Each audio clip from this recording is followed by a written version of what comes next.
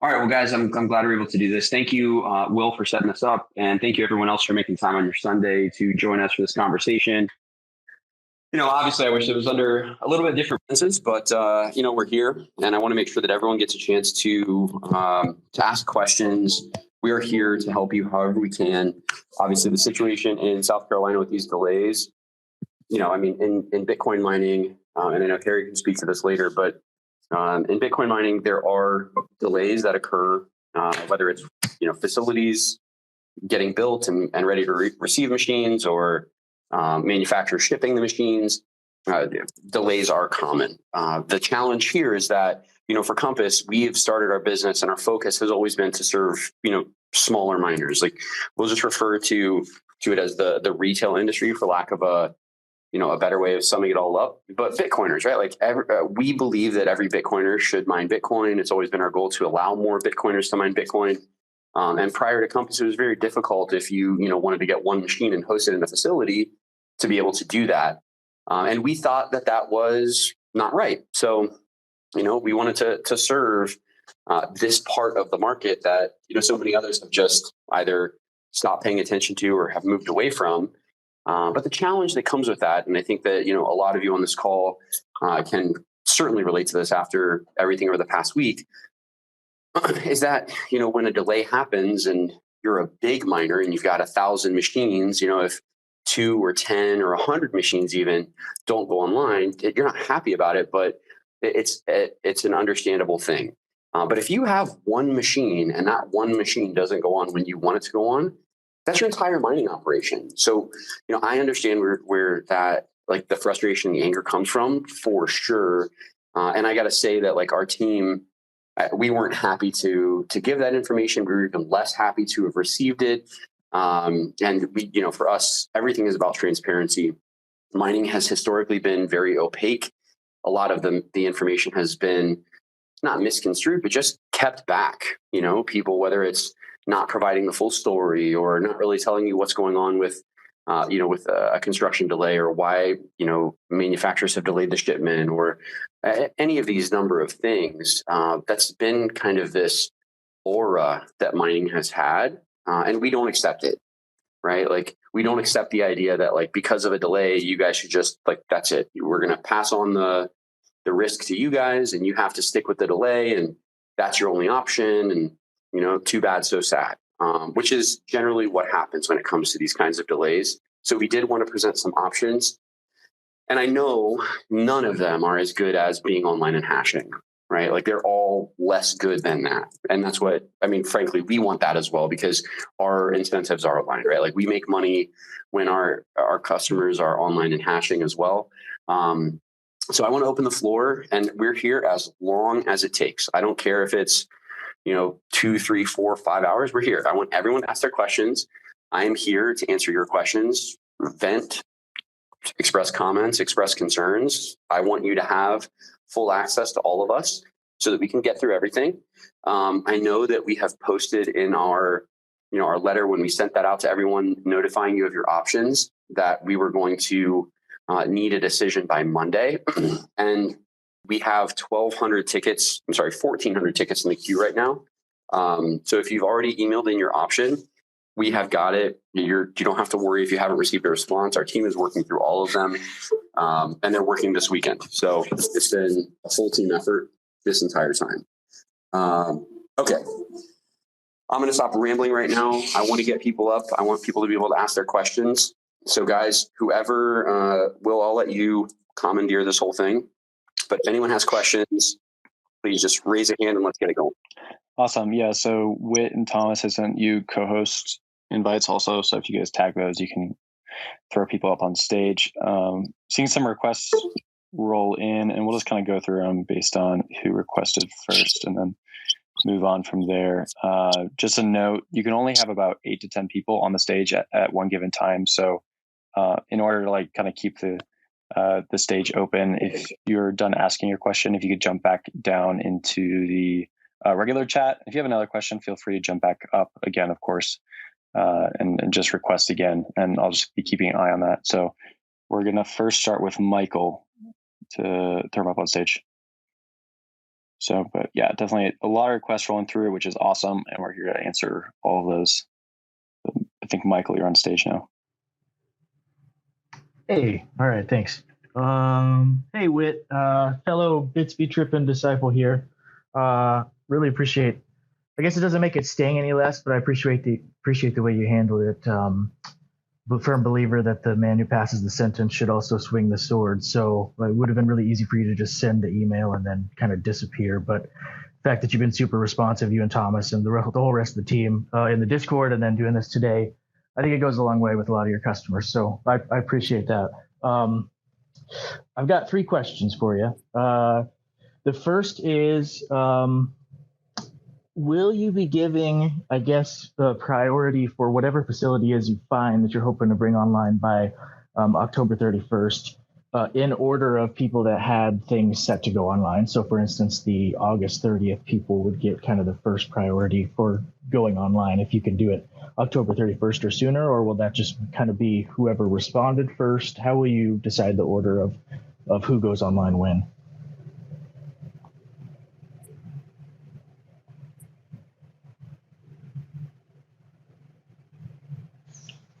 Not sure if I can jump. Yeah, I can jump in. Hi, Michael. Thanks for joining. Let me go through your first question. So, what we'll do is we want to make it as fair as possible for everybody. So, although we send out the August and September emails together, if, for example, we can only fulfill all of August first, we will fulfill all of August together, and then focus on the September batch. In regards to within the group itself, again, just trying to be as fair as possible. Some of the sites we're working with are very large, so actually potentially can cover all of the machines that we need to place for a particular batch. So I hope that is helpful for your question. Yeah, perfect. No, I appreciate it. The other question is, if we do opt to have our machines sent to us, and then end up sending them back to go in a facility because power's super expensive or we can't keep it cool enough. I was wondering, I guess I have some assumptions that, are you guys covering shipping to us, but then we would cover shipping back to you? How will that process work if we do that?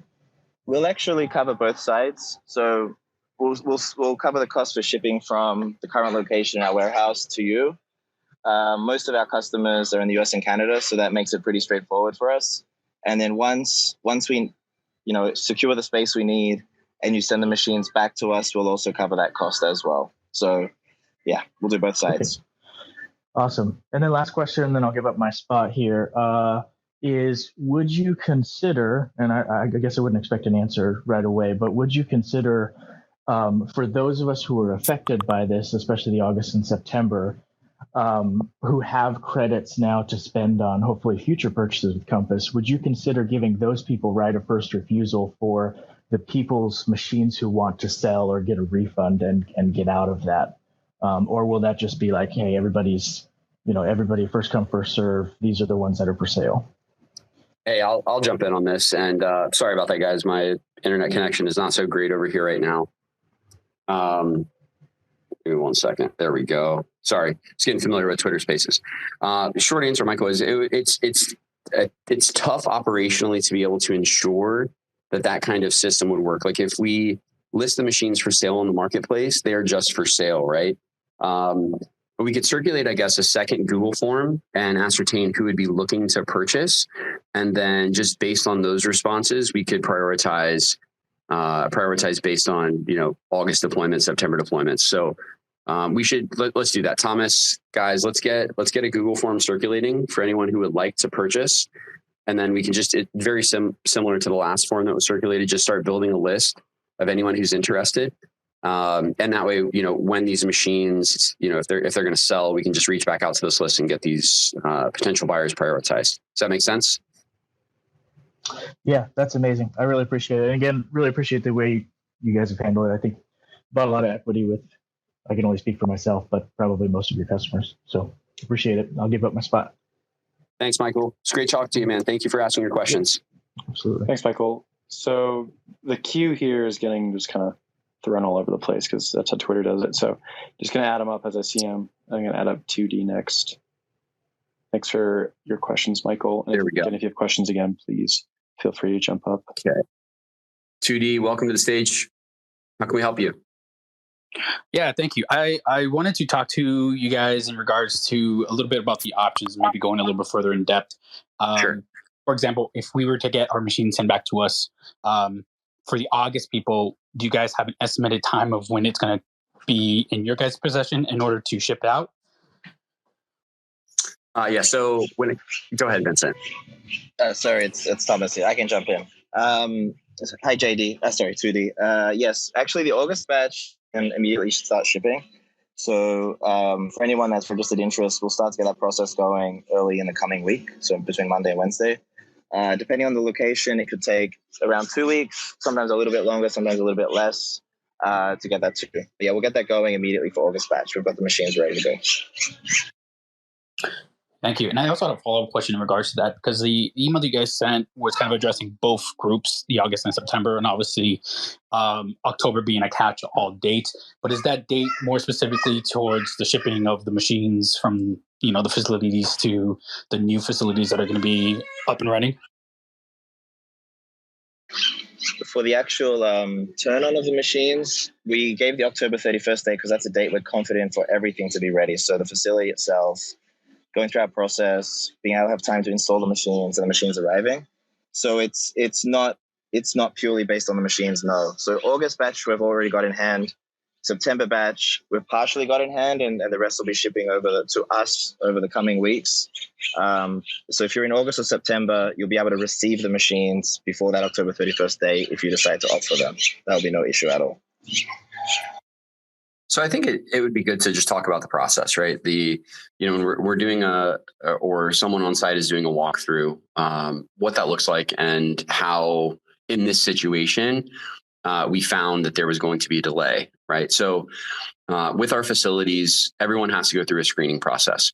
In this case, in that screening process, basically it starts with an online questionnaire. They fill that out. They submit all their business documents. So your business licenses, any appropriate documentation. It's basically KYC for them, right? So they have to KYC with us. And then once they've KYC'd and they start that process, we reach out for an interview just to get a sense of how we'll communicate with them. If communication is good, then we can continue to move forward. Communication for us is key. So if there's a breach in communication in any step of the process, it's an automatic rejection from us. We do not work with people who we cannot communicate well with because they're used to dealing potentially with very large clients who there's one touch point that controls thousands of machines. With us, every single machine we assume is going to be controlled by an individual. So communication is key.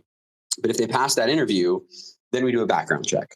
So, and this is a background check like you would get if you were going to be employed somewhere. We run the same kind of process. And then if they pass the background check, we do a site inspection. Now, the site inspection for existing facilities is pretty easy. We're looking for, I'm not going to go into all of those details, but we do that site inspection to make sure that we feel comfortable that our machines are going to be kept in a great environment. And this is how we view it, right? Like when we're viewing, when we're doing site inspections on these facilities, we assume that we treat your machines like our machines, right? If we were going to self-mine, which we don't, but if we were going to self-mine, would this be a facility that we would feel comfortable putting our machines in? Because we value that you guys have put your trust in us. And we want to make sure that when a facility is approved, that whether it's in China or Kazakhstan or Wyoming, it's the same standards for all of them. So it's very important for us that we maintain that. South Carolina was a new build, and it was a new build with a partner that we've worked on multiple locations. So we've worked with them in Russia, we've worked with them in Manitoba. We have a great line of communication with them. So when that walkthrough, the final walkthrough before we were going to ship machines was completed, and we found that there was a permitting issue. That's for one, permitting issues generally don't just pop up, right? Like it's not like, oh, hey, I found out just now that I need a permit. So we felt that was a serious breach of communication, which is why we have elected to move everything out. So, when it comes to shipping machines, once we get the green light on that final walkthrough and we feel comfortable, that's when all the machines leave warehouses in China or Malaysia and come to these facilities in the States or North Carolina or Canada or wherever they're going to be hosted. So I just want to kind of walk through all of that because I know that there may be some obscurity and questions around the process itself. And I want you guys to know everything, when it comes down to how these things are moving. So now, if you want to get them shipped to your house, instead of them going to the site, they're just going to go from those warehouses directly to you. Got you. And so just a final question. So for people like that have multiple orders and for some that are in other countries, like are you guys putting additional oversight on places that are not within the United States, Russia, China, other places? So China's, we moved all machines out of China. What kind of additional oversight do you mean, 2D? I'm just meaning just in terms of facilities, if a lot of like one of your batches was like the Russia batch, which I bought into, obviously 12 machines in another country, in most cases, I'd probably feel more comfortable with them being here, just because U.S. and Russia the relationship between those two countries hasn't always been the best. So it's just one of those things where it's always in the back of my mind, what's the potential of my machines, missing, shut down, all that kind of stuff. So aside from scheduled maintenance and the heat issues that Siberia faced this summer, Russia's been one of our most steady facilities, and they were one of the first to come on with us. So we've got a long working history with them.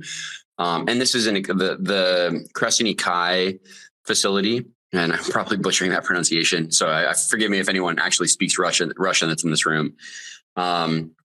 But that facility is going to be an expansion project that we feel very comfortable with them executing on, because since we've started working with them, they've expanded from a couple 100 megawatts to almost half a gigawatt.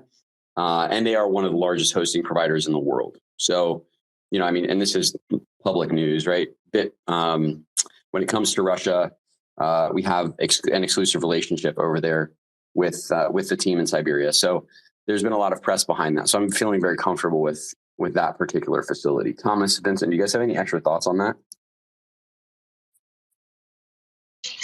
No further thoughts. As Whit said, we've been working with them for a while, so we've had a very good working relationship, and I'm sure that will continue.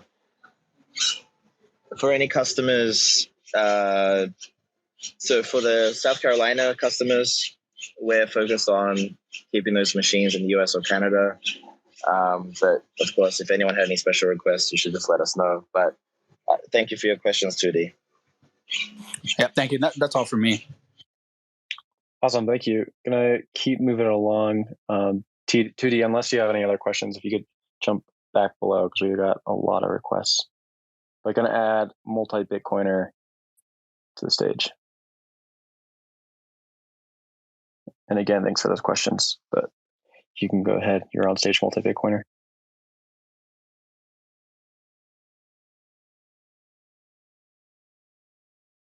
I think you're on mute.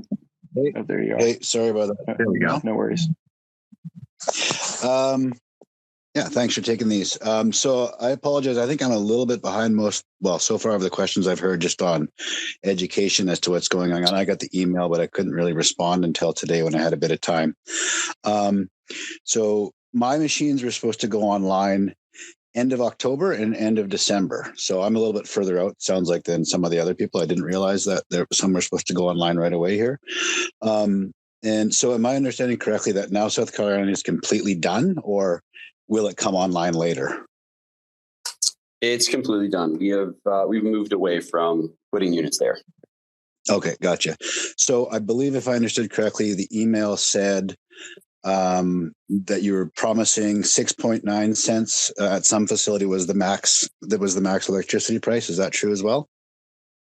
So that's the upper bound of what we are seeing. So how our model works, and the easiest way to think of this is we're like Hotels.com or Expedia.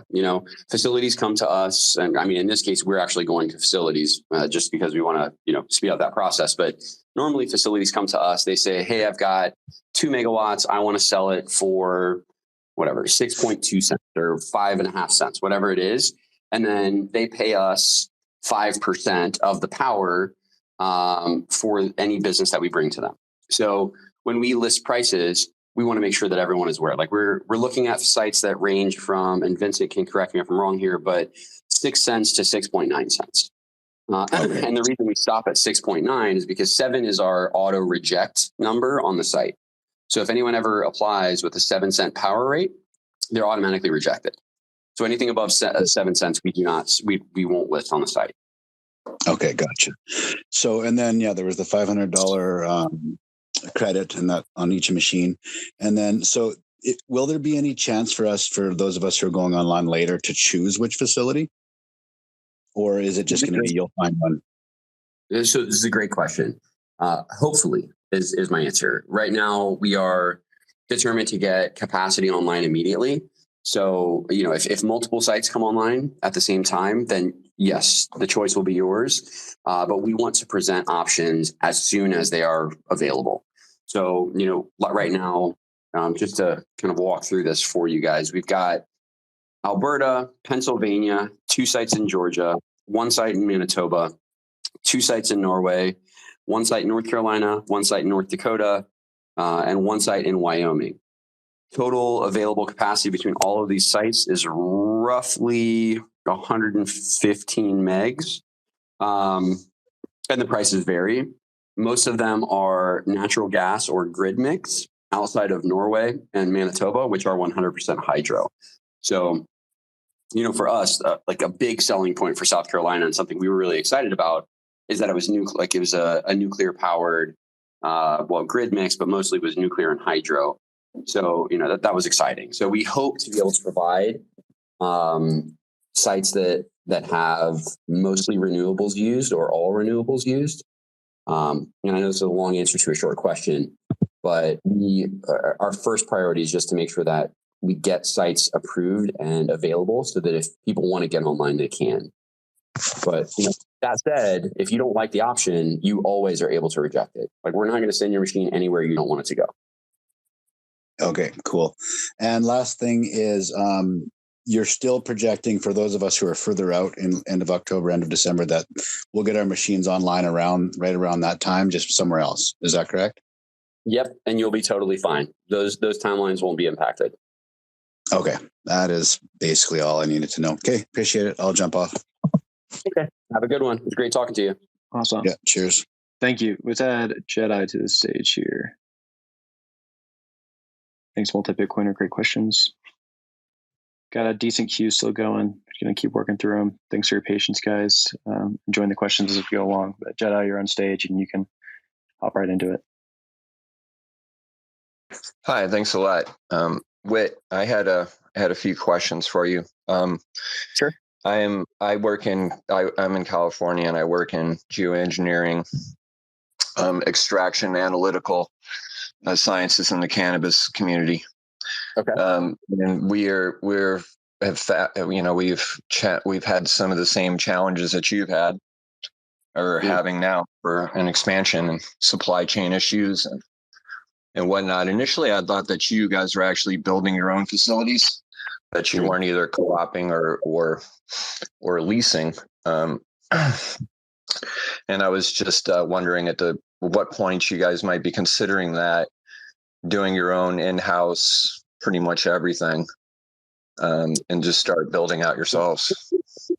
So, I mean, this is very Jedi of you, but yeah, I would say soon is the answer that I could give. Our goal, especially since in reality, I mean, we're a customer service focused business. Everything for us is the experience, right? Like, most people that we are serving, we're their first touch point for mining. And we're finding through this process over the past couple of days that we are actually some people's first touch point to Bitcoin. We have a lot of people that we're connecting with that are saying like, hey, we're the first, Compass is my first entrance or my first foray into Bitcoin, which is exciting. But it also means that we have to bring more of the experience into and under our control so that things like this don't occur. So I would project that, within the next year, you'll start to see more facilities that are either partially or wholly owned by Compass or are entirely managed by our team. Bullish. Working on it. Which is not like I know everybody else is angry, but like I can't tell you how pissed off this situation makes me. Right? Like this is the most frustrating thing for me. when I got the message, I mean, I love talking to people, so I can do this all day long. Like I'll ramble, and I love connecting with people. And I know some of you have been on calls with me, and like I love building relationships. But I fucking hate when people don't follow through on their word. I just hate it. So like to be able, it's like I want to make sure that we don't ever have to share bad news, because if we control more of it, we can just give you realistic projections, right? Like we can say, hey, look, it's not going to be August 30th. It's going to be September 30th. And we know because we control it.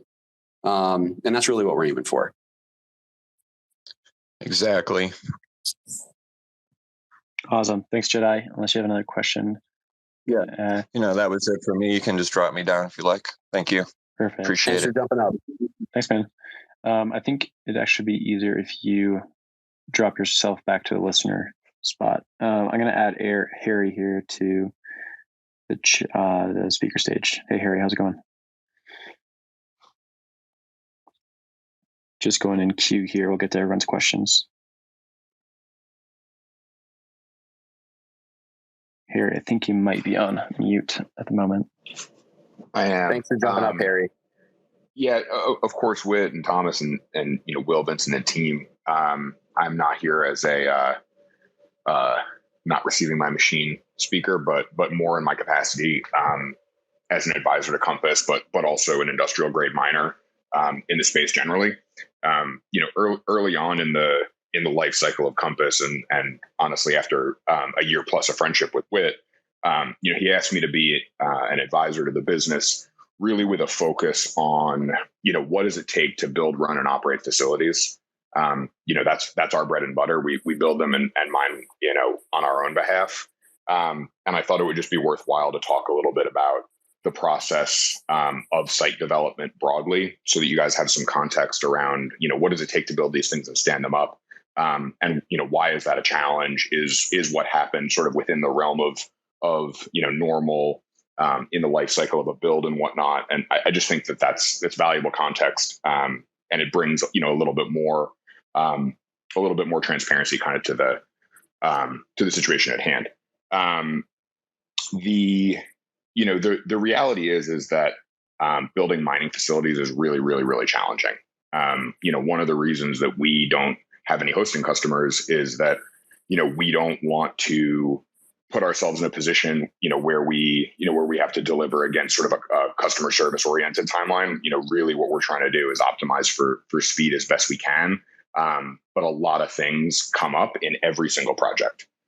That's not limited to supply chain and procurement, but it also covers, things like managing contractors, things like managing permitting, things like managing, the entire life cycle of a construction project. This isn't a Bitcoin project. This is a construction project. Every time you build one of these things, and if any of you have done, work on your house, or have, friends or family who've done renovations, like those things are notoriously not on time and not under budget. Unfortunately, those are the same kind of challenges that miners building facilities face as well. So, I think there's a lot of frustration when you bring sort of an Amazon or an Airbnb or an Uber type of customer experience to a, kitchen renovation type of project. So, I think that the Compass team are the right folks to bridge that gap. Obviously, we're all here for a reason. But it doesn't shock me that there are some challenges along the way, and it takes good leadership and a great community to overcome those challenges. So, I think the closing point for me really is that, this is not a totally out of question thing that shocks me that happened on the mining facility side. But what is impressive to me, and continues to demonstrate the market leadership that Compass brings to the table is that they're taking a really proactive and aggressive stance on how to mitigate it. I continue to stand here in solidarity with them and welcome the opportunity to support improving the process around site selection, construction management, facility support, and community support. So, if there are questions around, the mining, facility ops and whatnot, I welcome those if those end up being part of this conversation. Thanks, Harry. Yeah, I think it's a lot of valid points, and Yeah, we'll keep you on the speaker stage just to go along, but I'm going to add Rafa and a few others as we keep going along. But thanks for those thoughts.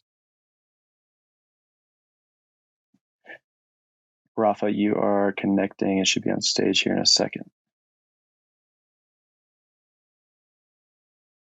Hello, can you hear me? Yeah, Rafa, how are you? Hey, thanks. Hey, I have several questions. Should I ask them all at once, or should I do it in sequence? Let's take them one at a time. All right, great, thanks. So, first question is, if I saw that you guys had this offering was through Kingdom Trust that was advertised a couple of weeks ago. I haven't seen much. Can you tell me more about that? Yeah, so it's basically a way to mine tax-advantaged Bitcoin through your IRA. So you go to Kingdom Trust, you'll set up an account with them, you fund your account, and then you can purchase mining infrastructure directly through the IRA. And you'll have to speak with them on the actual tax advantages. But like when you mine Bitcoin, normally there's income tax at the time you're mining this, right? So if you mine it and it's $40,000, $50,000, you're hit with income tax based on what you're mining. And then if you hold it and you sell it later and it's appreciated in value, you have to pay cap gains. So there are significant advantages to going through Kingdom Trust. But again, you should definitely speak to them. We are not tax professionals or retirement accounts specialists when it comes to those kinds of numbers.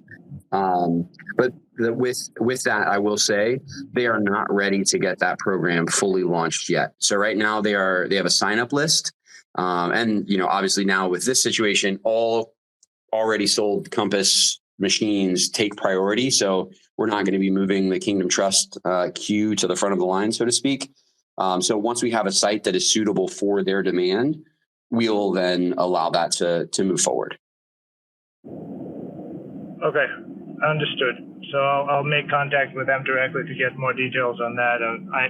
I'll understand if there are a lot more restrictions of where you can host this than non-IRA, not IRS regulated wrapper on this. Okay, great. So second question. And this may not be the right alley and the right venue to ask, but I'll ask it anyway. I know for a long time there's been talk.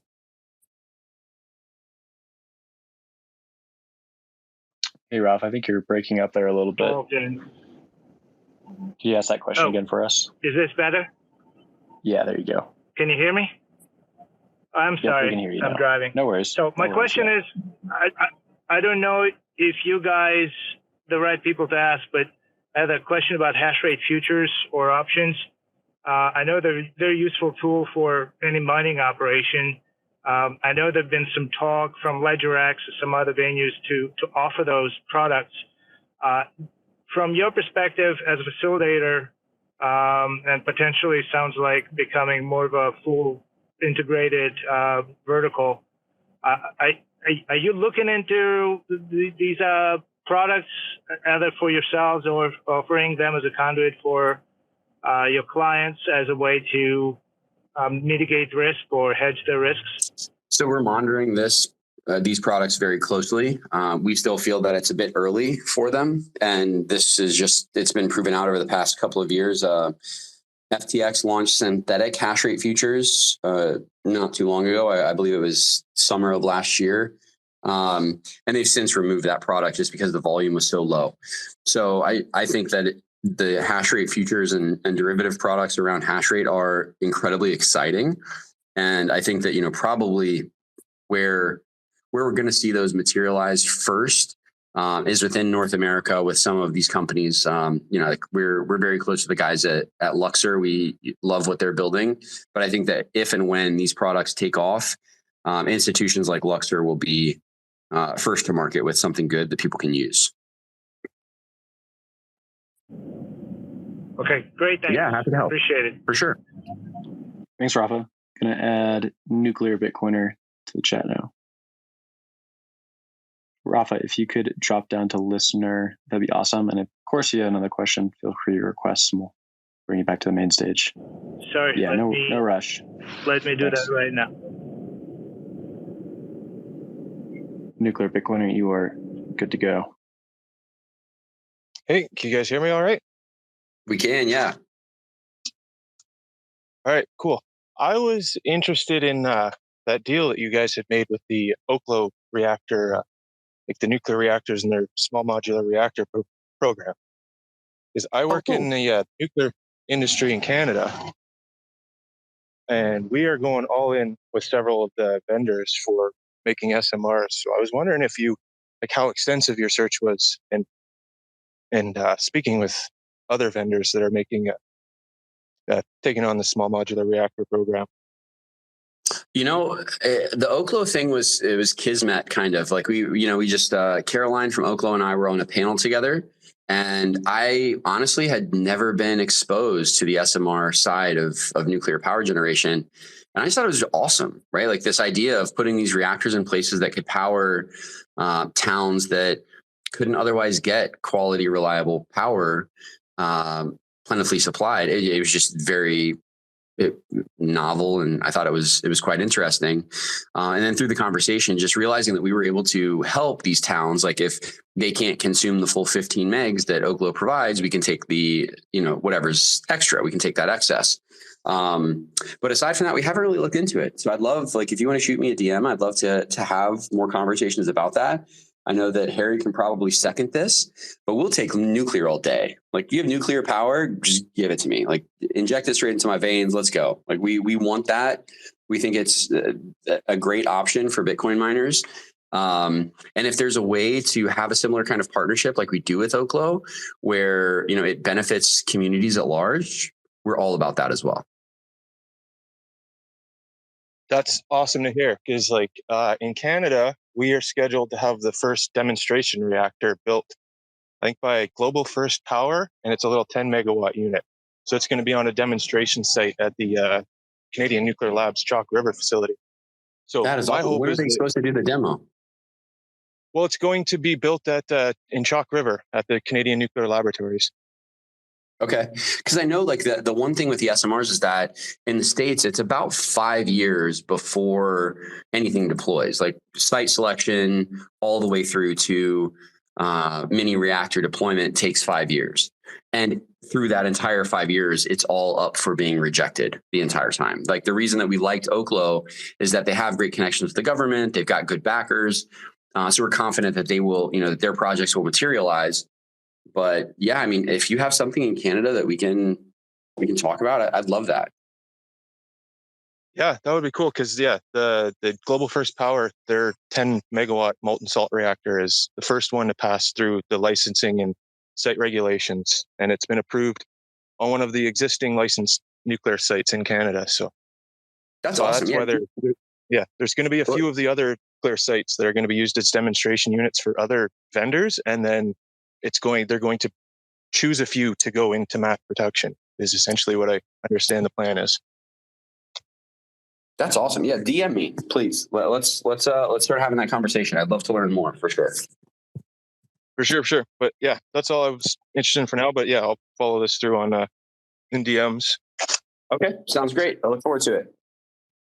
Cool. Thanks, man. We're gonna add Global Citizen up next. I see he's been waiting patiently for a bit. So you're up on stage. Nuclear Bitcoin, if you could drop down to listener, that'd be awesome. Thanks, guys. Hey, can you all hear me okay? Perfect. Wait, can you guys hear me? Welcome up. Yeah, welcome to the stage. Okay, perfect. Thanks for making this available. First question I had is, you guys launched now the order tracking on your website, which is really great. And with the transparency that you put in the communication, I was wondering if there was any way for you to update the order tracking to show whether the units are actually in your warehouse or if they're still basically overseas, to see if there's any potential risk also of getting the machines even over, as you had also alluded to, basically Antminer, expecting maybe some delays coming up. So I think, just yes, wanted to see what opportunities there were on the order tracking. And I think to build on that, also with regards to the hosting facility, once you have that selected for the respective machines, also to see that in the portal. Yeah, so I'm actually going to pass this question to Vincent Vong. So Vincent is Compass's director of procurement.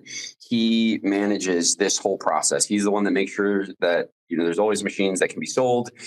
He's coordinating everything with the distributors in China and the manufacturers. So Vincent, let's talk about where these machines are currently. And I'll be forthcoming and just say that Compass doesn't own warehouses. So we leverage the existing infrastructure that's in place with trusted distributors in China, Malaysia, Hong Kong, most of the time. So, Vincent, can you speak on the August and September orders specifically? For sure. So the August orders have been fully received. We have them in our warehouses in Hong Kong and Shenzhen. And then we've started to receive, we're partially done receiving the September batch miners. So anybody that has an August batch machine, if they were interested in having that sent to their homes or another location, those ones are ready to go.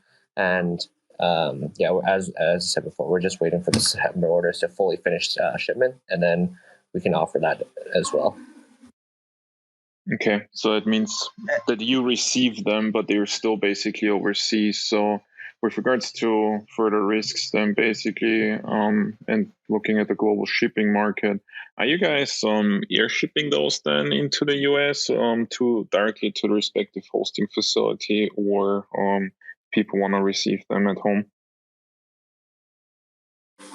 So yes, so we handle the entire process from ordering to shipping to the facilities, and we can also facilitate shipping to people's houses as well. And it's air shipping, just to add in. That's right. Okay. So you don't expect any further delays basically to get the machines into the US or Canada then once you already have them? Yeah, there shouldn't be any issues. And in addition to that, whatever we ship, we also make sure to insure the miner. So for the value that was purchased at. So just to make sure if there's any issues that you guys are not out any money. Okay. And do you see an option for you guys to provide that further insight basically in the order tracker? I think that's actually oh, sorry, Whit. Yeah, I was going to say, I know Adam Gitzies, he's our director of product and analytics. He's on this. So, Adam, can we bring him up on stage, or is that possible, Will? Yeah, he's jumping up right now. Okay. Hey, yes. Go ahead. Yeah, we are constantly evolving the order tracker to make it as informative as possible. We've started out with the bare minimum information, and we will continue to evolve it over time. Okay. Thanks for answering that. I had two more brief questions. With regards to the pool selection, at what point would the customer actually get the chance then to select the pool and get that set up for those August and September orders?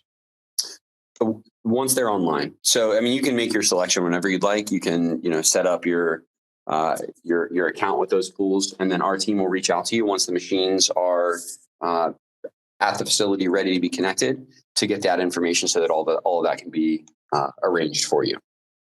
Okay. Thank you.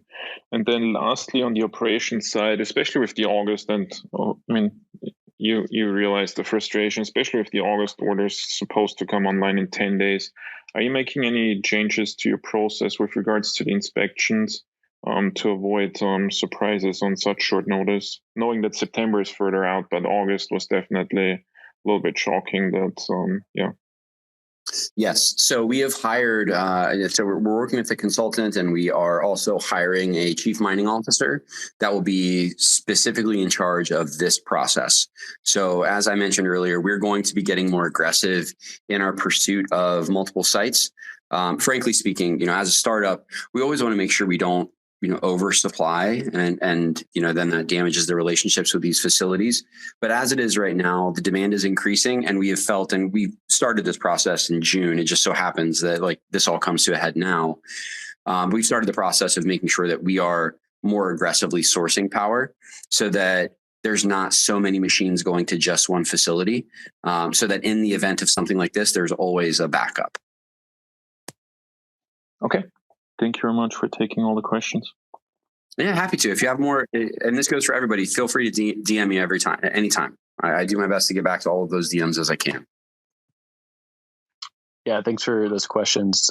Just to add, Adam is a Compass miner first and then joined our team later. And he's been dropping a lot of great new developments on the website just from his experience being a Compass miner. So that's why we have a tracker in the first place, just because he's been mining with us from way before he even joined the team. We're going to... Yeah, I just want to jump in on that because, yes, Adam started as a customer, but I think 75 to 80% of our team actually started as customers. So any of you who are listening in right now, we're always hiring. Like if you want to get full time into Bitcoin, we are definitely looking for good people who are interested in mining.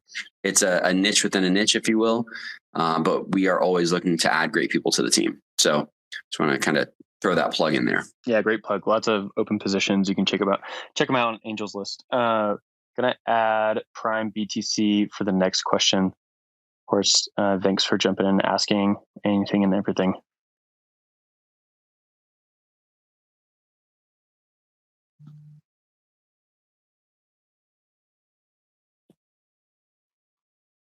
Prime BTC, you there? Hello. Hey, how's it going? Hey, how you doing? I want to thank you guys for doing this. I can go ahead. Yes, sir. Yeah. Thanks for coming up. Floor is yours. Oh, okay, thank you. Yeah, so I had a couple miners with the end of the August batch. I don't know if y'all already answered this question because I was having some connection issues. But once y'all find out what new sites will be available, will I guess the miners coming in for August, will we get first dibs? How would that communication come about when you figure out, the logistics of everything? So you absolutely will. Sorry, Thomas, can you mute for a second? There we go. Yes, you'll get first priority. So August is going to get prioritization. The sites that we're screening right now, some of them, are on the 3 to 3.5 megawatt side. Some of them are up to, 40 megs. So if it's one of the larger sites, everyone's going to go on at the same time. But if for some reason a smaller site gets approved first, we are going to prioritize based on the original promised online time. Okay, great. And I have a couple more questions. For the next question, y'all was talking about the sites y'all do business with outside the country, and I think a couple of us new to Compass, our concerns with wanting to stay in the U.S. is like political, regulatory pressures. And how do y'all kind of gauge that? Because when I first got the emails, I definitely wanted to choose option one, but my mind was I really want to stay in the United States. So, us doing business with Compass, how do y'all navigate those type of things? So geopolitical risk is certainly something that we look out with new sites, right? Like we've got sites in 2022 that will come online in Argentina, in Paraguay, in Russia, and other places in the world. But we are always looking at where it's safe. So for the current screening now, we're looking at Norway, Canada, and the US. All of those are incredibly safe. All of those governments are, they've taken a stance towards Bitcoin that we're comfortable with. So that's what we're looking at. So, in this case, obviously for everyone that had booked South Carolina, we want to make sure you can stay in the US. We're going to present whatever option comes across first. And then, if it's not suitable, then you can certainly reject it. But what I would say is that, Canada and the United States, and I think most people in, both countries know this, they're kind of two peas in the same pod, right? Like what flies in Canada also flies in the United States and vice versa. So, we're always looking out to make sure that your machines aren't going to somewhere dangerous. And to that end, I'll also say that, Russia is actually, it's actually been great. So they have a lot of restrictions against Russians mining crypto, but they want the outside investments to come in. So they've been great for people outside of Russia that are hosting in Siberia. So we're always cognizant of that, though. And that's why we don't place a ton of machines in Kazakhstan. Not that there's anything wrong with it. And I know they've had their tax recently. But, Kazakhstan is, in our mind, it's still a little bit risky for, the average miner to get involved over there. Okay, awesome. That sounds good. And I have one last question. So basically, with the timeline in the email I received, y'all was stating around the latest October 30th. But does that mean, so could our miners come online in a time before that, or is that just the estimate when most miners are going to come online by October 30th? Can you kind of go So we're looking. Yeah, absolutely. So we're looking at sites that have date ranges anywhere from 30 days to 90 days. We are confident that everyone in the August and September batches will be online no later than October 30th. But of course, we want you online sooner. Like the faster we can get you guys online, get everyone happy, we want that. So we're certainly not going to push it off if it can be done faster. Okay, that sounds good. You really went into detail and answered my questions. I really appreciate that. Yeah, thanks for jumping up and asking. I appreciate you. All right, you're welcome. I'll jump off now. Yeah, great questions. If you have any more, of course, feel free to jump back up on stage. We're here all afternoon if you need it, so no worries. Jose, I see you. We're going to add you up to stage. I think there's a few requests from earlier in the chat. I'm going to try to get to those after this speaker. Jose, you got the floor. Hey, Jose, how are you? Oh, hi, thanks for your time. I just wonder, I heard you say about South America, and I just wonder if you're looking to South American facilities for mining, including Paraguay. That's where all the Brazilians go for mining. But we still need some. In Brazil, it's impossible to mine. Taxes and energy is really expensive.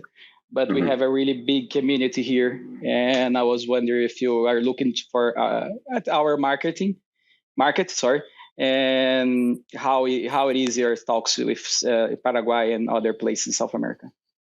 So we are definitely looking at Paraguay. I did a podcast almost a year ago with a gentleman that was building a facility in Paraguay, and since then I can't stop thinking about it because you guys have that massive dam that sits just on the border with Brazil, which I think is the second largest hydro dam in the world. And then there's another massive dam in the southwest part of the country. And it's something like you guys produce, or I say you guys, but Paraguay produces like 2 to 3 gigawatts of excess power, all from hydro. And I mean, like, that's no pun intended, like a miner's wet dream, right? So like, if we can get access to that, we will take it. We want to make sure, and because also, and maybe I have a different perspective. I grew up in South Florida around a lot of friends that were from South America. So maybe I don't view it as risk on as some other people do. I think it's actually a very safe place to do business if you're connected correctly and you've got the right structures in place. So I think we are certainly everyone will see Compass facilities in South America start to come online within the next year. Oh, great. We have a lot of problems with populist candidates and politics, but don't have effect in Bitcoin here in South America. I think all the parties are not enthusiastic, but they tolerate its business, its money in the country. So, and the feedback I can give you, and the reason I was asking about Paraguay is, a lot of Brazilians want to mine, but it's too obscure for us to go to Paraguay, and all the companies that are there look kind of like a scam. I know a lot of people that fell for scams in Paraguay, and so if you have a brand and maybe you work the background of the website and all to give some authority and show transparency. You have a huge market for Brazilians here. So that's my point. Mm-hmm. I'm really glad that you say that. You know, right now in Paraguay, the two big things that need to be tackled is boots on the ground, and then also imports. Imports are still a bit tricky when it comes to Paraguay, and a lot of the system still operates on bribes, frankly speaking. That's just how they operate. And as a company in the US that obviously doesn't participate in those kinds of things, we have to make sure that we have clear line of sight on how can we get machines in country, how can we get them out of country, and then once they're there, we want to make sure that the proper support is in place. So we're still working out all of the details, but I'm very hopeful for what's coming in South America. I mean, there's it's a massive potential market. And we think that everyone should have machines everywhere. I mean, Bitcoin is non-state money. If you're putting all of your eggs in one basket and that basket is China or the United States or Russia or Paraguay, it doesn't matter. Like Bitcoin is the future of, in our mind, the future of tech, the future of finance. These are the rails. Miners are creating the rails that everything else is going to be built on. And we want to make sure that people are able to hedge by having, one miner in the US, one miner in Canada, one miner in Russia, one miner in Norway. Because then if any government goes wacky like China did, their whole business isn't impacted. Makes sense. Thank you for your information. You're welcome, Jose. Thanks for jumping up here and asking the question. Awesome. Thanks, man. Adding Matt to the stage. He's been waiting in queue for a little bit. Matt, I think you're ready to go. Thanks. Hey, Matt.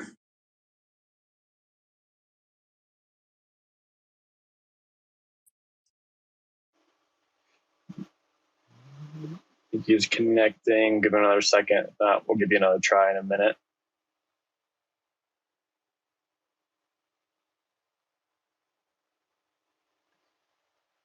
Let's add Joseph to the stage, and then if Matt's connection gets a little better, then we can come back to you.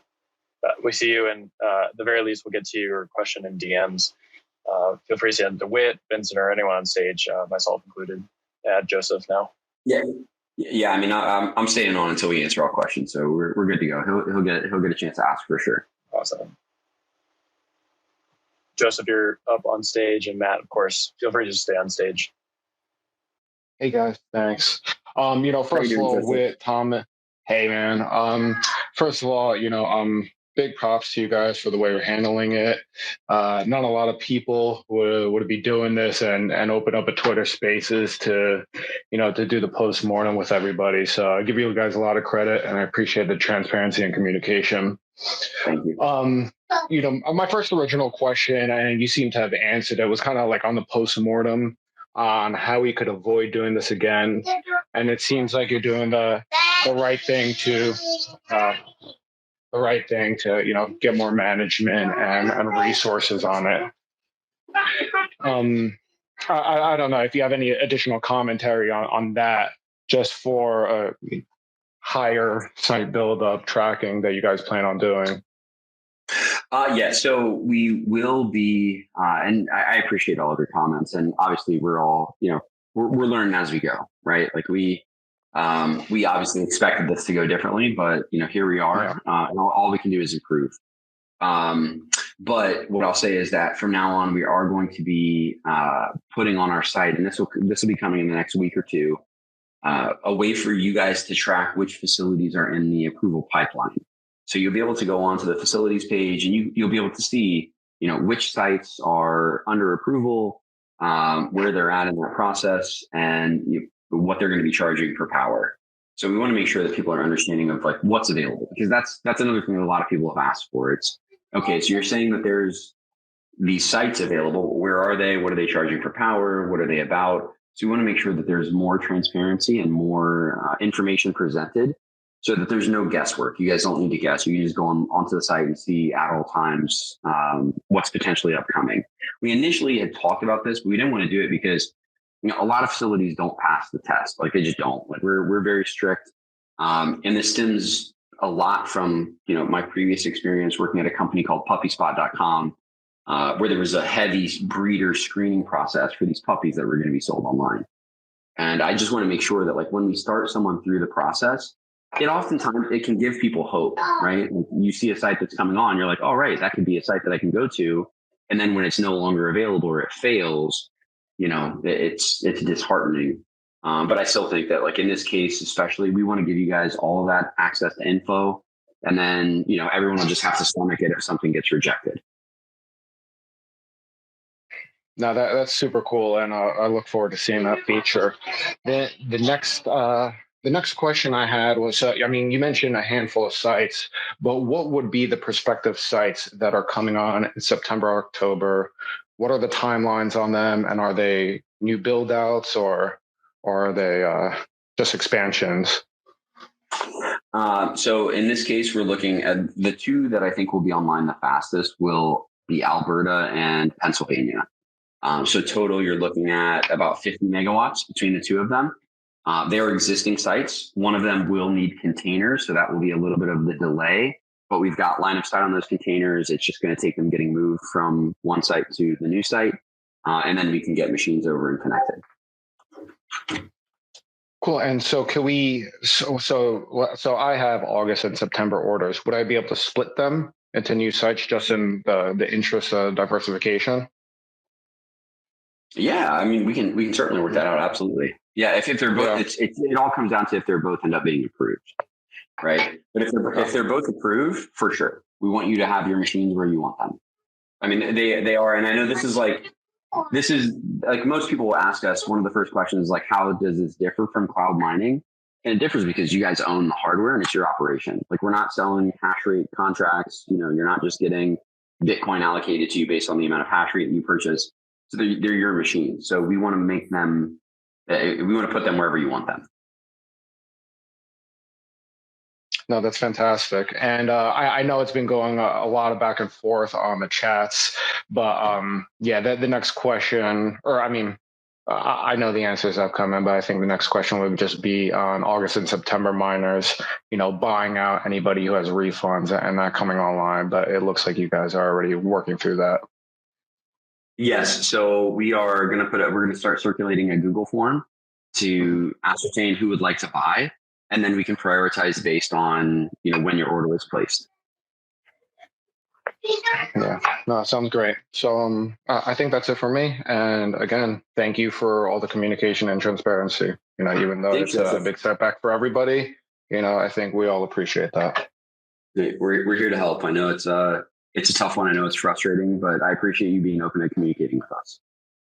Great. All right. Thanks. Thanks, Joseph. Matt, I see you are still on stage. Sorry.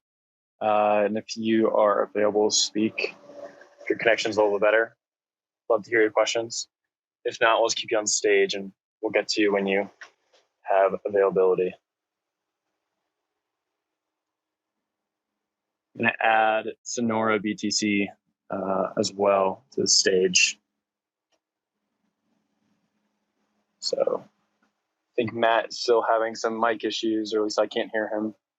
But we'll have Sonora jump in here on the main stage. Hey, Matt, just to jump in here, Matt, if you're having problems and you can't connect, feel free to DM me and I'll keep an eye out for your DM and we can set up a call separately. If this isn't working for you, it's not a big deal. We can just set up a time to jump on a Zoom or a Hangouts or something. Twitter Spaces is still notoriously buggy, so no problems there. But Sonora, you're on stage if you're. At least we don't have. Hey, at least we don't have to go to Clubhouse, right? Yeah, right. There you go.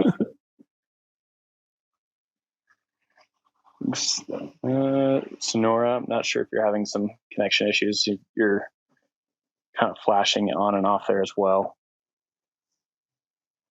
Joseph, if you could jump down for us to the listener stage as well, that'd actually be super helpful so we can keep people up. How do I do that? It's just in your lower icons. Yeah, just one of the buttons down there. I'll add log scale to the deck as well, and you can ask some questions. Okay. All right. Thanks. Thanks, Joseph. Log scale, you there? Yeah, and I've got a quick question, but before that, I host a lot of spaces, and there's been a lot of problems connecting speakers lately. If you exit out of the app completely and come back, it usually works. And also make sure you updated the latest version of Twitter, and then you should be able to connect. Anyway, my question: just looking down the road, do you have plans to host immersion mining, and how far down the road would that be? So this is a great question. Yes, we will have immersion options available very soon. And by very soon, I mean we're looking at Q1 or early Q2 of 2022. We will make an announcement on this pretty soon. We've signed an LOI with a facility in Texas, and it'll be a pretty sizable facility. What we need to make sure of, and I'll actually throw this question back to you, LogScale. When it comes to an immersion mining operation, right? It's a longer term play. So we set our contracts right now at 12 months, and we've done that because, we think our service is great, but we think it doesn't matter, right? If somebody is unhappy with our service, we want them to be able to move their machine somewhere when their initial contract is up. With immersion, you don't want to move the machines, right? You want them there for as long as they're running. So, do you think that, a 3 to 5 year contract term would be acceptable if there was an immersion build? I would think so. Okay. Yeah. I'm always curious. Like, I like if it were me and we're plugging in an immersion and you're dipping those machines, even if they're properly cleaned, they can tend to corrode after they're removed and cleaned and sold. So it definitely diminishes their resale value somewhat, but obviously you can overclock them and make a ton of money while they're dipped. So, okay, that's good to know. Thanks, LogScale. Matt, I see you rejoin. Let's try that again. Can you hear me now? Hey, there we go. Perfect. Thank you for appreciate it.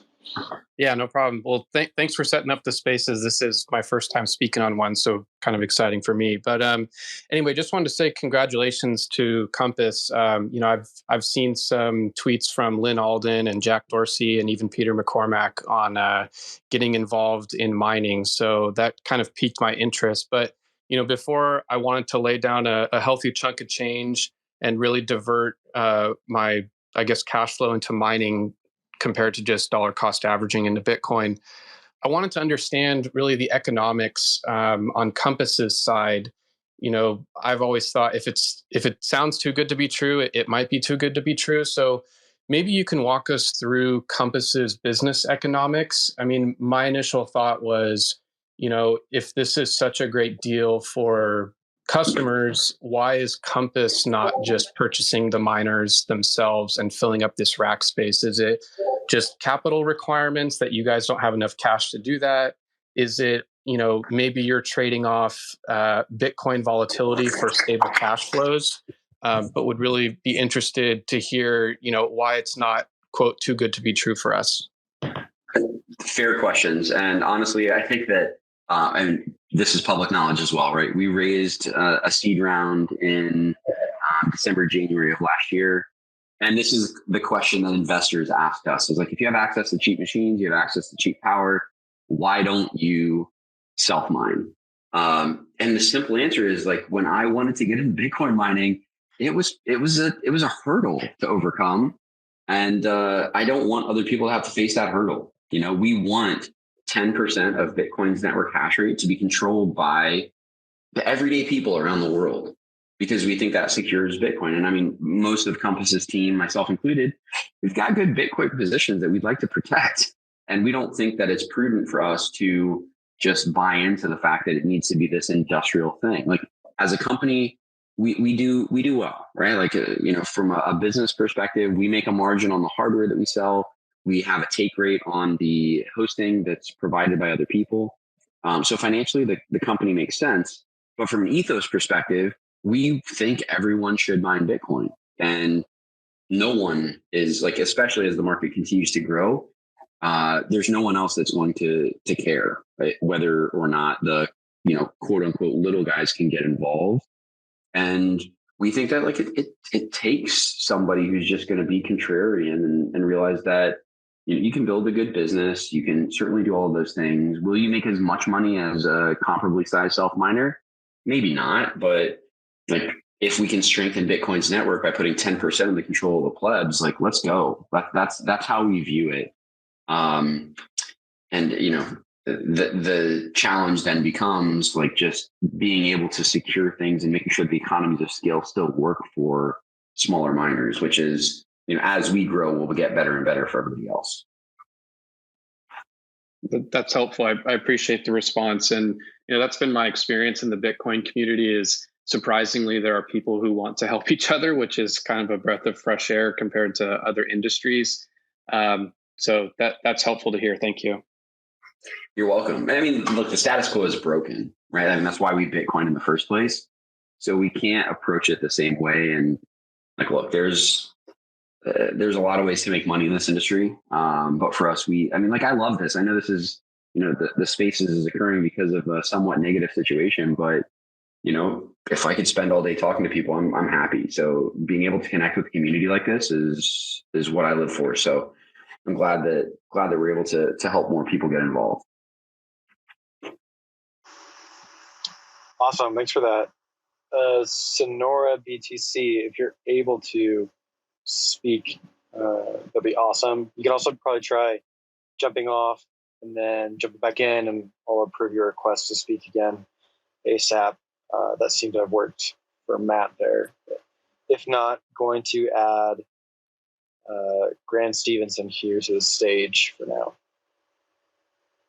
But Sonora BTC, we see you, and if it comes down to just setting up a phone call with Whit later, we can definitely get that done. All right, let's get Grant Stevenson to the stage. That goes for everyone. If there's anyone on here who, like, maybe you don't want to jump on Spaces and speak, or you're not able to connect for whatever reason, just DM me and say you were on the Spaces and you weren't able to connect, or you want to set up a call, and we can work on setting those calls up this week. No problem. Awesome. Grant Stevenson, you got the main stage for any questions. Yeah, good day all. Thanks for putting me up here, and just want to say on the pleb chat on the Compass Discord, and for hosting this space. I just wanted to know, well, two things really. Saying you weren't able to deliver the August and September month. I'm just a bit shocked that you guys didn't know the scale of the problem. We got the email just a couple of days ago, and mine is a week. So what happened there exactly? Sorry, the question broke up a little bit, Grant, but I just want to make sure I heard correctly. You're questioning why there was such short notice on the delay. Is that the gist of the question? Did that come through correctly? Okay, cool. Yeah, so this just comes down to the breach of communication with the facility and why we've decided to not move forward with South Carolina. I'm with you 100% that we should have known about this sooner. All of our due diligence up to this point was fine. The permitting issue was something that, in my mind and in my understanding of construction, which I've been in, different kinds of project management roles for quite a long time. These things don't sneak up on you. So when that was the issue from the last inspection, for me, it was a massive red flag. So normally these things are, months in advance that you're notified that there needs to be new permitting. But we are, because of our model, we're not building the site. We don't own the site. We are just listing the site and selling the space. So we get a lot of the information as the facilities are ready to release it, which is why we found out when we did, and hence you guys found out when you did. Right, thanks for that. In order to kind of like mitigate that risk going further, will you perhaps be taking any going forward that are being newly built, just so you have a little bit more control over delivery? 100%, yes. So we're getting more involved with all of the facilities that we're currently screening, and as we move into 2022, we'll be looking at taking a deeper interest in each of the facilities that we'll be listing on the site, whether that's partial ownership or complete control over construction. We've hired someone to start handling this for us, and that will continue to ramp up as we grow. Just speaking frankly, when we started the company, Paul Thomas and I, especially prior to our seed round, it was all self-funded, right? So we couldn't build a facility. We had to leverage this kind of model. But now that we're growing and demand is picking up, and we've got the ability to basically project how much we're going to be able to fill, we do want to start securing space in a different way and making sure that we've got a higher level of control, so that the experience passed on to you as the user is better.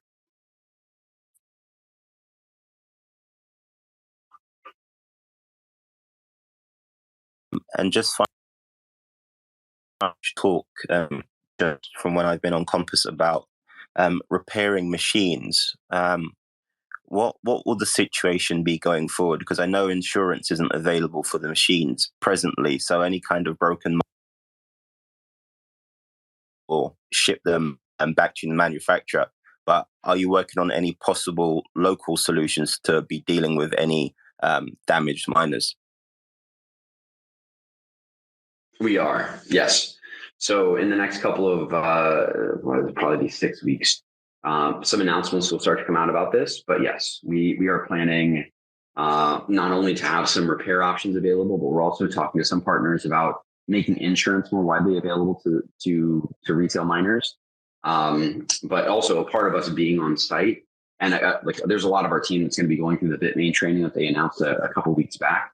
But a big part of us being on site is that we can get hands on these machines much easier. And fortunately, I mean, to this point, we've got some really good partners that they've got the chops to repair the machine. So a lot of the times when little things need fixed, most Compass customers see their machine may go offline for a couple of hours or maybe a day, and that's communicated to you. We do a lot of the repairs right on site as it is right now.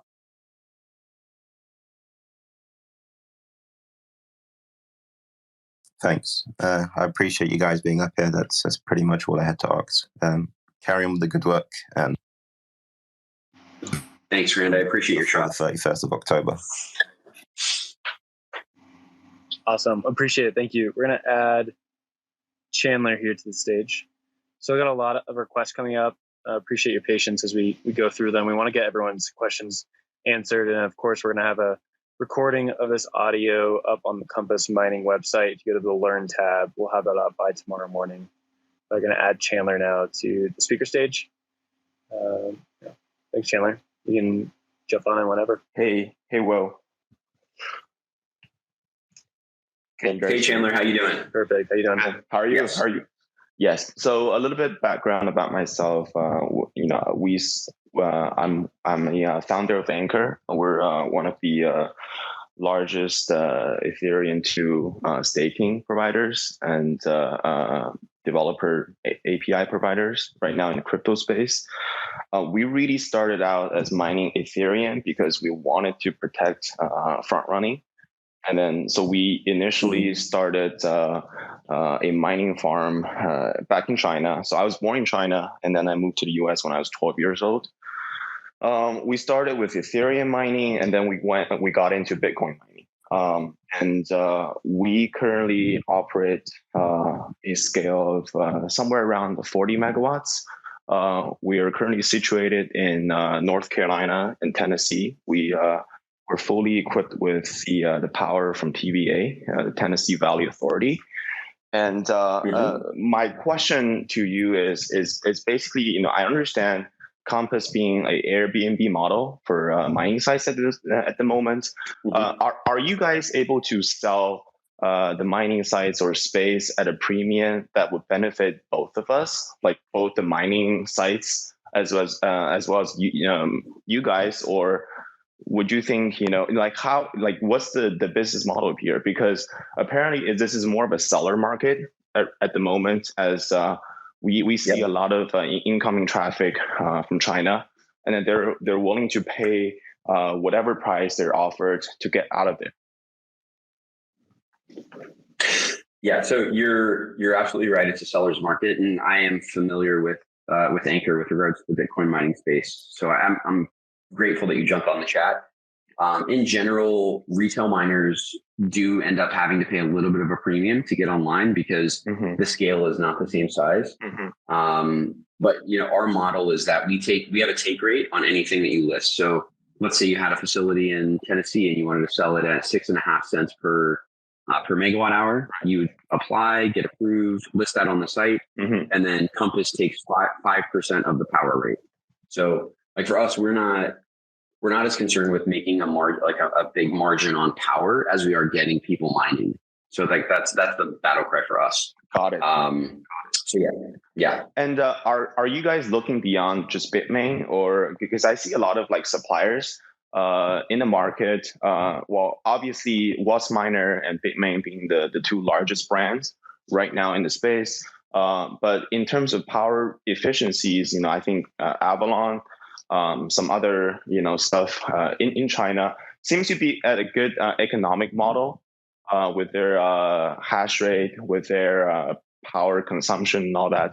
Would you guys consider other models for you guys to offer to the customers? Yeah, absolutely. Yeah, I mean, we want to provide people with options. The Avalon's, the only thing is that, especially with like the 1166 and the 1246, the failure rate has just been very high. So, it's different for large miners because if, 1 or 2 or 10 machines goes down, it's not the end of the world. But for a lot of the people that Compass serves, one machine is their entire operation.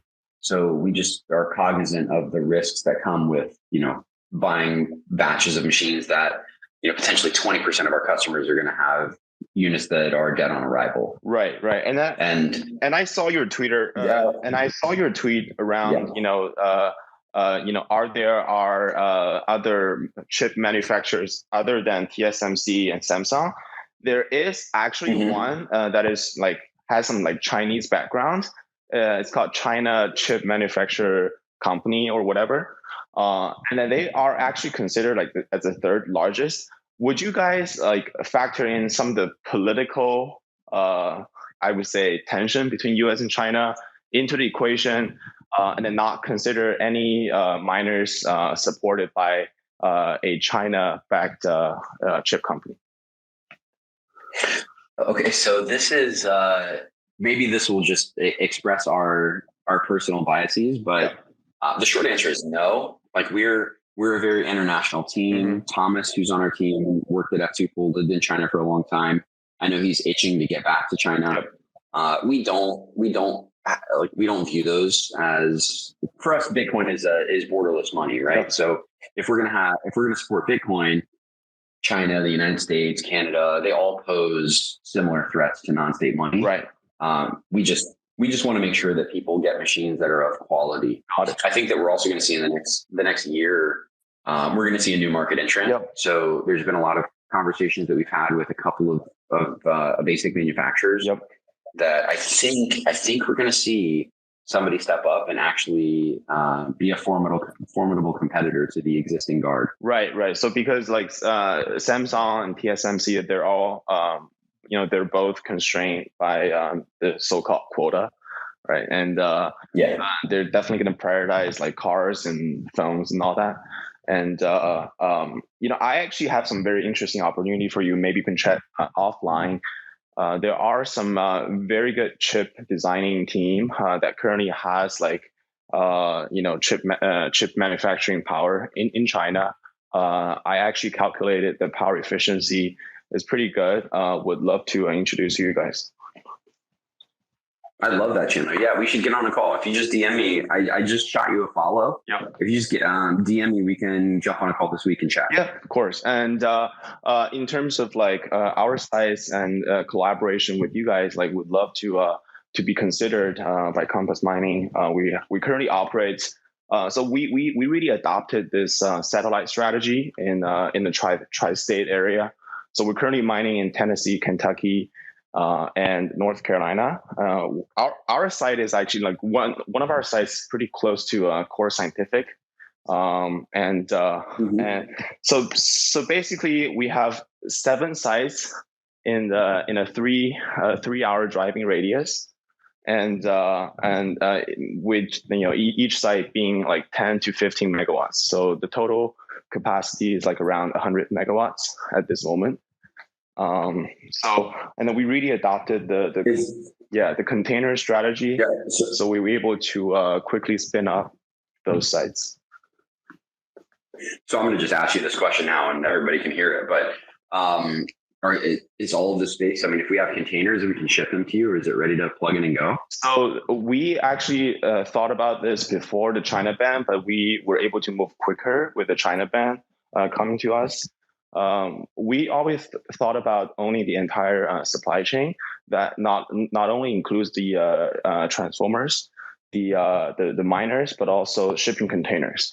And then the shipping containers is kind of an all-in solution, as it's all wired, and we actually own that factory we have 2 suppliers of that shipping containers. The shipping containers has like shelves that would support, we have different models that would support 0.8 megawatts to 3 megawatts of mining capacities.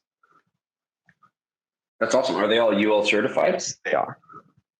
Oh, great. Yeah, definitely ping me. Let's jump on Monday. Let's get something ironed out for sure. Yeah, for sure. We'd love to collaborate and see if there anything good that come out. Yes, absolutely. Are you going to be in Miami for the conference? I actually went to Miami like early July, I believe, for one of the Bitcoin mining conferences, and I met your team and was really impressed. And especially given that Jack Dorsey is moving into space, I feel like this is the right moment for all of us. Absolutely. Well, look, man, if you're going to be down there, definitely ping me. We should grab dinner or something and connect while you're in Miami. Okay, for sure. Sounds good. Thank you. Yeah, thanks for jumping on, Chandler. Thanks, Chandler. Yep. Appreciate it. Gonna add Naman Trades. I think he's been waiting patiently for quite a while now. Add you. So we got a lot of requests still, and we're gonna answer all of them. So just ask for patience as we get to you guys one by one. But you're on stage now, Nam, and you can jump in some questions. Thanks. I think you are currently muted. Oh, sorry. Can you hear me? Yes, perfect. Thank you. Hey guys, thanks for having me on, by the way, and thanks for doing this. I have 5 machines that was supposed to go online the August 31st, and I was wondering because you mentioned I was wondering if you have more detail about the facilities in Norway, if that's going to be one of the facilities that have a higher possibility of going online first. I'm asking because I'm from Norway and I would love to host them here, but obviously I'm not willing to wait longer than that. So it's really funny. So I prior to I've on this path of being an entrepreneur, I've had many different jobs, right? But one of the most fun jobs that I had was working as a project manager for new builds, and a lot of the clients were in Norway. So I got to spend a lot of time in Norway. I actually had my bachelor party in Oslo, so I have like very strong connections to Norway. I have a feeling that Norway will end up being a very big hub for Compass. We're currently looking at 2 sites. And those sites are 15 megs and 3 megawatts respectively, 100% hydropowered, and they're all over by Stavanger. We are looking at expanding up from Stavanger, just up the west coast, all the way to like if you're familiar with like the Mo i Rana space, like that area. So that's what we're looking at. But yeah, so I think that Norway is going to take a little bit longer to come online, but I do expect at least 3 megawatts to be available before the end of this year. Okay. And whatever facilities that has the capability of hosting our machine first, we will be able to choose, or how does that work? So our goal is just to get capacity available, and then if there are multiple sites available, you'll have the ability to choose. Okay. But our first goal is just to get something that's available to plug in as soon as possible. Gotcha. All right, man. That was my question. Thanks for having me on. Yeah, thanks for staying up to jump on. I know it's what, like 9:30, 10 o'clock for you almost? Yeah, it's 9:30. Let me know. I'll shoot you a DM. If there's anything I can help you out here in Norway, I'll just let me know. I'd love that. I'm trying to get over there in the next couple. I'm in Eastern Europe right now, but I'm trying to get over to Norway here in the next couple of months, just before it gets too cold. All right, man. Okay, thank you. Awesome. Thanks for jumping up on stage. Gonna add Paul up to the stage, ask some questions. Seeing everyone's questions as well. Gonna get to you as soon as we can.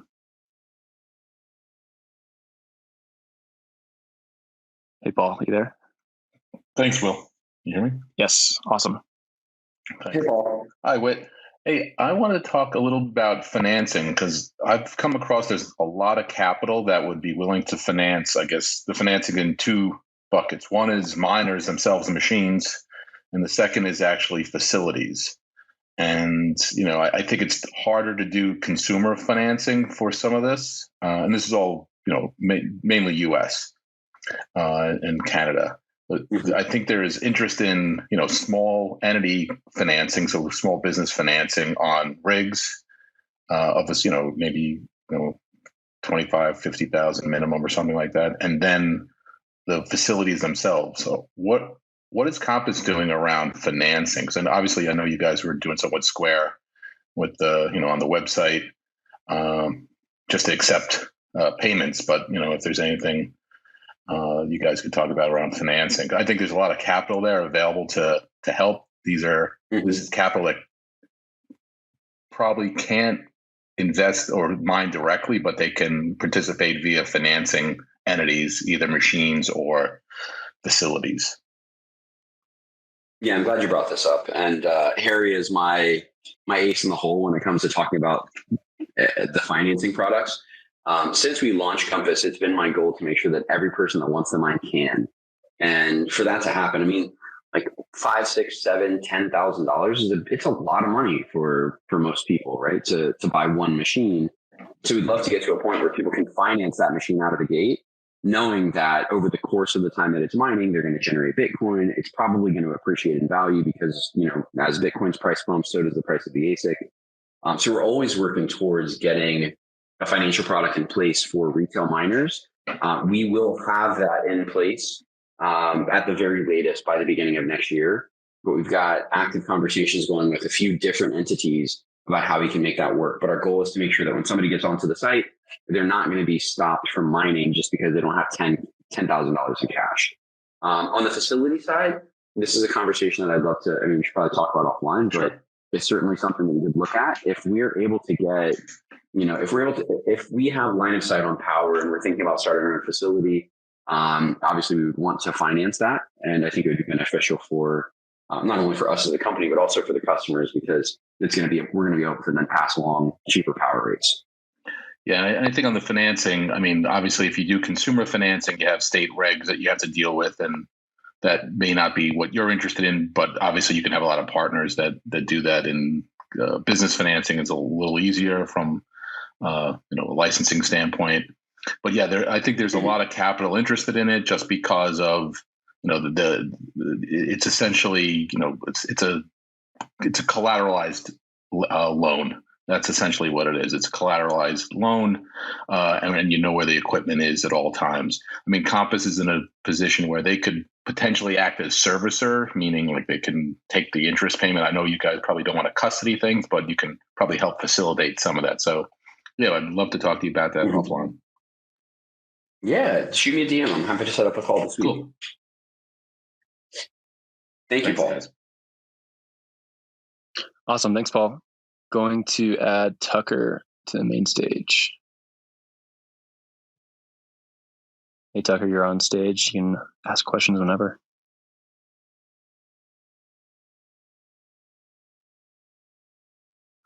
If you're having any problems, you can always just delete the app for a second or log out for a second and then jump back in, and then I'll add you to the stage. You can just request and I'll see your name pop up and I'll get you there ASAP.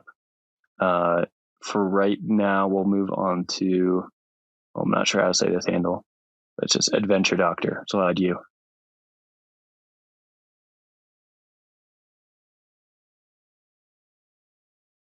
And Tucker, yeah, again, if you want to jump off and jump back on, we can add you back to the main stage. But Adventure Doctor, you're on the main stage if you want to ask any questions.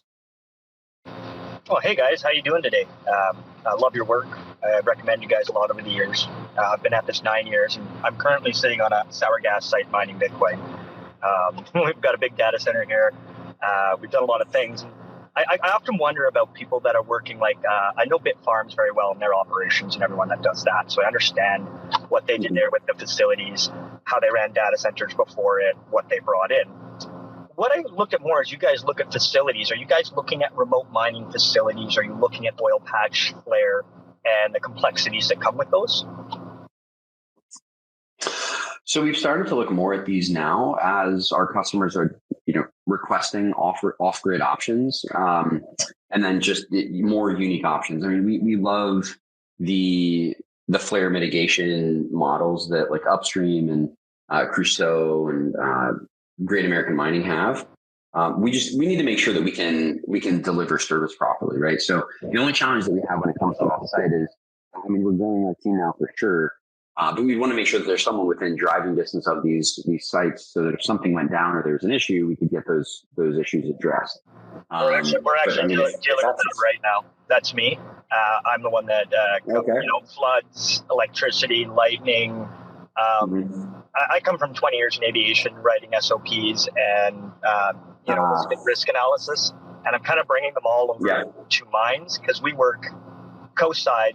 And a lot of your factories too, you'll be in dangerous environments that are right beside industrial environments. And, it's almost like Bitcoin naturally attaches itself to the industrial layer because we're on free energy up here. That's what your customers really want. They want an energy partner that's going to take on some Bitcoin and they're going to just give you the gas for free. And then you have zero electricity costs.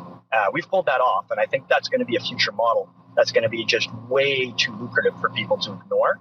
But the logistics you're talking about, that's kind of what I want to do. They are being solved right now. I've worked with Steve. Well, Steve I know, but I've worked more with Brett, his back end, the guy that works with all the ASICs and does all that stuff. And John Zhang too from Bitfarms. So all of us get together, solve problems. And I really believe Steve's operations are mostly there unless you're deploying in extreme heat. And so people in Texas or other stuff, if you've got extreme heat environments, you need to look at something maybe different than pure air cooling, because this summer proved some very interesting things. But I really think we're on that cusp, and with a little bit of conversation with some companies like ours that are already producing on the mythical beast of H2O, I haven't found anyone that can show me their ASICs live on an H2O site that was not a facility beforehand, like a gas facility that you dragged everything out to the oil patch, did it all for Bitcoin. But I think that's the future. And I really do think if you look at Upstream and I know there's other guys that are doing it, I think they're there. And there are people all over this continent I know that want jobs in this industry. So that's why I go back to the safety. I have so many young men that I could give them an ASIC and they just run into anything like a war with a single ASIC just to plug it in. And that terrifies me. And I really think the next step in our facilities and our industry is getting into good fire procedures, safety procedures, and making some standard operating procedures on how you deploy these farms and how we all work together and start building, like some public documents on that. So if you guys have anything on safety stuff too and safety standards you're working with, and I know a lot of industries coincide, I'd really like to start some conversations on that. And that's more my questions and maybe some thinking points for you guys.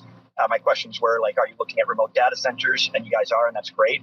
And I'd like to ease your fears on how we can hire people, bring jobs locally, kind of like the promise Bitfarms had when they deployed all those facilities. They had to hire electricians, keep jobs up in the communities, and they succeeded in that. And it was a win-win for the community and them. I think remote deployments can do that all over this planet with all different types of people. Agreed. I mean, look, the more sites, small or large, that we can get in different places, remote is, I think, a preference for a lot of Bitcoiners. But I'd love to chat with you and pick your brain, frankly, on what you guys are working on. Well, I appreciate you guys. That's all I want to say. Conversation around the safety procedures. I appreciate that, though. I appreciate you hopping on stage, but I'd love if you shoot me a DM so we can set up a meeting, because this is something that fascinates me. I mean, we've talked about, so obviously with traditional data centers, there's a tiering system, right? With Bitcoin data centers, there's not, which is why a lot of them are they're substandard. So it would be great to have guidelines. And I mean, we have internal guidelines that we look at, but if there was something that was like an industry standard, it would make our life a lot easier, because then people would be ready to apply when they come to list with Compass, and we wouldn't have to go through the lengthy process of helping them get up to standard so that we could sell their hosting space. All right, I'll send you guys some information. I appreciate any time up here. For anyone listening to any safety stuff, please DM me. If you have industries that you see us deploying on, just coming from aviation and what I've seen over 20 years, I just don't want to see young men who I know, if you give them an ASIC or something, they'll run into danger. And then maybe some people that haven't worked in the industry don't realize the danger. People that are used to working around large machinery, they know how to clamp off things, they know how to work together. We're still figuring it out. So I do appreciate all of you guys. Thank you. Thank you for jumping up here. It was great talking to you. Yeah, thanks for jumping in. Definitely some important considerations there. Gonna add Tucker. He is back on the main stage. Tucker, let's see if this works now. How you doing, man? Hey, I think we're good to go. Awesome, thanks. There we go. Yeah, so hey, Tucker. Thanks for having me on. My question is actually specifically related to what we just discussed. I'm interested in opportunities in building out facilities, and the first requirement for that is to understand the entire business case and kind of the steps needed to get a facility set up. And I'm wondering if you have any resources or if anybody's interested in speaking with me about that, as far as putting together a business case, getting an understanding of what the requirements are for a safe facility. Yeah, that's my question.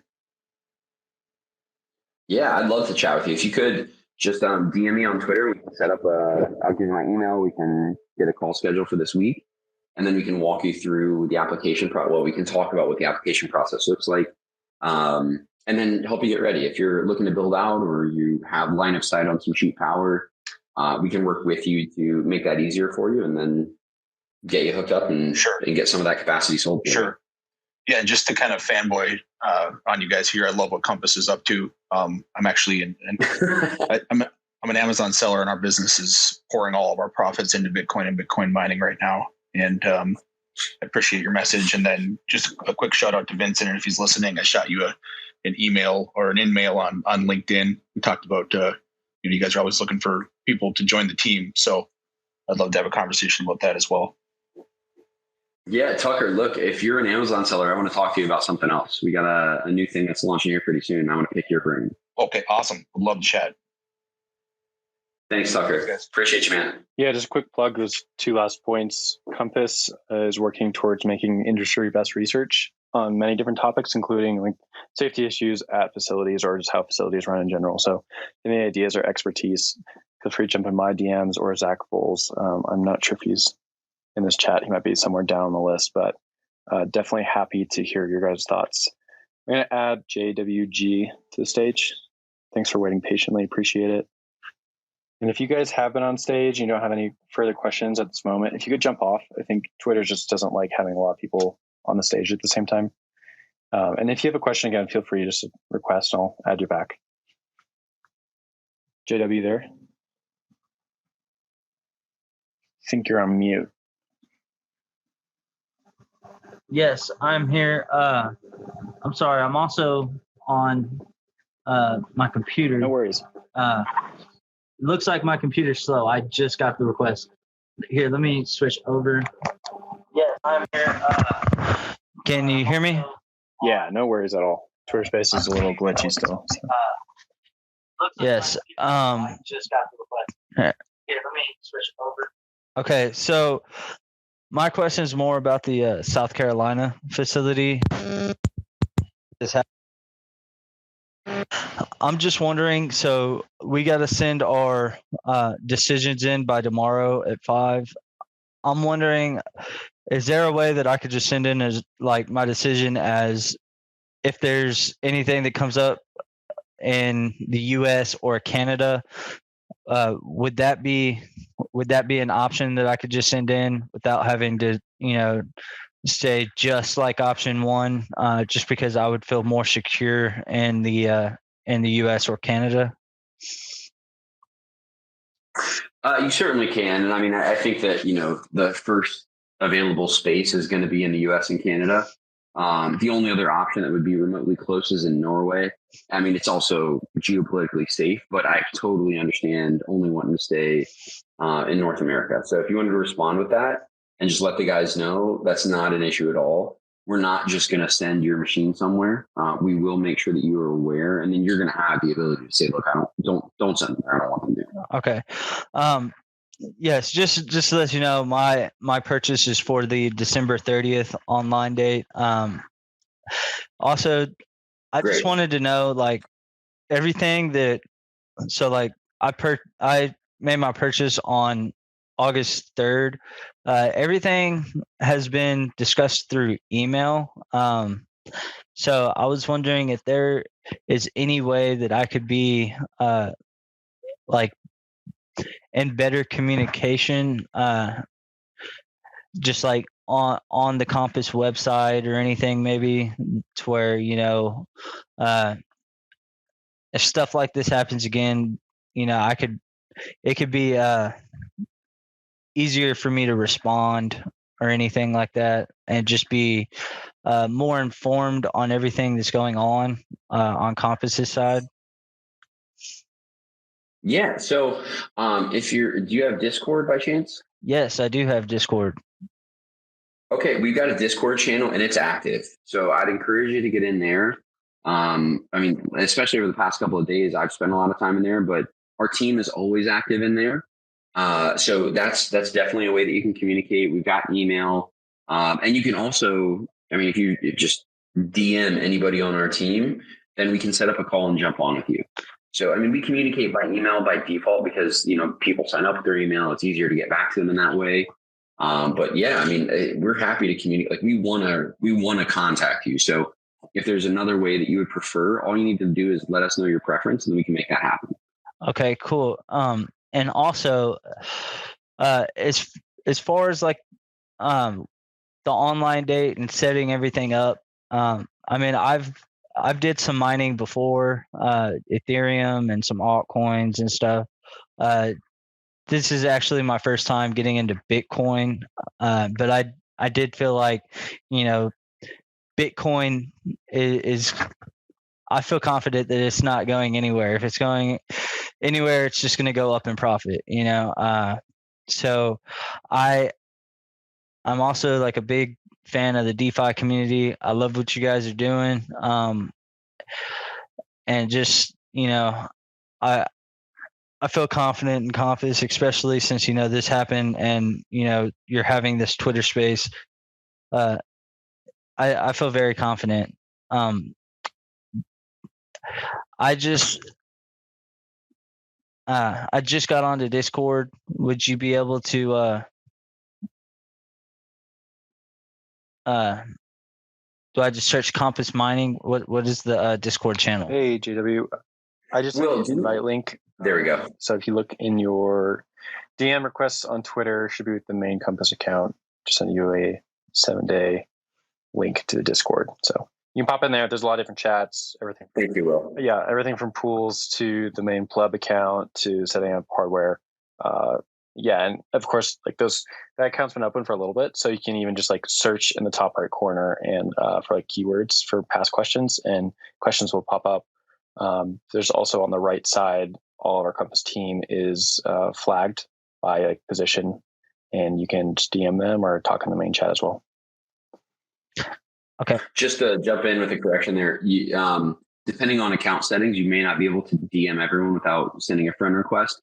We moved to Discord because we were on Telegram and people were getting scammed. So we've restricted some of the DM functionality. So if scammers end up in the Discord, they don't have access to everybody and then, have the ability to scam them. Yes. But we're all in there. Yeah. I'm in a few other, mining Discords, and that seems to be the case no matter where you go. So I do take protection when it comes to stuff like that. But yeah, so as far as like setting up the pool accounts and everything, as far as I know, I'm supposed to be contacted, and that will be through email, and then I just send my my information. So like I send the address, right? Or do I send a view only link? Yeah, you'll send your address. We'll communicate that with you, and then we'll connect it for you, and then your watcher link will come after. Mm-hmm. Okay. So wait. So the watcher link would be if I set it if you set it up, correct? That's correct. If you set it up yourself, you're a veteran here, right? A lot of the people that we're helping, that we're their first foray into mining, so we're helping them set up everything. But if you already have that song and dance down, it's a much easier process for you. When our support team reaches out, they're gonna ask you questions based on your experience to see how experienced you are. And then they'll help fill in any gaps. But it's all a very seamless process to connect once your machines are racked at the facility. Okay. Yeah, I wouldn't call myself a veteran, but I'm I mean, I am a pretty. If you're GPU mining, GPU mining is much more intense than mining with ASICs, I will say. Well, I haven't even GPU mined. I've done some computer mining. But there you go. Just to kind of get familiar with the process and stuff. I've never actually done it through like F2 pool or any of those big sites. But I mean, I do have a wallet. I know how to send it back and forth. It wouldn't be my first time using Bitcoin, sending Bitcoin and stuff like that. I am somewhat familiar. But like I said, it's just, I'm not a veteran, but I feel confident in figuring everything out, Well, and anything that there's questions about, we're always here. So you can jump on with a member of our team anytime. I mean, we are in 7 countries. So we generally are online 24/7. There's a little period that we've noticed where, when it's nighttime in California and we're still working to fill that gap, but most of the time there's people on our Discord that are in there to chat. So we can jump on with you anytime. Okay, cool. So as far as the decision goes for tomorrow, just send, you option 1 US or Canada facilities, and that should be good for the decision. Yes, that's fine. You just tell us you want option 1, and that you want your machines to go to a facility in the US or Canada, and then that'll be recorded on your file so that we know once the facility is online, if it happens to be outside of the US or Canada, to notify you first, and then you can tell us, hey, look, that's fine, or nope, I don't want to do that. Okay. Yeah. I mean, I heard you talk about Norway, and I don't know much about Norway, but it seems like you guys feel pretty confident in that. And so if that option comes up first, I might take that decision. But otherwise, I would feel more confident in US, Canada. That's totally fair. It's your operation. We want to make sure that you run it the way that you want. Okay. Well, other than that, that was all the questions I had. Thank you. I mean, like I said, I love what you guys are doing. I'm going to go ahead and jump off now. Thank you. Thanks for coming up. Thanks. So a lot more requests still, which is awesome. We got Sonora back here from earlier. I'm going to see if we can get you on stage again. See a few faces have been requesting for a while. I'm noting you guys. Okay, how about now? Sonora. There you go. Hearing me now? Yes, you're on stage. Awesome. Thanks for your patience. Appreciate it. All right. Am I good to go? Yes, sir. Good to go. Welcome, Sonora. Hey, thanks. I appreciate your guys' transparency on all of this. I know it's no one likes the situation we're in, but I was set to go online at the end of August, and for the other people in this boat, we're kind of getting the worst of this. There's people a few months out from going, and I don't think it stings quite as bad for them, not losing out on as much hash time. And so, I do appreciate what you've put out there. I was wondering if you would consider sweetening the deal a bit on the $500 for the August and September folks. I thought that right of first refusal on maybe other miners that come up for sale, I thought that was a pretty great idea. So was just curious if you guys had given any thought to that, and just wanted to kind of put that out there as someone that was really pumped to go online next week, and now I'm looking at a couple months. So that's all I got. Thanks. Yeah, and I'm really sorry you were affected by that, and I thank you for even coming up here to express that. I know it's certainly frustrating. Yes, the short answer is yes. We are going to circle up as a team tomorrow. We've taken this weekend, all of us, to hear what everyone has to say, hear how they're receiving these options, and then figuring out if there's a better path forward. That's part of why we circulated the first Google Sheet to see if there's anybody that wanted to resell their machines. And then we're going to circulate the next Google Sheet to see who would, want to buy, if there is that first right to those ASICs. Sweetening the pot is something I talked to a couple of folks about, and it's certainly on the table. I'm really hopeful that we can get something online faster than October 31st.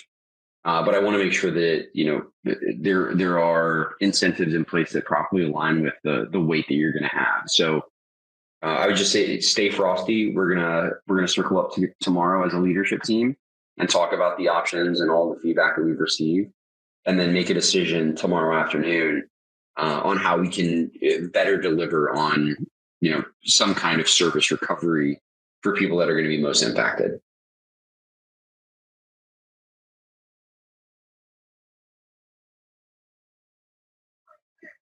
Thanks, guys.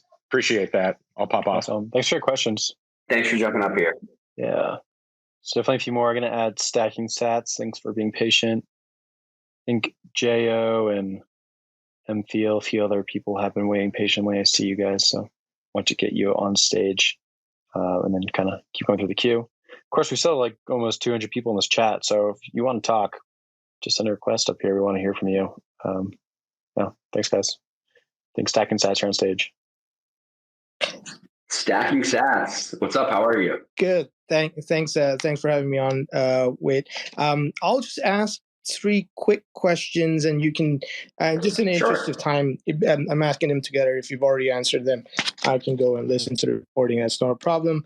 The first one was, as you onboard, as you grow, you onboard new facilities, how do you see the lead times of deployment move? Do you see them decreasing drastically? The second one was about a tweet you put out a few weeks ago about ASICs being at like 25,000 the next year.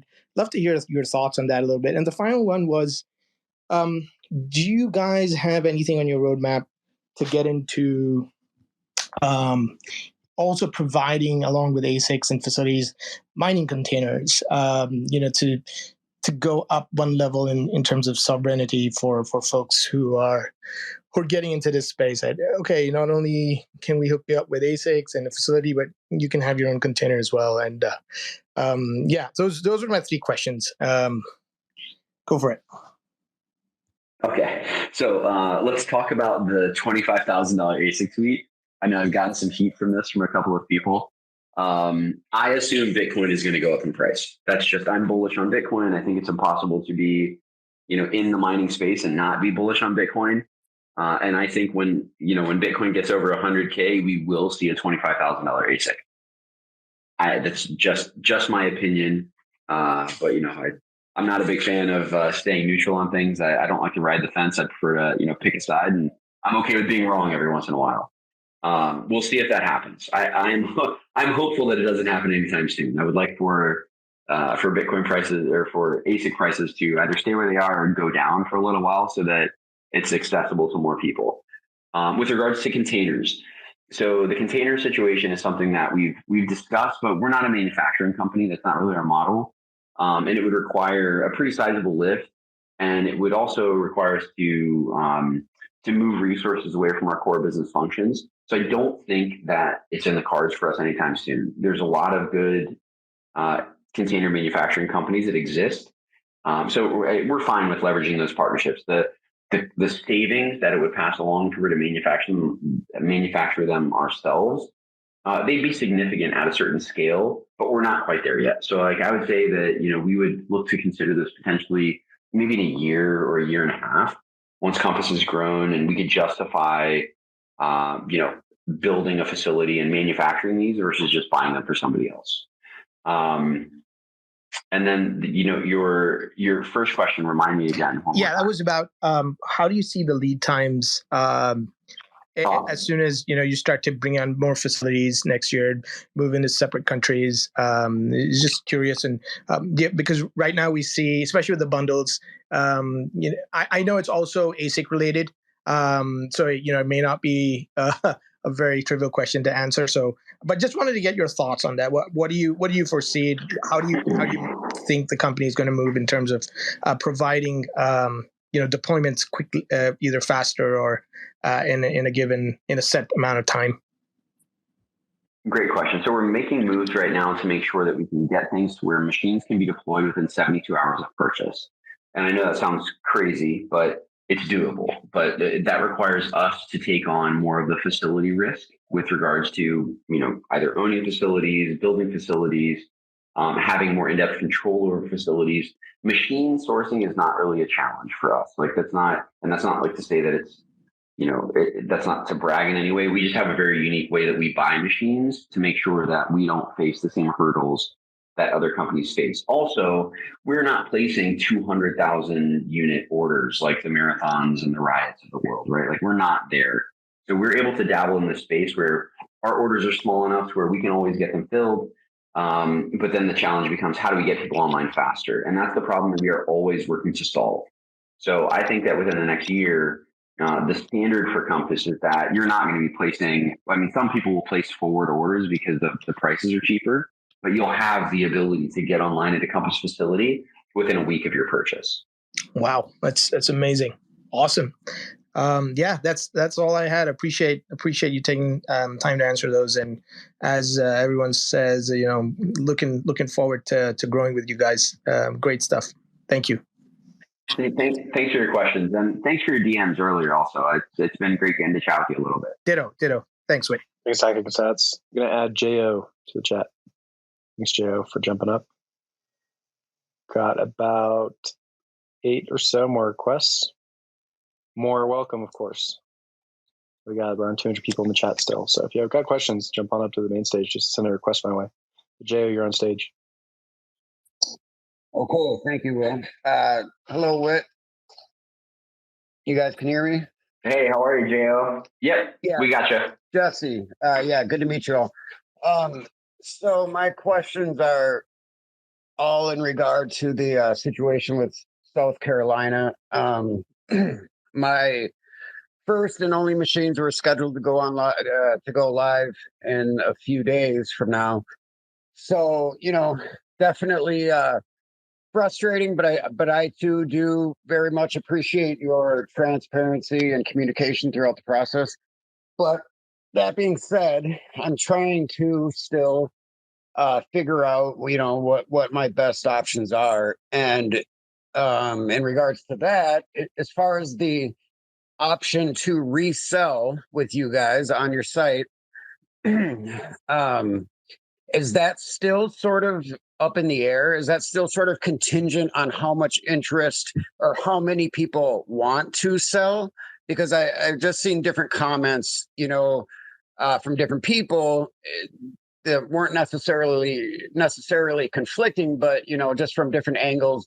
Somebody saying, "Well, we're gonna put this forum out there and see, if there are many people that want to sell." It's my first question. Is it still sort of contingent on how many people actually submit those forms? No, it's not. So the reason the form was submitted is so you could get an accurate count. Sure, that makes sense. 2 more quick questions. I saw what may have been a rumor floating around in Discord that the 5% fee was being waived for this situation. Is that true or no? So the 5% fee was just for beta. So that's not that doesn't cover anything that needs to be covered. So the actual fee when the marketplace goes live, you're going to have sales tax, which is going to be 6 to 9% depending on the state. And then you're going to have some fee that we have for the marketplace itself. We're thinking 10%, which is what we have looked at. We don't know what it's going to be for this, but it'll probably be the same. Like if we're going to go live with the marketplace, it will likely be the 10% fee for Compass, and then whatever applicable sales tax applies. Right. And that's another thing that we're looking at, which is why selling them to one big buyer now becomes even more attractive, right? Because you don't have any of those fees associated with it. Okay. Yeah. I mean, I expected the sales tax. I wasn't sure about your guys' fee on the sale, if it is facilitated on the marketplace. My last question is, the last thing I'd want to do is resell my machine and then find out that, we're the people that chose option 1 are going live, in 2 days or whatever. I know that, there's risk. I mean, if I choose to resell it, I'm taking a risk. If I choose to wait, I'm also taking some sort of risk. But I just kind of want to get a feeling for how confident you are in the possibility of getting live, much sooner or within 30 days or, I know you can't give me any definite. You guys are saying October 31st as, a fail safe by October 31st. But just if you could throw out your gut feeling on getting live sooner. I mean, my gut feeling is we'll have something live sooner. Yeah. But I mean, we want to make sure that we can deliver on the October 31st date. We've got line of sight on so much capacity, but it all comes down to the screening process. And then once the facility is approved, the other thing that we have to consider is, do they have any gaps? Like, do they need transformers? Do they need containers? So we've been working to secure all of those things so that if somebody has a need, we can just fill it, right? So, I mean, I think that, my gut is telling me that everyone's going to be online sooner than we've mentioned. But that October 31st is just like a worst case scenario. Okay. Yeah, great. I appreciate your time, and I appreciate you doing this. It seems, I don't plan on selling. I think I'm going to submit the form anyway, so I have the option and choose option one, just because, as Thomas stated, there's no risk in that. It doesn't hurt. But yeah, again, I appreciate it, and that's all for me. Hey, Jesse, I appreciate you jumping up here and asking your questions. Thanks, Joe. I'm going to add M-Field next, and then a few others. Of course, if you have any more questions, feel free to jump up. M-Field, you ready to go? Can you hear us? Oh, yes, yeah. Can you guys hear me? Cool. Yeah, thanks for being patient. We can, yeah. Appreciate it, man. All right. Hey, Whit Gibbs, CEO of the Year, 2021, for sure, my man. Okay. let's get to the next couple of weeks first. Okay. All right, man. Hey, I appreciate you all doing this. I'm on that batch too of that August 30 miners. A little bit frustration at this point, like I said, but we all feel the same. Sure. We move on. But anyway, so I've been kind of on and off on listening to Twitter Space. Been texting with some other people too that's on it. But anyway, so those facilities that's going to come online by October, you mentioned possibly Alberta or Pennsylvania. Yes, those I think are going to be the first two. Okay, sounds good. Second question. So, like I said, the products you guys have been listing, it's mostly Bitmain right now. Do you guys have any information that you're going to have any, even a WhatsMiner units that's going to be coming here soon? Or down the pipeline pretty soon, like within this year or in a month or two? So this is actually a good question for Vincent to field. Will, if we can bring him up on stage. But what's miners notoriously sell out quickly, and that's really all it comes down to. Is with us, we've got great relationships with a lot of distributors. But what's miners is just in such high demand, and their production capacity is also much lower than Bitmain. But now that Vincent thinks they're actually passing. Hey guys, can you hear me? Yes. Hey, so a little bit about the WhatsMiner. So our main priority right now is focusing on getting everybody online within the year. And then after that, like our secondary priority is diversification of the equipment. So we just want to make sure that our current existing customers can get online as soon as possible. And then we'll definitely start looking into WhatsMiners. That's not an issue.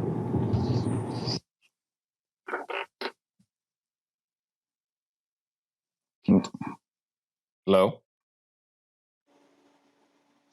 Yeah, did you hear that answer? Yeah. So Awesome. basically the bottleneck really on your company is basically the rack space, right? It's not really the miners. Yeah. That's why it's far out. Like we don't have, the customers doesn't have any opportunity to buy right, in a month or two. It's because of the space that you guys don't have. It's projected far out. It's not really the miners. 100%. It's the rack space. Yep. Okay. All right. Well, thank you. Thanks, Vince. And then same follow-up. It's not really follow-up, but I know you guys advertised about the choice, and I know we had that AMA on choice too, and it looks like that got kind of pushed behind too. And I feel like I kind of overheard here too in the Twitter space that basically choice doesn't have any units that are in reserve for whenever they have it. Like they're not jumping in a queue. Am I correct on that one? Did you kind of mention about that? They won't take priority over the current deployments that we have scheduled for Compass customers. So basically, with Choice, we're working on something. Yeah, we want to make sure you guys are all getting online. Like, if you went through Choice, great. It's a great partnership. I think it's going to be a value add for a lot of people. But first priority is getting the August and September batches online. Okay. So, like you mentioned, basically Choice doesn't have the priority to whatever, the other regular people they can purchase on the Compass website, right? But basically, it's kind of like an even game, with Choice and retail customers, right? Yeah, we don't show favoritism at all. And I know a lot of these questions have come up, but like we started this to allow everyone to mine Bitcoin, and we mean it. Like even Jack announced that he's going to try mining with Compass, right? But he went through the site. Like, he didn't even reach out to us. There was no special treatment there. I know, Peter McCormick has mentioned that he's online. It just so happened that like he got on and purchased, a batch of units that sold by one of our beta users of the marketplace. So he was able to get online a little bit quicker. But we do not do favoritism. It doesn't fly with us. We feel that every Bitcoiner puts on their pants the same way, and everyone should be treated the same. Thank you. So you mentioned about immersion facility in January with facility in Texas. So does that mean, hopefully that kind of, go through, and we're praying for that one. So that means, hopefully, here within, the next Q4, maybe Q1, we'll have some more, you guys will start listing some more miners, I guess, available purchase. I'm just trying to kind of line up, my investment, like my money, my capital, like, do I wait out? Do I kind of, stay put, or do I kind of go ahead and look for other, companies that have availability right now? Because I'm a big believer of Compass, so I want to stay with y'all. So I kind of want to line up, where my capital is right now. So if you can just give me a little idea, Yeah, I mean, the way that things are shaping up, Q4 we should have a ton of supply. Q4? You said Q4 or Q1? Yeah, Q4. Q4 this year. I mean, we're doing everything that we can to get as much capacity approved as possible right now.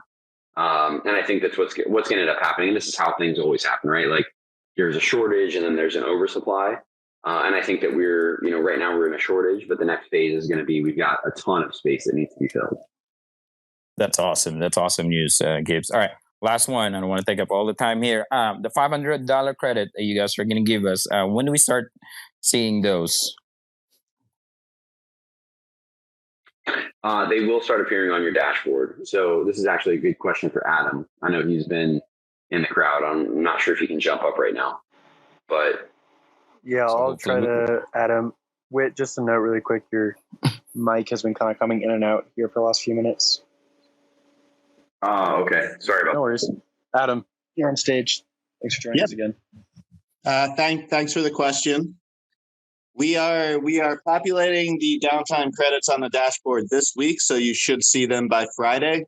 And we are also trying to implement changes to the downtime credits system so that they're applicable for more than just paying off your facility bills. And that will take 2 to 4 weeks.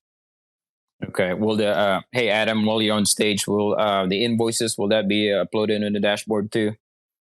Yeah, those should be coming at the end of August. Okay. All right. Well, that's all I've got for you all, guys. Appreciate you all doing this. You guys are great. Great. Thanks. Thank you, sir. Thanks, Emil. Thank you. Gonna add Tech to the stage now. Requests still coming in. That's awesome. Want to get to everyone's questions if we can. Or, of course, we can. But Tech, you're up on stage. Thanks for joining us, man.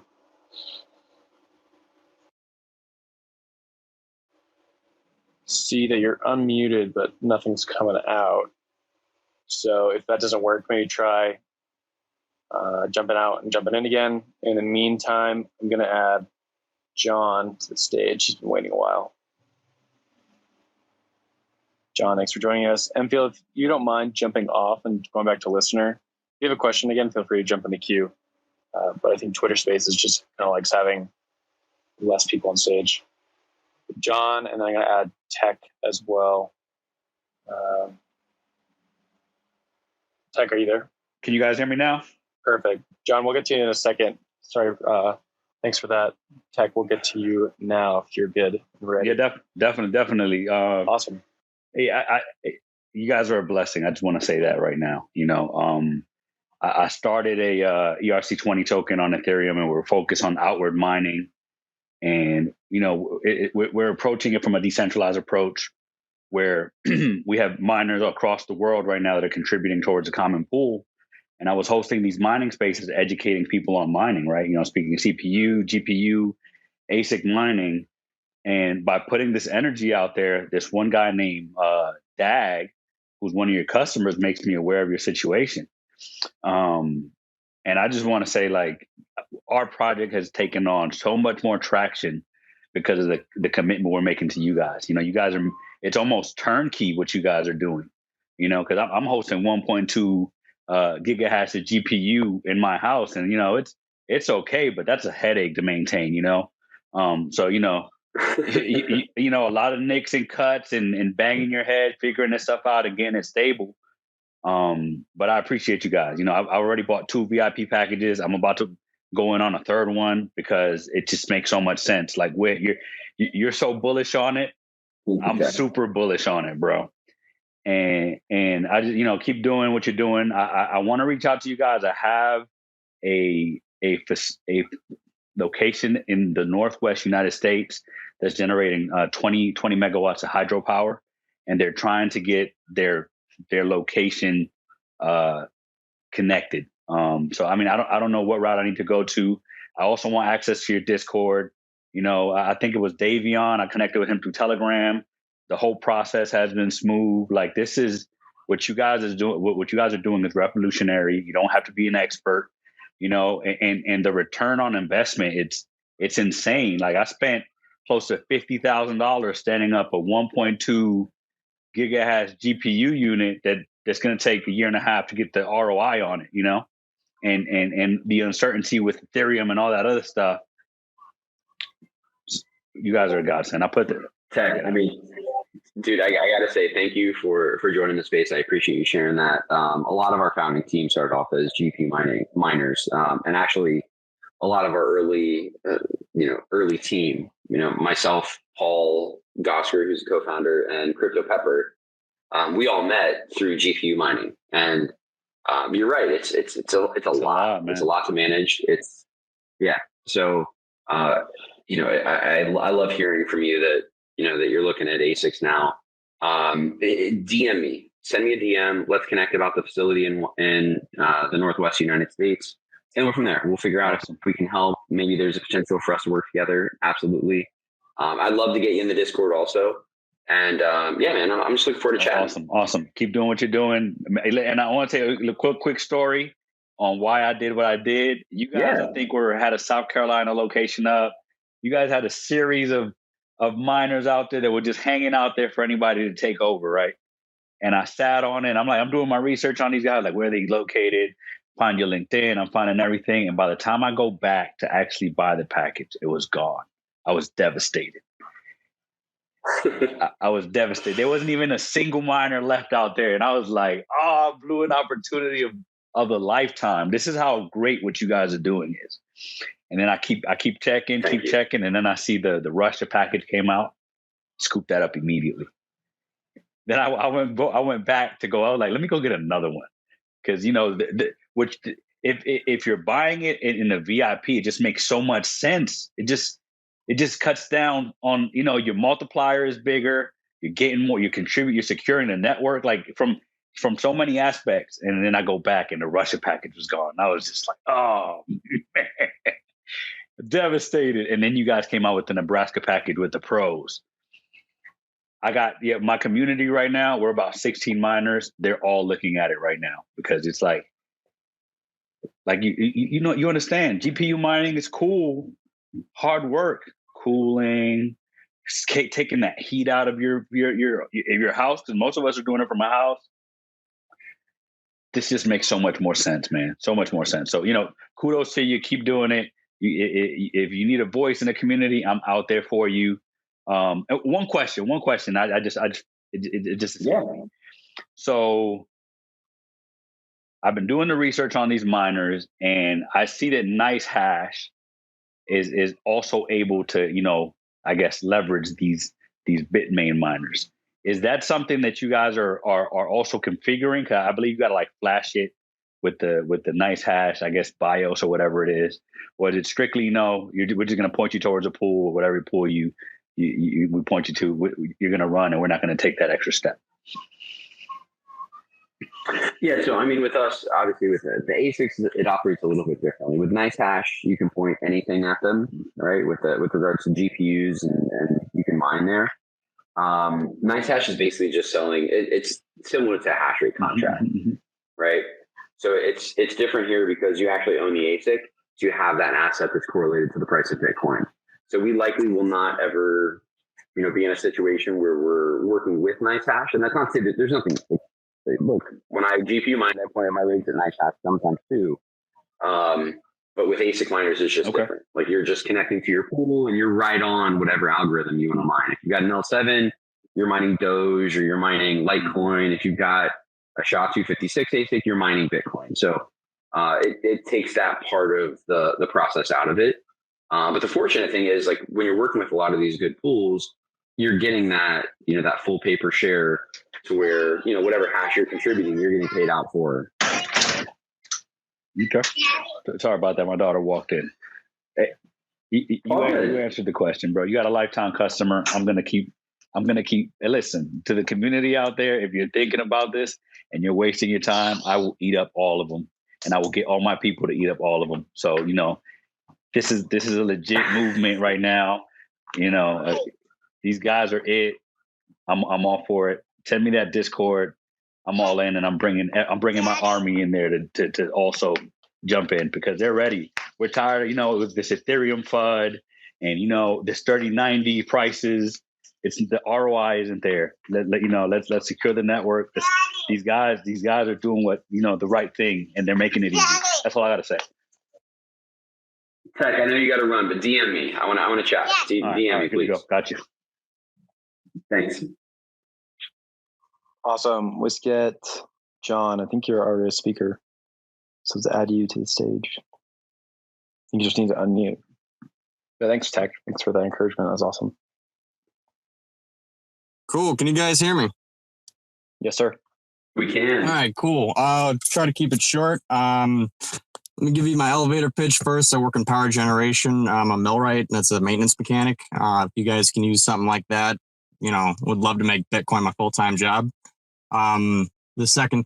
DM me. All right. Fair enough. So the second thing is I'm running 3 S9s currently in a commercial power here in Buffalo, New York. And the only reason I wasn't able to source them, well, you know, I bought them off of eBay because I wasn't able to source them through you guys. I'm looking to upgrade to an S19.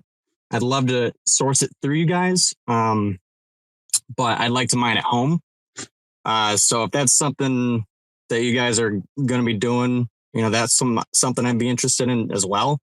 And the last thing is just for everyone listening, what I think the niche that I found is that on commercial power here in Western New York, we have peak demand charges.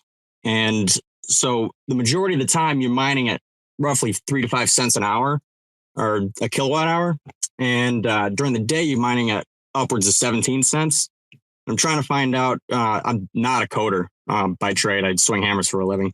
But if anybody knows how to write a program that I'm just for right now calling hash rate variability, you know, something that can ramp them down to 2 terahashes during the day and then ramp them back up to full power at night, I think I can find myself in some, you know, pretty decent profit. So, you know, anything that anybody's got to say about any of that, I'd love to hear.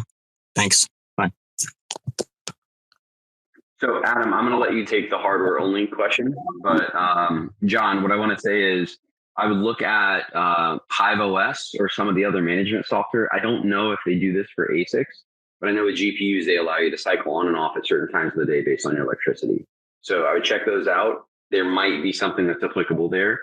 But Adam, I'll throw it over to you for the hardware only question. Yep. So first off, John, thanks for your question. DMing WIT is definitely a proven model for starting work at Compass. That's how I started, and a few others as well. To answer your question, we are actively working on hardware only purchases through our website. I don't want to give a specific timeline as we've got a lot going on, but I'll just say you should see that on our website sometime soon. Cool. Thanks. Yeah, and Zach Wool, who does a lot of our writing for us, with myself, does content. He just put up a short blog post yesterday, kind of giving a 101 on how to mine from home. And we have more like video guides and somewhat on like home mining to come. So just keep an eye out on the Learn tab on compassmining.io. But thanks for your questions. And also, I'd like to point out that Steve at Upstream Data, he and his team have built a prototype for what we're going to call the anti-divorce box, so that you can mine at home without destroying your marriage if you're married or bothering everyone else in the house with the noise created by a miner. So once those go live, I'm hopeful that we'll be able to offer them through the site as well. They're great. They're little boxes that fit 2 to 4 ASICs, fairly soundproof, easy to connect, and very well made. So I think home mining is going to make a pretty big resurgence in the next couple of months. Awesome. Yeah. Thanks, John. All right. I'll leave it to the next guy here. Thanks, John. Appreciate the questions. Great questions. All right, I'll add Mark to the stage. Yep. Bye. Hey, Mark, how's it going? I think you are muted at the moment. Oh, hi. I guess I'm it. How you doing today, guys? Good. How are you doing? Hey, Mark. How are you? Caught me in the middle of a hamburger. I was like listening closely, saying, "Hey, I got to keep my mouth kind of partially empty," but you caught me full. So, Whit, I just wanted to let you know that I saw your Wolf of Wall Street interview. It was so good. I listened to it twice. Anybody on the call that hasn't seen that, they need to watch that, because I had no idea Compass mining existed. And as soon as I realized what you guys are all about, it solved all the thinking and worrying about how the heck am I ever going to get into Bitcoin mining. And so I dived in, and I'm a South Carolina person, and I also did the VIP for Russia. But my question, real quick, is I saw that you had a beer drinking episode up in Denver, and I just wondering what the next city was for that type of thing. And also, you said earlier in this call about a mining convention in Miami. If so, where is it, and when are we looking forward to that? Because I'm down here in South Florida. Oh, great. So the next Hash Power Happy Hour that we're going to have is going to be in New York. It'll be the 23rd or 24th of September. We're still locking down the date and the location, but it'll be just following the Masari Mainnet conference up there. With regards to Miami, there is a Bitmain conference on the 9th. And someone will need to confirm. I'm not sure if it's invite only or if it's open to the public, but it will be down there on the 9th. Okay, so that's invite only, you think? It's a Bitmain thing? I don't know. Yeah, it's a Bitmain conference. I don't know if it's invite only. I know we're sponsoring it. We've got a booth. We'll be there. I'll be speaking. But I mean, if you're in South Florida, DM me. I'd love to connect at some point. I'm down there for half the year usually. What date again? In September? In Miami, September 9th. Okay, I'll put it down. Thanks a lot, guys. Yeah, you're welcome, Mark. Enjoy the hamburger. Thanks. Cool. Let's get Bradhouse up on stage, and then maybe Sunset right after that. Mark, thanks for your thoughts and the comments. Yeah, the happy hours are really fun. We had the I'm from Denver, and we had that this week, and it was a really good time. We had about 50 miners show up and talk about anything Bitcoin mining. Ratas, I think you're on stage. Just muted. Hi, thanks, guys. Hopefully y'all can hear me okay. Perfect. Thanks for joining. Yeah. First of all, as many have said, thank you for your transparency on this situation and how you're working to address the situation. Next, I want to give you a little background. I am a network architect that's recently gotten into ASIC mining. With that said, I'm more familiar with traditional data centers. I have a number of questions I'd like to get through.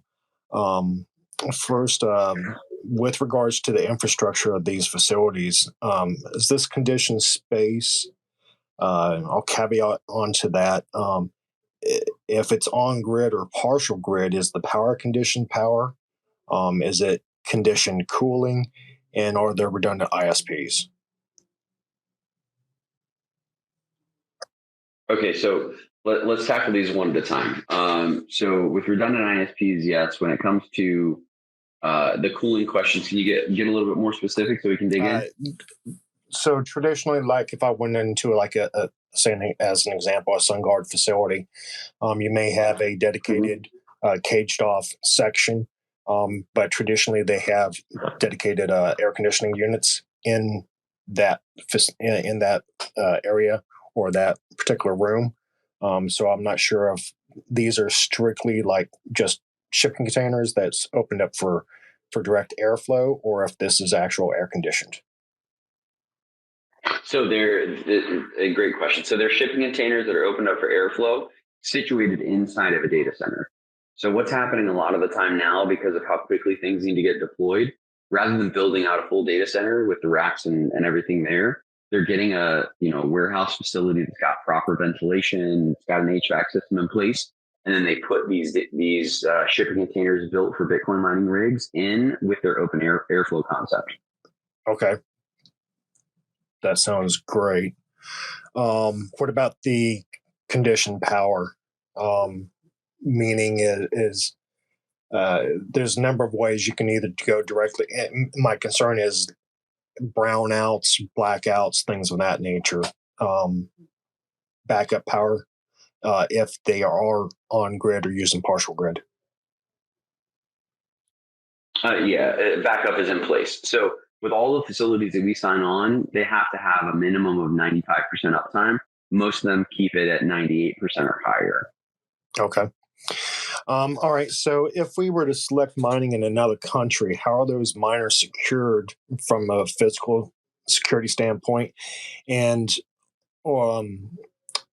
is there different insurance options? I know that I'm on Discord as well, so I've saw that there was an option for insurance for both the U.S. from a commercial insurance standpoint, but also for Canada as well. What about some of these other countries that you may have the facilities located? I think you mentioned Argentina and Paraguay as possible in the future, but as an example, Norway, Russia, things of that. So as of right now, we've only heard of policies being written for machines that are in North America, and the commercial provider, by and large, is Liberty Mutual.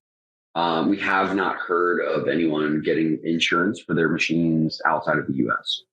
Okay. Well, I should say outside of the U.S. and Canada. Well, I would think, I mean, my concern would be if there was a flood or fire or something to where those machines were destroyed, how are we going to get compensated for that? Sure. Yeah, there's definitely a different basket of risk that comes with mining outside of the U.S. We don't have any machines up and running in Norway yet, so where I could say that those would be covered. But I would imagine that, given that it's Norway, it may be a little bit easier to get insurance there as well. Okay. How is the potential tax treated? I know here in the U.S., obviously, we're taxed potentially on income taxes for sure, but also the capital gains for whenever we sold the Bitcoin. But then we may also have to worry about property tax. What about how is this treated if it's in Canada or Norway or one of these other countries.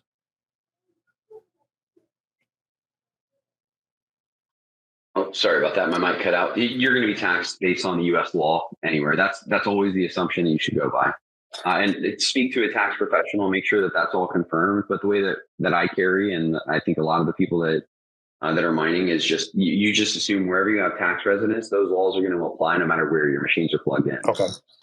So that's just how I use it. Now, if accountants are able to get crafty and they can find other ways that that doesn't apply, good on them. But that's definitely a conversation for somebody who's more adept at tax law. So the mining I've done previously was just GPU mining through NiceHash. I've got miners that were supposed to be coming online, the ASIC miners that were supposed to be coming online the August 30th.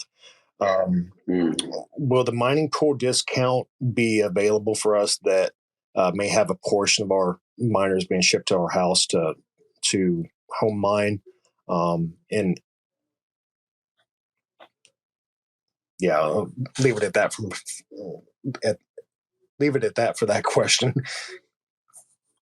Yes. Yeah, we can do that for sure. I mean, you're the first person that's brought that up, but absolutely. So I know, Vincent, you're keeping a list of action items. If you just add that to the list, please, just to make sure that we're coordinating that so that everyone, whether they're using Slush or whether they're using Lux or F2 Pool, they can get those discounted rates passed on.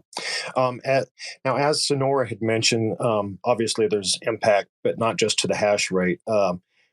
Trying to get these operational, I'm going to be doing a selection of both option 1 and option 3.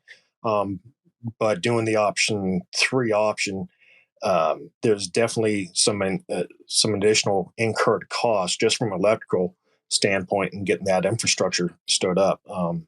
These miners, obviously, they're 240 volt and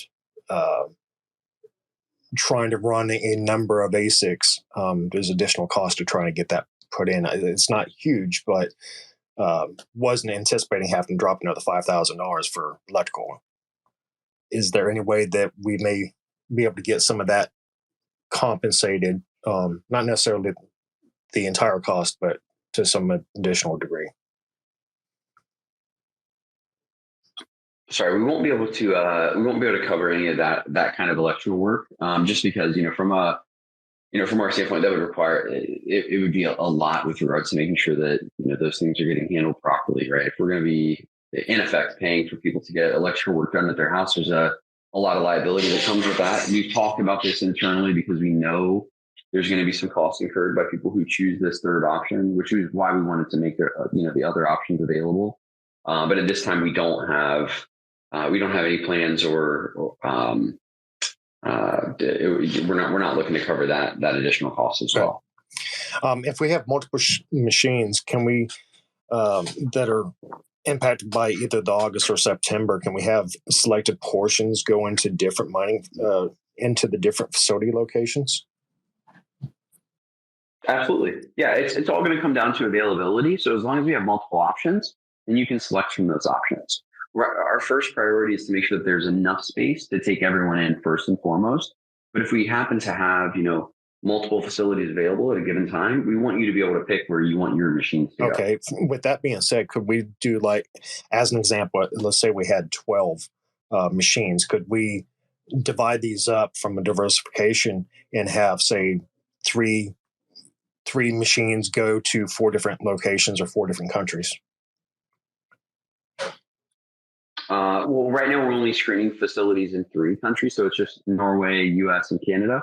But yeah, hypothetically, if they're all available at the same time, then absolutely yes. My assumption is that if we get enough capacity online, there's only one location that's available. Let's say at that first run, then everyone's just going to want to send their machines there to hook up, rather than waiting for a Norwegian facility or another facility to come online. Okay, but we certainly can. So with that being said, if another facility came on, could we then reallocate a portion of those to be reallocated to that other facility?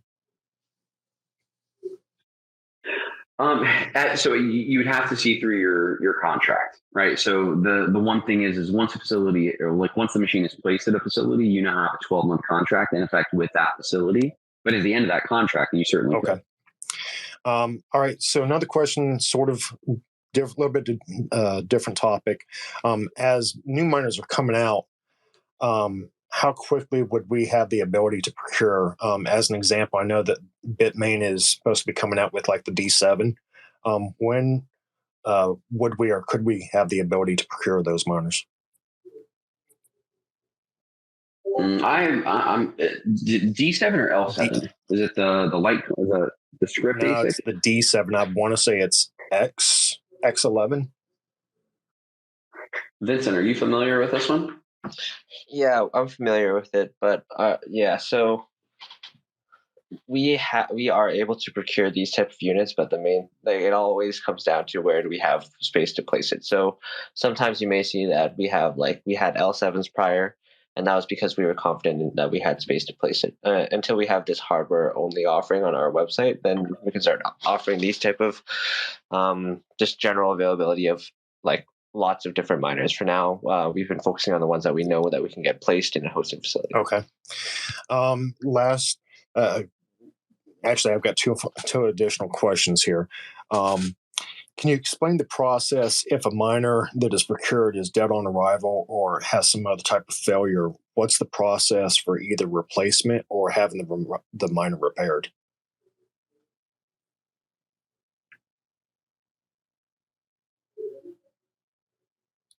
Sorry, Vincent, were you going to jump in on this one?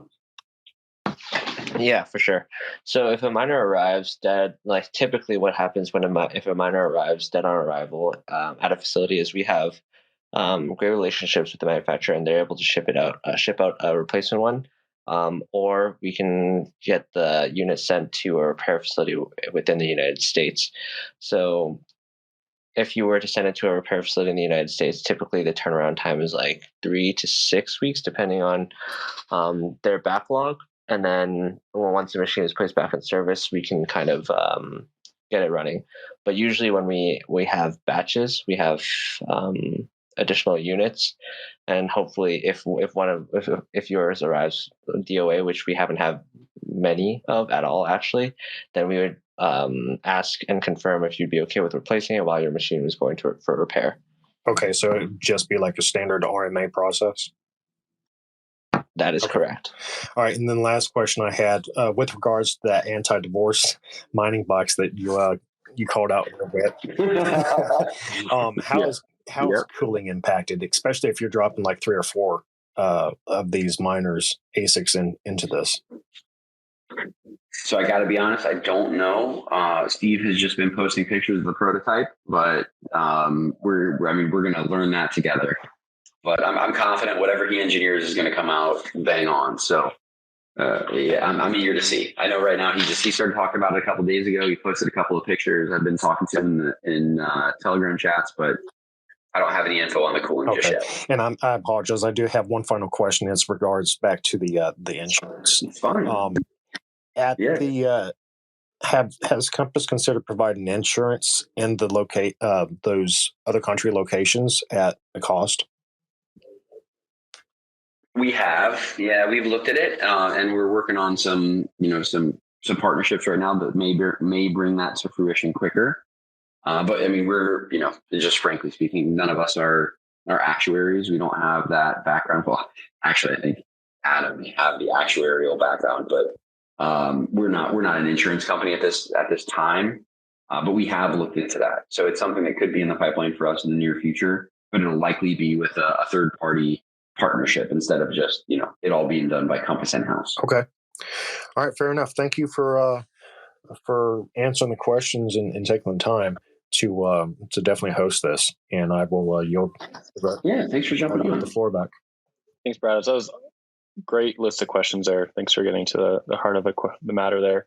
The divorce box is what it's called. It's also still in the R&D stage, so we'll probably see what it looks like pretty soon here. But just to be clear, I said anti-divorce. Well, no, that's awesome. You need tell him to label it that way.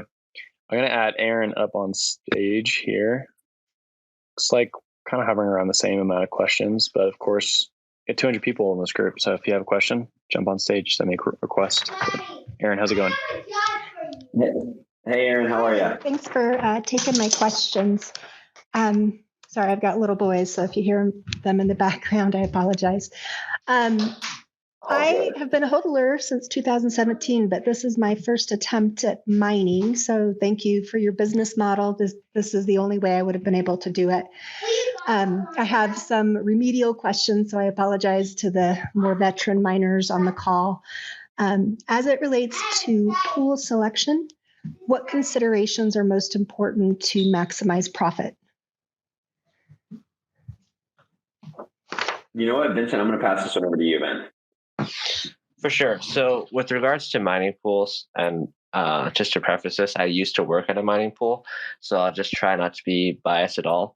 But basically, when it comes to a mining pool, it's really user preference. And I will say that the majority of mining pools, the difference between them is going to be minuscule, especially if you have the reduced pool fees that you get through Compass, where it'll just come down to a preference of do you support Chinese mining pools? Do you want to mine with a mining pool that's based out of North America?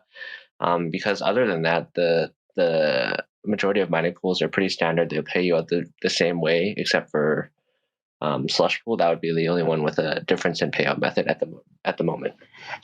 So is there a list of the discounted mining pools that you work with on your site? I haven't been able to find it. Yeah, so we are partnered with Luxor and F2 Pool to give you reduced rates. And if you reach out to your sales manager or anybody on our support team, they can guide you towards the section that talks about how to get that discounted pool fee. Okay, great. Second question I had, and I don't know if this is something that you can even comment on or have any thoughts about, but do you know what % of your clients create LLCs to offset the costs of the equipment? Is there pros or cons, benefits, thoughts, any ideas about that? So I don't have an actual percentage. I know a lot have been forming businesses or LLCs to mine through. And I mean, I think that, anytime you're going to take on an endeavor like this, it's always good to have something like that. But if you are in our Discord by chance, and if you're not, I recommend everyone that's on this call, if you're not in our Discord, to jump in there. There's a great community, and a lot of those people have set these LLCs up. So it'd be a great place to just lob those questions into some of our chats and get guidance from other Compass miners who've actually set them up. All right, very good. Last question, and this should be a quick one, probably just a yes or no question. So this new technology in terms of, I think you called it immersion, is that done to extend the life of the miners? And is that something that we'll be able to do in the future? Yeah, we're very hopeful that we can get more immersion facilities on. The first immersion facility that we're looking at is going to be between 20 and 30 megawatts. So it's a fairly considerable size. But yes, immersion allows you to push your machines harder because the temperature of the machines, their running temperature is not as impacted as much. And it does extend the life. There tends to be less repairs and less wear and tear on the machines when they're immersed. Okay, I had one more question just that came up when you answered that. So will those places, will they cost more, or will it cost more to have them in those facilities, I would imagine then? Generally, yes, that's correct. So usually immersion does have a higher cost associated with it. And then the other aspect is that there are some facilities where, they'll set up immersion, and then whatever they can overclock your rig for, they will keep the additional hash rate. So we tend to push back on those. That's not really something we don't want anybody touching your hash rate ever. We don't touch your hash rate. We don't touch your Bitcoin. We don't want anybody else to either. So those are the two models that we're tending to see. But this first facility that's going to be launching, they'll charge a higher price for power, but they will not touch your hash rate whatsoever. Okay, great. Those were all my questions. I appreciate this this live conference. I think it did a lot to quell my anxiety and probably a lot of people. So thank you so much. Thanks, Aaron. Hope you have a good night. Thanks, Aaron. I sent you a DM with some info on mining pools from the Compass website. Take a look at those. And then as opposed to like Luxor and F2, those subscriptions of sorts that we have with those mining pools, that information is typically found in email responses once you start kind of going through the paperwork. There's some PRs that you can find on the Compass website as well, kind of walking through both of those. But great questions. Thanks for asking those. Thank you. Adding Gary to the stage. Mommy. Looks like he's having some connection troubles. A little slow right now. I'll add Michael in the meantime, and then we'll jump back to Gary. Hey, Michael, how's it going?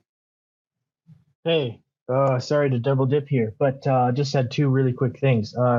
Whit, I've been listening the whole time, and Whit, your question to log scale about customer desire for longer contracts as it pertained to immersion. I would say as a customer, immersion or not, I would love to have a longer lock-in on the power rate. I mean, my biggest fear as a customer is that in 12 months from the start of my contract, power is not going to get cheaper. And so if I can calculate what my actual ROI is, if it ends up being longer than 365 days, I would love to lock in a power rate longer than 1 year. So three to 5 years does not scare me at all. If with immersion, that would also mean I'd get the opportunity to maybe load brains on or do something to overclock those machines. If I know right now, Compass limits you to using just basically stock settings and stock OS. I think the only way you could really make that a value prop for the immersion, besides the longevity of your machines, is if you'd allow also overclocking. Yeah, that's definitely something that we talk about internally quite a bit. Obviously, Brains is still working on getting the support for new gen machines up. But yeah, I mean, I think that obviously that makes immersion even that much more attractive. The one thing with so in our current model, right, the facilities have pricing power when it comes to the cost per kilowatt hour. So even if we had a longer contract right now, and there's a clause in the contract that allows for the facilities to change their power rate, we wouldn't be able to lock in the power costs. And that's the only reason that we've really kept things at 12 months, right? Like if the facility says, hey, look, you were at 5.5 cents last year, this year at 6.5 cents.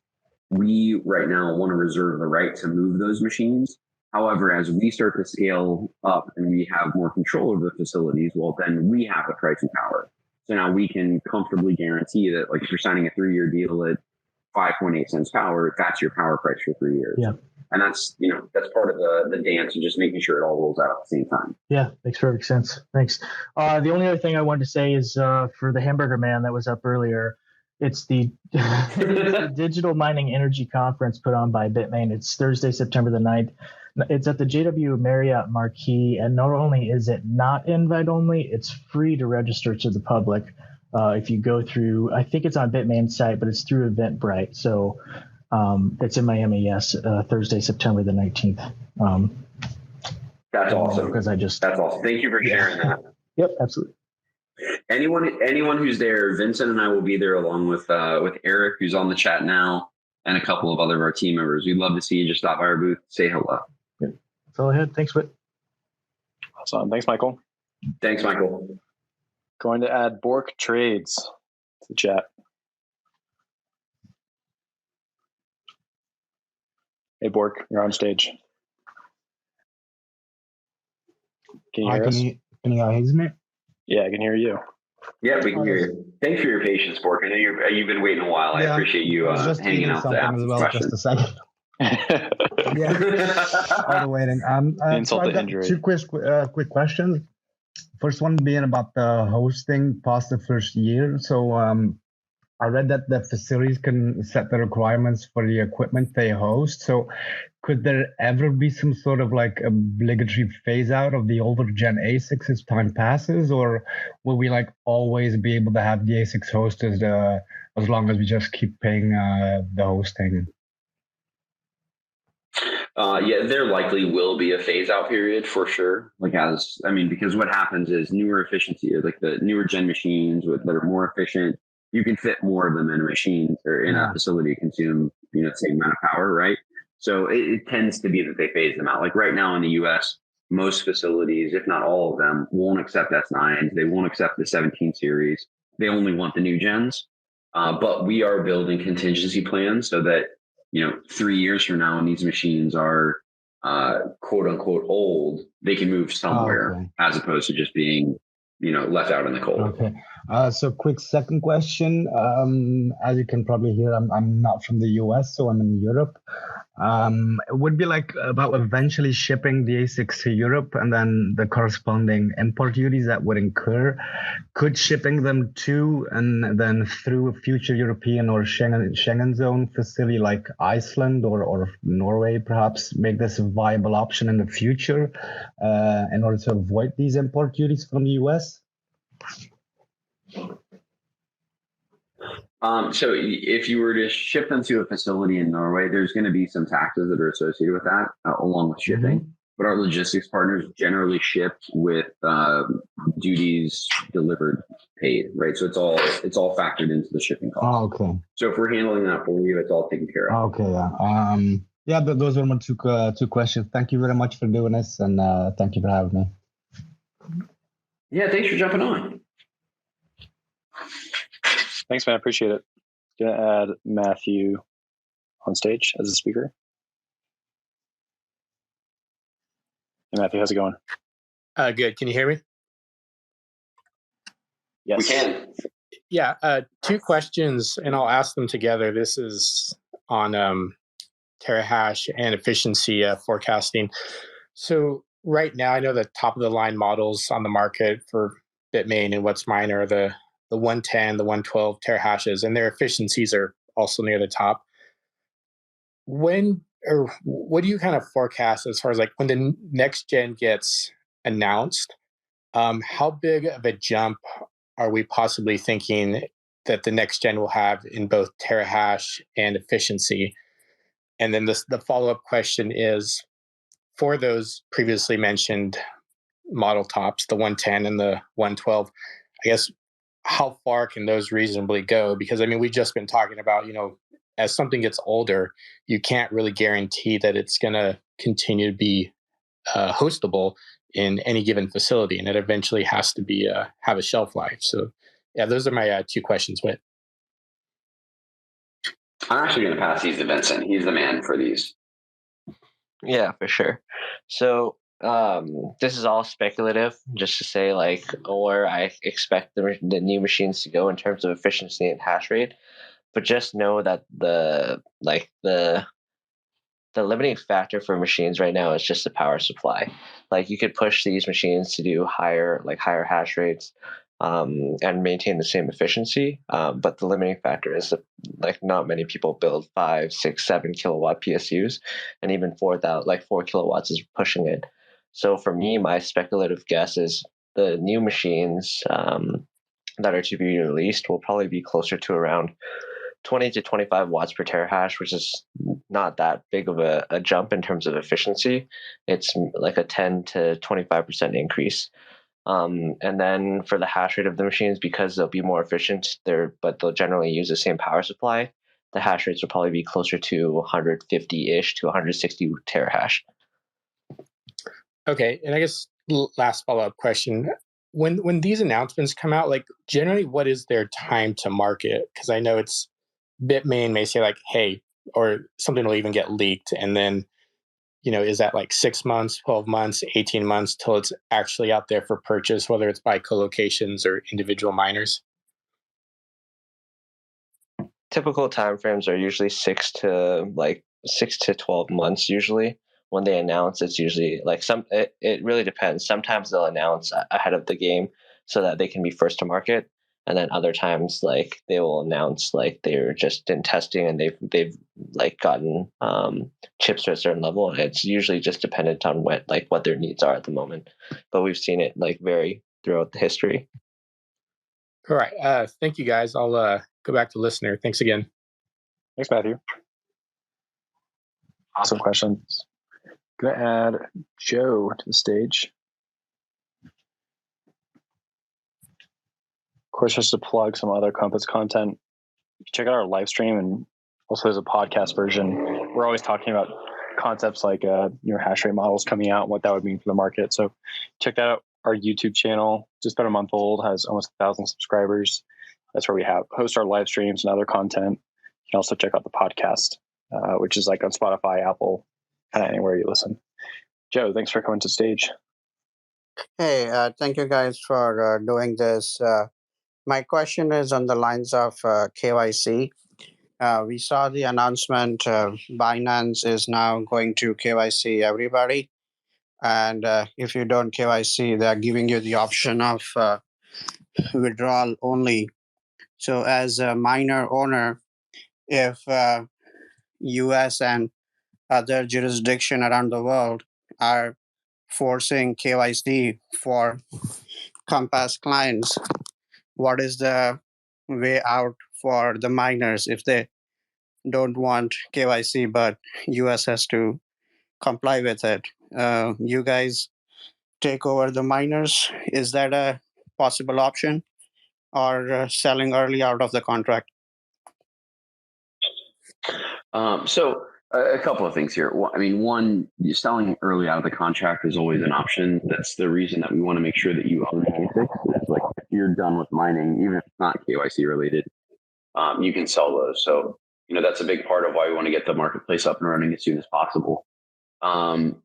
We don't touch anybody's coins. So I don't think that we're going to fall under that same umbrella or have the same requirements. We're simply selling you servers, right? If we want to get, literal about it, we sell servers, and then we broker hosting space.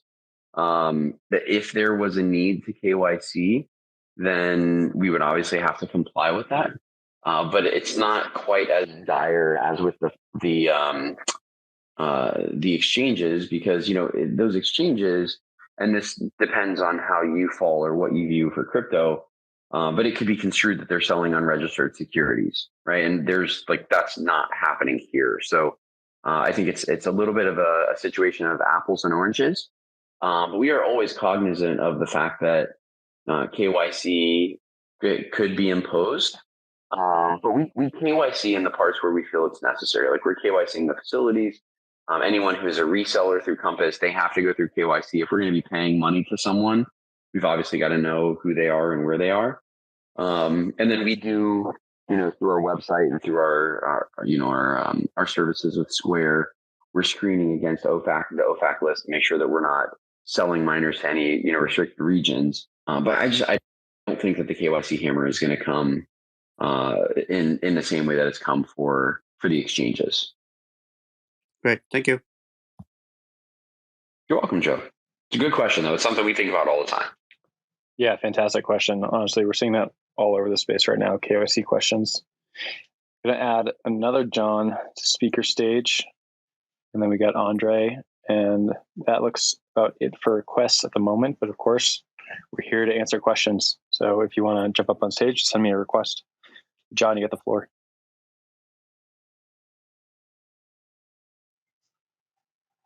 John, can you hear us by chance? If not, you can jump out of the app, join the app again, and then request again, and I'll get you back on stage.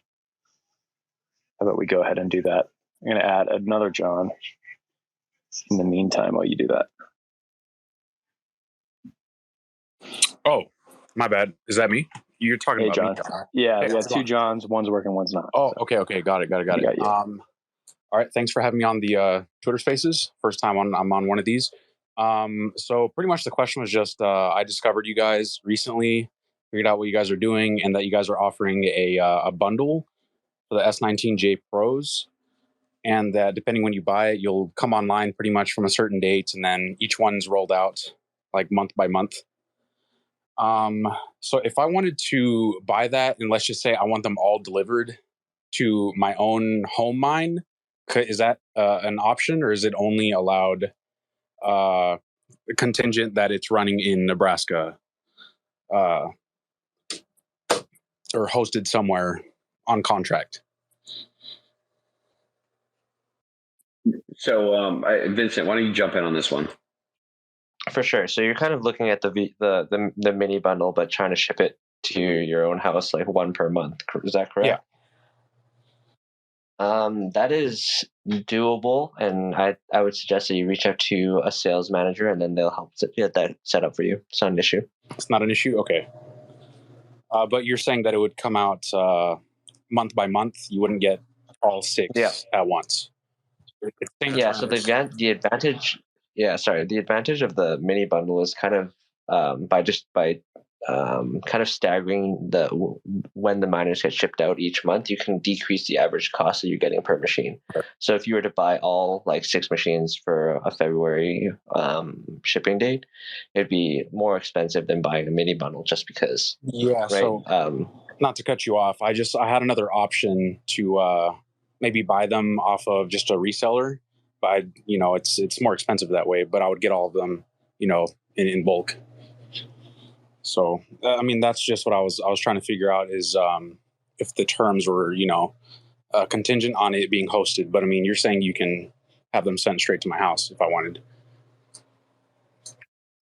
Yep, that's correct. And we also do hardware sourcing regularly. And like we previously discussed in the Twitter Spaces, we will also be doing hardware only through our website as well. So if you guys need like a verified, trusted source to just buy hardware shipped to your house, something that we can do in the future as well. Okay. Sounds great. Yeah, that's pretty much all I had to ask. So thank you.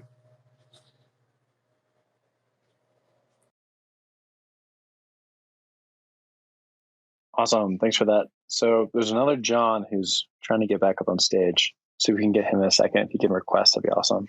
In the meantime, Andrew rather, adding you to the main speaker stage. So Andrew should be able to speak, I think. Noticing some accounts are having kind of problems if they've been waiting in line for a little bit. Just adding John again as a main speaker. Hey, John, you there? Hey, everyone, I'm here. Awesome. Thanks for making it. Yeah, thanks for the opportunity. I really appreciate it. I also learned about WIT on the Wolf of All Streets video blog. I thought that was a really great interview as well. I have a few brief questions. Thanks, John. I saw the news on Chase Bank last week. I've been a subscriber with the street for a long time.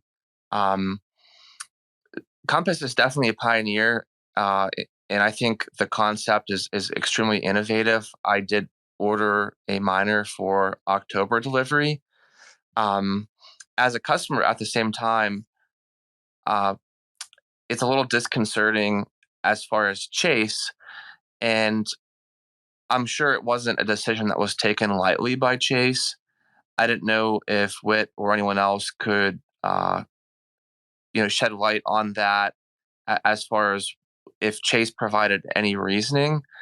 And obviously, if we run into regulatory or any other financial issues in the future as far as the industry,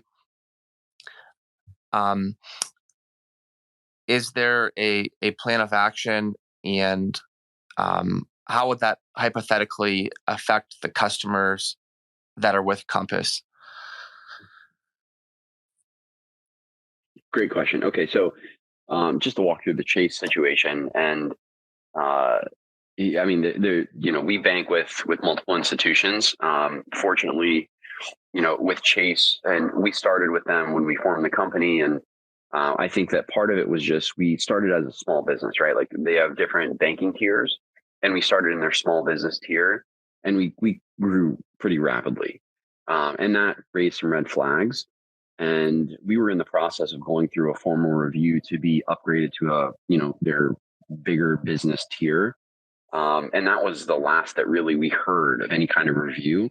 And why I sent the tweet was just because for me, it's just bad business. Like I understand that banks have the right to close accounts, but we're not, like, our model isn't, it's not weird, right? Like we're selling ASICs, which in effect are just computers. If you think about it, right? Like we're selling computers to people who want to buy them, and we're helping them find hosting space. So it's not anything that's too off the wall, but they really struggled to grasp this. And they also struggled to grasp our volume, which I understand where they're coming from. But that was just, I felt it was mismanaged. And frankly speaking, like our relationship banker and those people they went completely AWOL when we had questions. But, you know, like we've been approved and we bank with other people, and there's no issues there. So, you know, it's not, fortunately, it was a situation that like we saw that there could potentially be challenges. So we'd already moved a lot of our funds out of Chase. But then when they just, you know, I mean, basically we went in to wire money to a vendor, and that's when we found out that the account was closed, you know, effective the day before we went in with no notice whatsoever.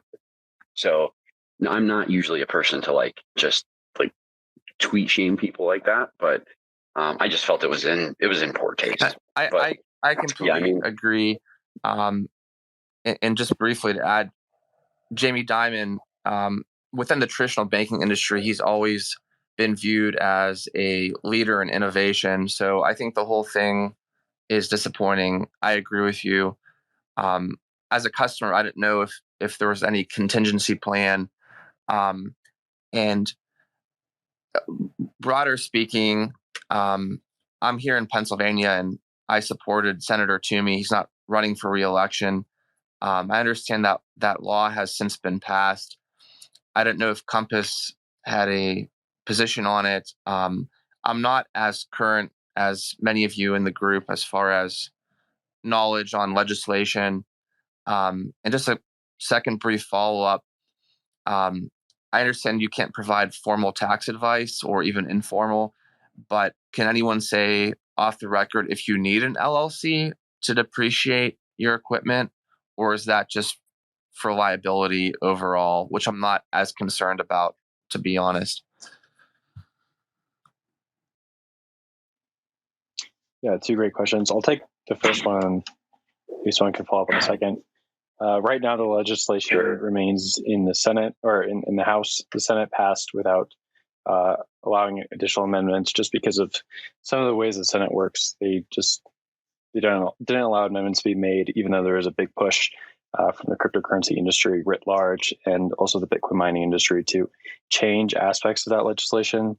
So it's currently in the House, and there is a pretty grassroots movement across multiple states to pressure representatives to amend the language in that infrastructure bill so that crypto miners and other participants in the industry won't be unfairly just squashed by really broad brush legislation. So I'd encourage everyone in the chat to go talk with your representative, even if that's just sending them an email or giving them a call. It's a different situation than the Senate. The Senate, they are passing legislation extremely quickly within 48, 72 hours. The House doesn't reconvene, I believe, until it's actually like later this week. Monday. It's actually this week. Wow, that Monday. Yeah. So they're reconvening, and there's been talks about them pushing that legislation very quickly, but it's also government, so things happen to go a little slower than you may want. So I just be sure to be in contact with your representative for whatever area you live in. Maybe Whit or Vincent can jump on the tax question though. Yeah, I want to add some color to the infrastructure bill as well. There's a lot of language in there that is concerning, like even crypto, the Bitcoin blockchain crypto community aside. There's a lot of language that's been worked into that bill that is concerning. And it kind of reminds me of like this, like the Patriot Act. I think it's this big blanket policy that's going to cover a bunch of things that really don't have anything to do with infrastructure. They're just getting pushed through. But we spoke. Compass is very active with the Chamber of Digital Commerce, and they have lobbying efforts going on in DC, and they support a lot of the companies that are in the Bitcoin and blockchain space. It does seem like the House is fairly eager to just push things through, but we will see. There's a lot of time between when this gets passed and when it's enacted, so that's hopeful. But I mean, the way that I always think of it is, Bitcoin is non-state money, right? And I know Nick Carter has said this a bunch. There's going to be this opportunity for them to try to regulate Bitcoin, regulate mining, regulate DeFi, regulate all aspects of crypto. So we are always trying to stay abreast of everything that's going on, and of course pushing where we can push to make sure that everyone gets a fair shake. I do not think at this stage that Bitcoin miners and node operators are going to be impacted too tremendously from this. But I do think that this is going to be a pretty swift approval by the House. The tax question, I encourage you to speak with a tax professional. Anytime that I've ever looked at, a new source of income, I've always been encouraged to set up an LLC for it. And I would assume that it would be the same kind of advice that you get when it comes to just mining Bitcoin, right? You always want to make sure that that's under there. When it comes to the depreciation question, generally speaking, it's easier based on U.S. tax law to depreciate assets through an LLC than it is individually. I really appreciate the time. If this is a quick follow-up, I thought everyone else was pretty lengthy, and here I am. I'm not the type of person John, this is all good. Okay, I appreciate it. I've never been comfortable with a wallet where I have to remember the keys and things like that. So I've been planning to use Coinbase to deposit the proceeds from my Compass mining. I didn't know if I would have to pay Coinbase a fee every single time I deposit. Obviously, that may be a question for Coinbase. Is Compass interested in forming a partnership or relationship with any of the custodians that are out there for purposes of mining and depositing? I do plan to hold my Bitcoin. Initially, I thought about selling it just to cover the cost of the miner, but at this point, I'm planning to hodl like the rest of you. We've kicked around the idea, but partnering with exchanges comes with different things. So we have to make sure that it's the right partner. We've recently, and Adam can speak to this better, but we've recently partnered with Prime Trust for some of our processing needs, and I think that there may be the ability to help with liquidation through them in due time. But yeah, I mean, we're always open to good partnerships that are going to add value to miners. I don't think it'd be Coinbase, to be completely honest, just because of kind of their open stance, if you want to call it that, with regulators. But we're totally we want to make sure that it's easy for everyone. It's going to come down to what we feel is the best fit, not only from a UX UI standpoint, but also from an OPSEC standpoint, which is like, if you're in mining, it should be a focus of yours all the time, right? Like, how is my operational security? So there are definitely some great exchanges, and we've been in talks not only with Coinbase but with FTX. So we'll see if something like that pans out. But right now, I would say there's nothing on the calendar or the roadmap for that in the near future. Awesome. And then just very, very quickly, final question. I was scheduled to go live October 30th. The email I received, it appears to the August and September cohorts. I didn't know if October was kind of in between. It wasn't clear whether that timeline was still good for October in South Carolina. So South Carolina is, for all intents and purposes, no longer going to be a Compass facility, right? So the reason we sent that email to everyone is because everyone technically is impacted, even if your online date doesn't really change. So we just want to make everyone aware, because I mean, you purchased the machine to go live in South Carolina. It's not going to go live in South Carolina. It'll go at a different facility at a comparable power rate. But we want to make sure that you're aware of those kinds of things. Awesome. Everyone enjoy the rest of your Sunday. Thank you. Thanks, John. Thanks, John. Can I add Jonas? I think you had a problem connecting earlier. Oh, Andre's also on stage, so I want to get him if he is working as well. Let's see, Jonas, are you there? Yeah. Awesome. Thanks for joining. Great. Thank you for having me on. I've got two questions. The first is, as soon as I received the email regarding South Carolina, I replied to that email and also sent another ticket later on, and I haven't received any response. So my first query is, with your customer service, are you snowed in at the moment so much that you can't reply to specific tickets that are raised? So that's my first question. Yeah, so to answer that question directly, we have 1,400 tickets right now in the queue. So if you responded, the team is definitely working to get back to all of them in the order in which they were received. Okay, yeah, great. So a number of my questions have actually, regarding those tickets, have been answered already. So my second question is, in regard to option 2 with a refund, when I initially purchased my miners, which is supposed to come online in a few days, end of August, I initially worked out that possibly I'll get a better return on my Bitcoin that I actually use for payment for these miners. And obviously over the next 2 months, that return is going to be probably severely diminished with the increased difficulty that's happening at the moment. So my actual question is, in regard to that refund, I use Bitcoin to purchase those machines, and that Bitcoin is obviously appreciated by 60% in the last couple of months. So if I request the option 2 for a refund, will I be refunded in Bitcoin? So Jonas, I'm really glad you asked this question, and I'm surprised it took this long in the conversation for somebody to ask this.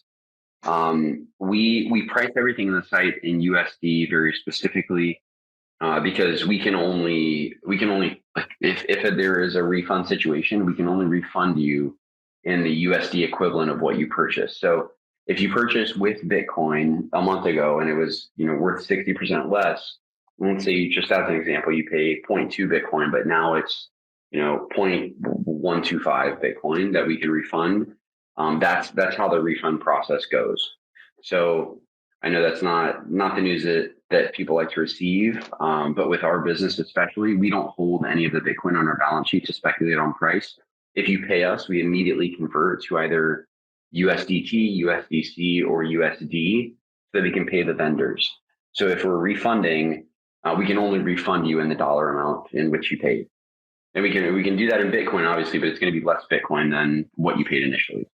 Okay, great. Thanks.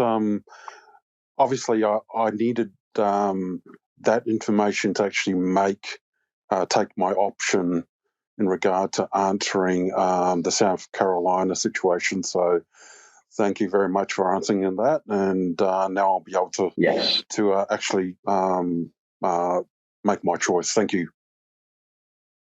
You're welcome. Yeah, did you have another question? No, that's all. Thank you. Okay, you're welcome, Jonas. Thanks for jumping up. Awesome. Thanks, Jonas. Andre, are you there by chance? Yeah. Oh, yeah. Andrew? Your name was getting cut off. Andre. Hey, Andrew. Hi.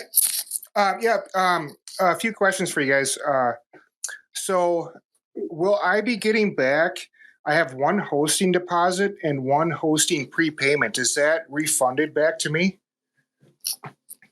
If I choose option 2, that is. Oh, yeah. Yes, absolutely. Yep. If you either take the refund or you resell your machine, your hosting deposits are refunded. Yes, 100%. Okay. Another question. So how long are the $500 credits per machine good for? I'm not sure when I would be purchasing another machine in the near future. So. Indefinitely. We'll honor them. I mean, for us, it's important. We want to make sure that you've got them. We're not going to set any kind of boundary on when you can use that. Okay. Let's see. And then So if you guys, okay, so if you're shipping the miners to my house or to my my residence, what is there a cost involved in that, or is that included in the purchase price for the miner? It's included, and also if you decide that like you want to ship them back to one of our facilities once rack space is available, we'll pay that cost to ship them as well. Okay, and then versus after like the if I were to have a 1 year contract with you guys, after that 1 year contract is done, is there a cost to ship the miners back? You know, at that point in time, if I were to go at that point. Yeah, at that point in time, if you wanted to move them off site, then that would be up to you, and you would have to pay for shipping. But the contracts are set to automatically renew. So if you're happy with the service, you like where you're at, you can just stay there. Okay. Now, if the miners are located in another country, is that going to be higher shipping costs versus if they're in the U.S.?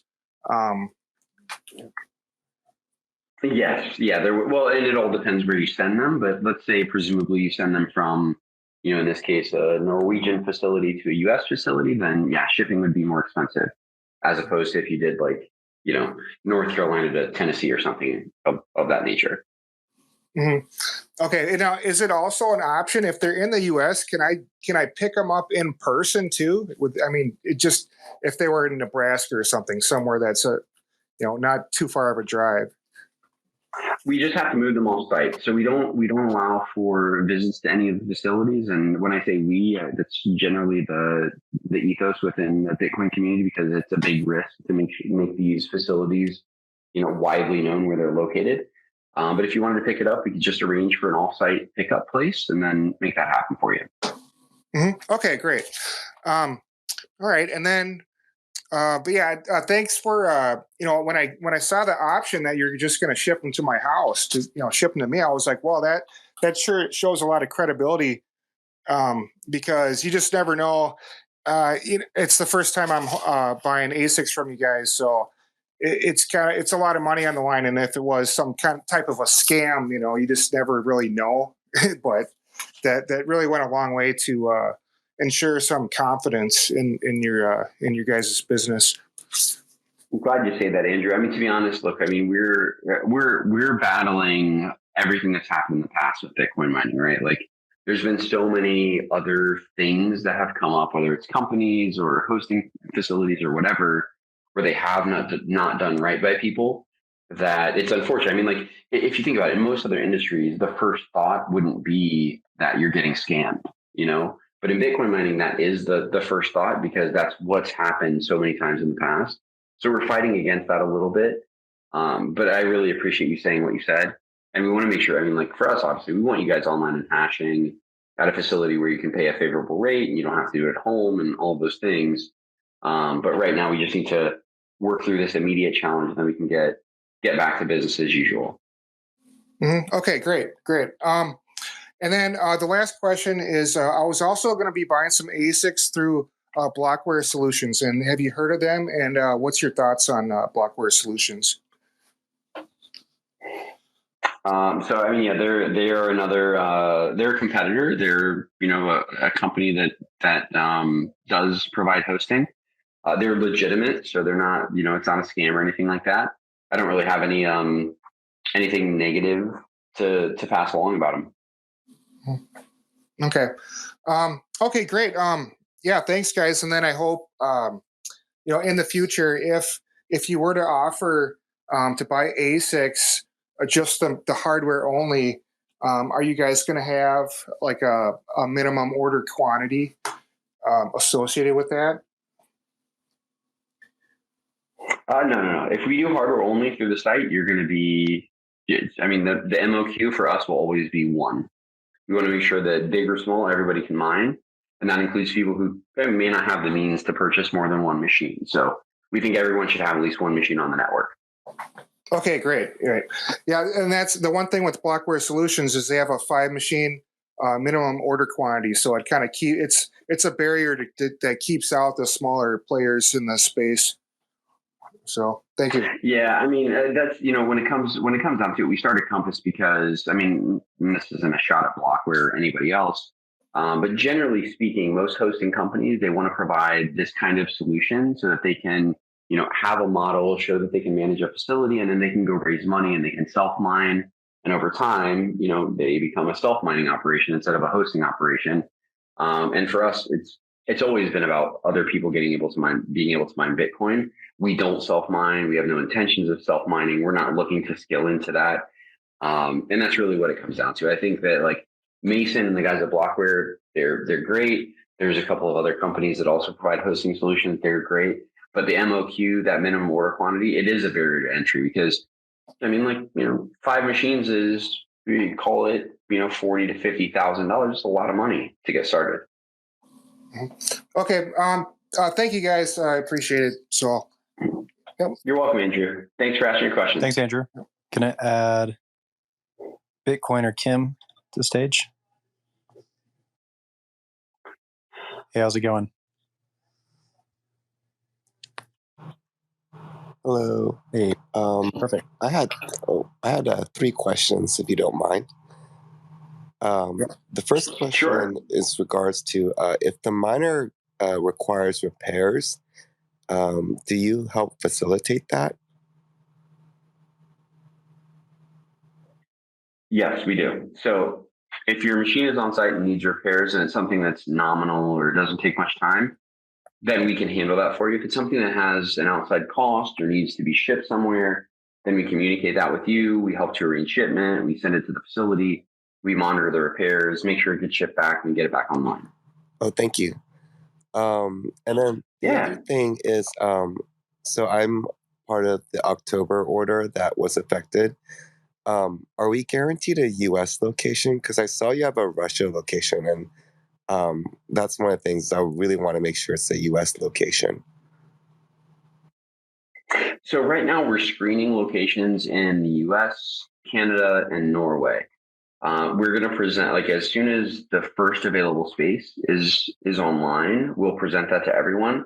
If, of course, let's say it's Canada or Norway and you prefer the U.S., you can always hold out and wait until U.S. is available.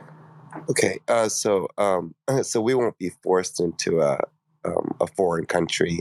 We can wait and choose a U.S. location once that's available. 100%. Yes, yeah. We'll never force. It's your equipment. You own it. It's yours. We'll never force you into anything. If there's any part of the experience that you are against, you just voice that to us, and we make sure that we get it done the way that you want it done. And then I don't know if you'll be able to answer this, but say so I obviously don't live in South Carolina. Let's assume the miner is in South Carolina. Do we pay state income taxes to, like, say, South Carolina if the miner is located there, but we live in a different state?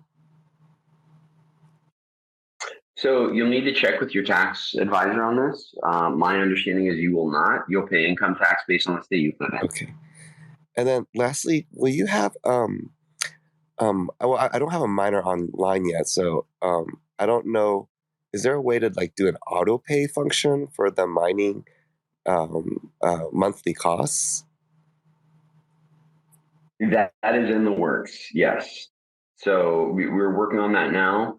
Obviously, for us, we never touch your Bitcoin, so there needs to be this billing process that we have where we send you the invoice for power.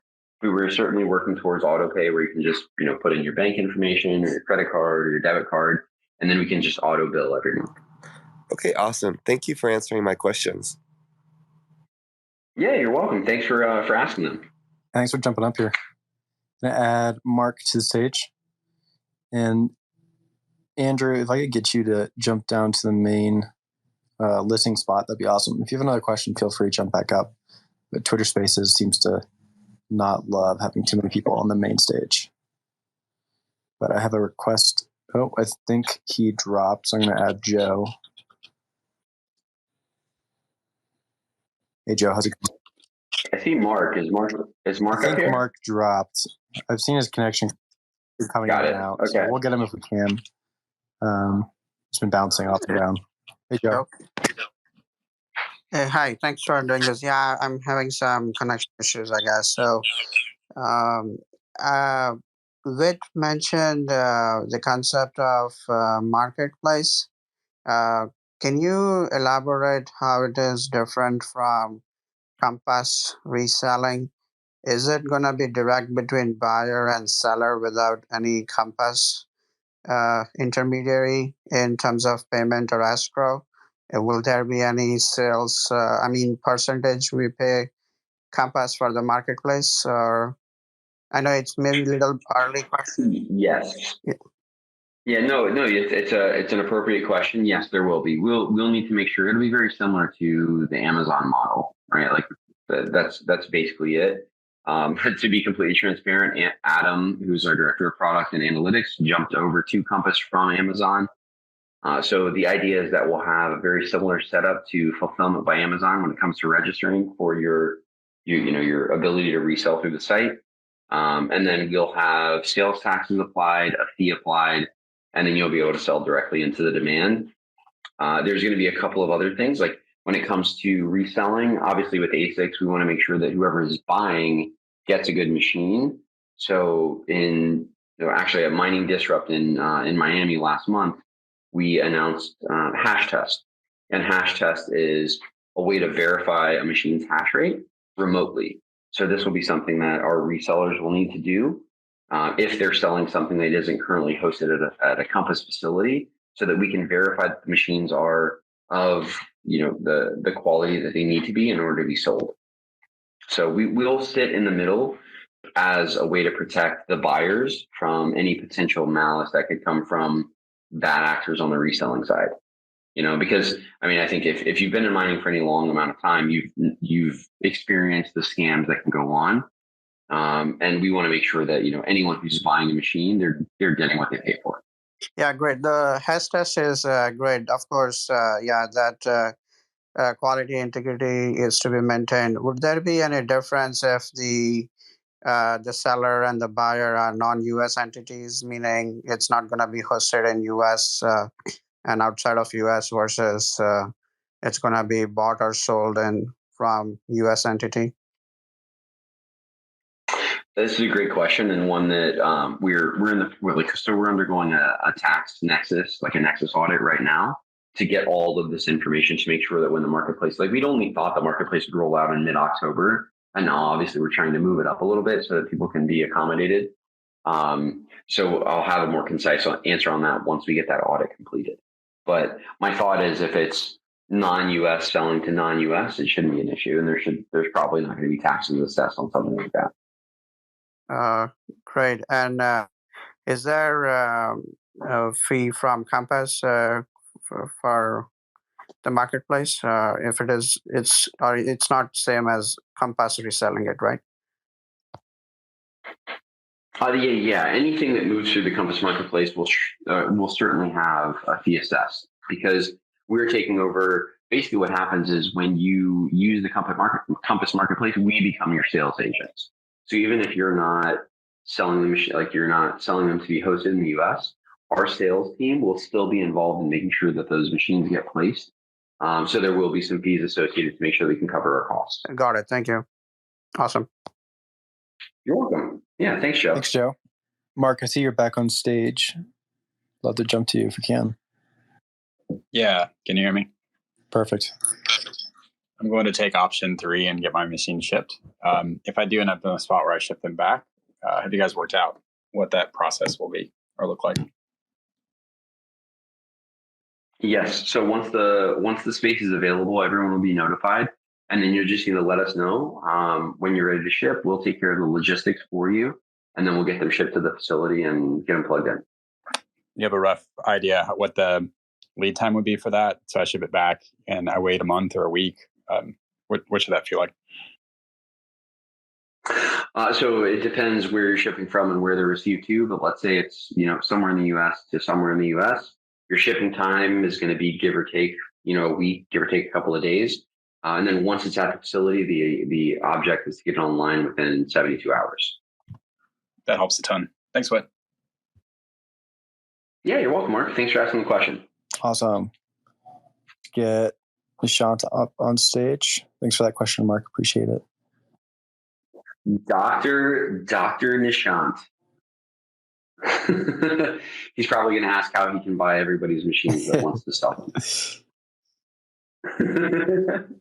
Sean. Hey, how are you? Can you hear me? Hey, there you are. Hey. Yes, we can. How are you? It's good. It's good to hear your voice, buddy. I feel like we've talked a lot. Yeah, that's right. And I appreciate all your time, the rest of the team as well.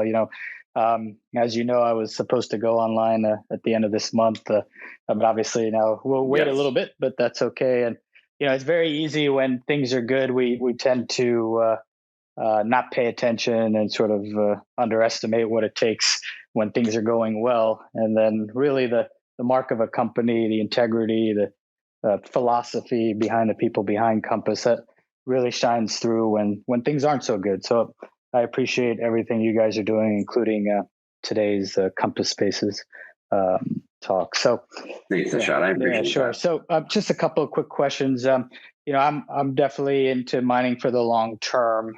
So with that in mind, the bundles are of significant interest to me. So I was excited about the Russia bundle and the Nebraska bundle.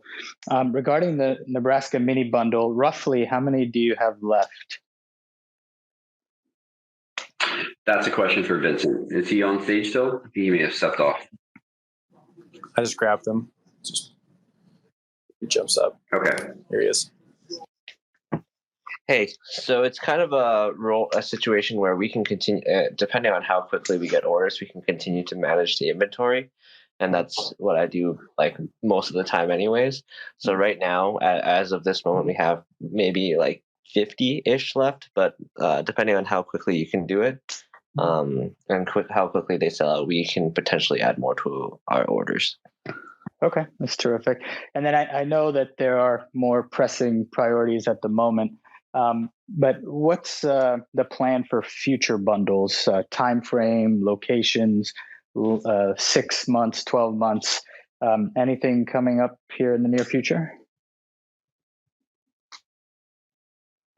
For us, so for us, our main priority is getting everything online and kind of resetting and evaluating how much hosting capacity we have and kind of making sure that we add an additional buffer so this situation never happens again. Mm-hmm. So I think that it's a better question for the future, but we will have an oversupply of capacity. I'm hoping by Q4, and then we can start listing additional, different types of units with some sooner turn on dates than 2022. Okay, that's great. And the final question I have is, it's exciting to see that you guys are expanding and hiring, but a lot of us are with Compass because we either lack the technical knowledge or the large capital needs to do this on our own. So with that in mind, my day job, I'm not going to. I mean, I'd love to, but I don't think I could afford to leave this job that I have now and join you guys. But what kind of opportunities do you think you guys could foresee in the future for, say, like an ambassador program or getting the community involved? There's a lot of us that are very involved on the Discord channel and formerly the Telegram channel. And I'm sure a lot of us would be intrigued about participating more than we already are. I'm really glad you asked this question, Sean. So we will be rolling out a referral program very soon. We've been testing it for the past couple of months just to make sure that it's all online and the experience works well. So that you can expect to see in the next probably 45 days or sooner, rolling out so that anyone who's referring new business or just being a good ambassador, as I know you have been with your brother and your dad online, or placing orders with us now as well. We want to make sure that people are able to get back something for all of this lip service that they're giving to Compass. Great. Well, I appreciate it, guys. Take care. Have a great rest of the Sunday. You as well, Nishan. Take care. Sam, thanks for that. Add Jacob back on stage. Hey, Jacob.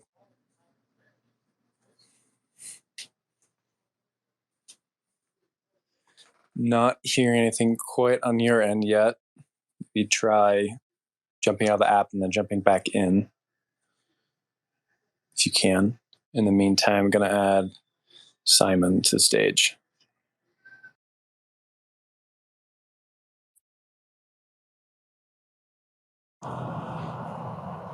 Hey, Simon, you there? Hey, do you hear me? Yes. Okay. My question is, I bought a machine, and then I should be getting on 22 February. So my question is, now that you guys are working into finding capacity space, if there's something that becomes available sooner than 2022, like you guys were saying like a minute ago, is there any possibility for us that have to wait more, that get notified and maybe change our starting date? Hey, Simon, that's a great question. So, in these situations, especially for the future batches that we've sold, you're being allocated to machines that will be delivered then. So, we won't be able to, let's say, accelerate or move up your order in these kinds of situations, only because the machines that are being sold, the facilities that have been reserved, those are locked in at certain times. So if we had facilities that came available, that's one thing, but the other aspect is that because of especially the price at which you paid to get those machines on at a later date, to then move them up wouldn't be possible because they won't have been released from Bitmain yet. Okay. Awesome. Thanks for that question. Free to answer any more if you have any. I'm good for now. I don't know how to get off here. Yeah, no worries. It's if you go to the bottom section, just kind of click around. I think it's the two people button. So you should be in the middle of your screen. And you click there and you can leave as a speaker. I can also just remove you. We're going to add C onto stage here.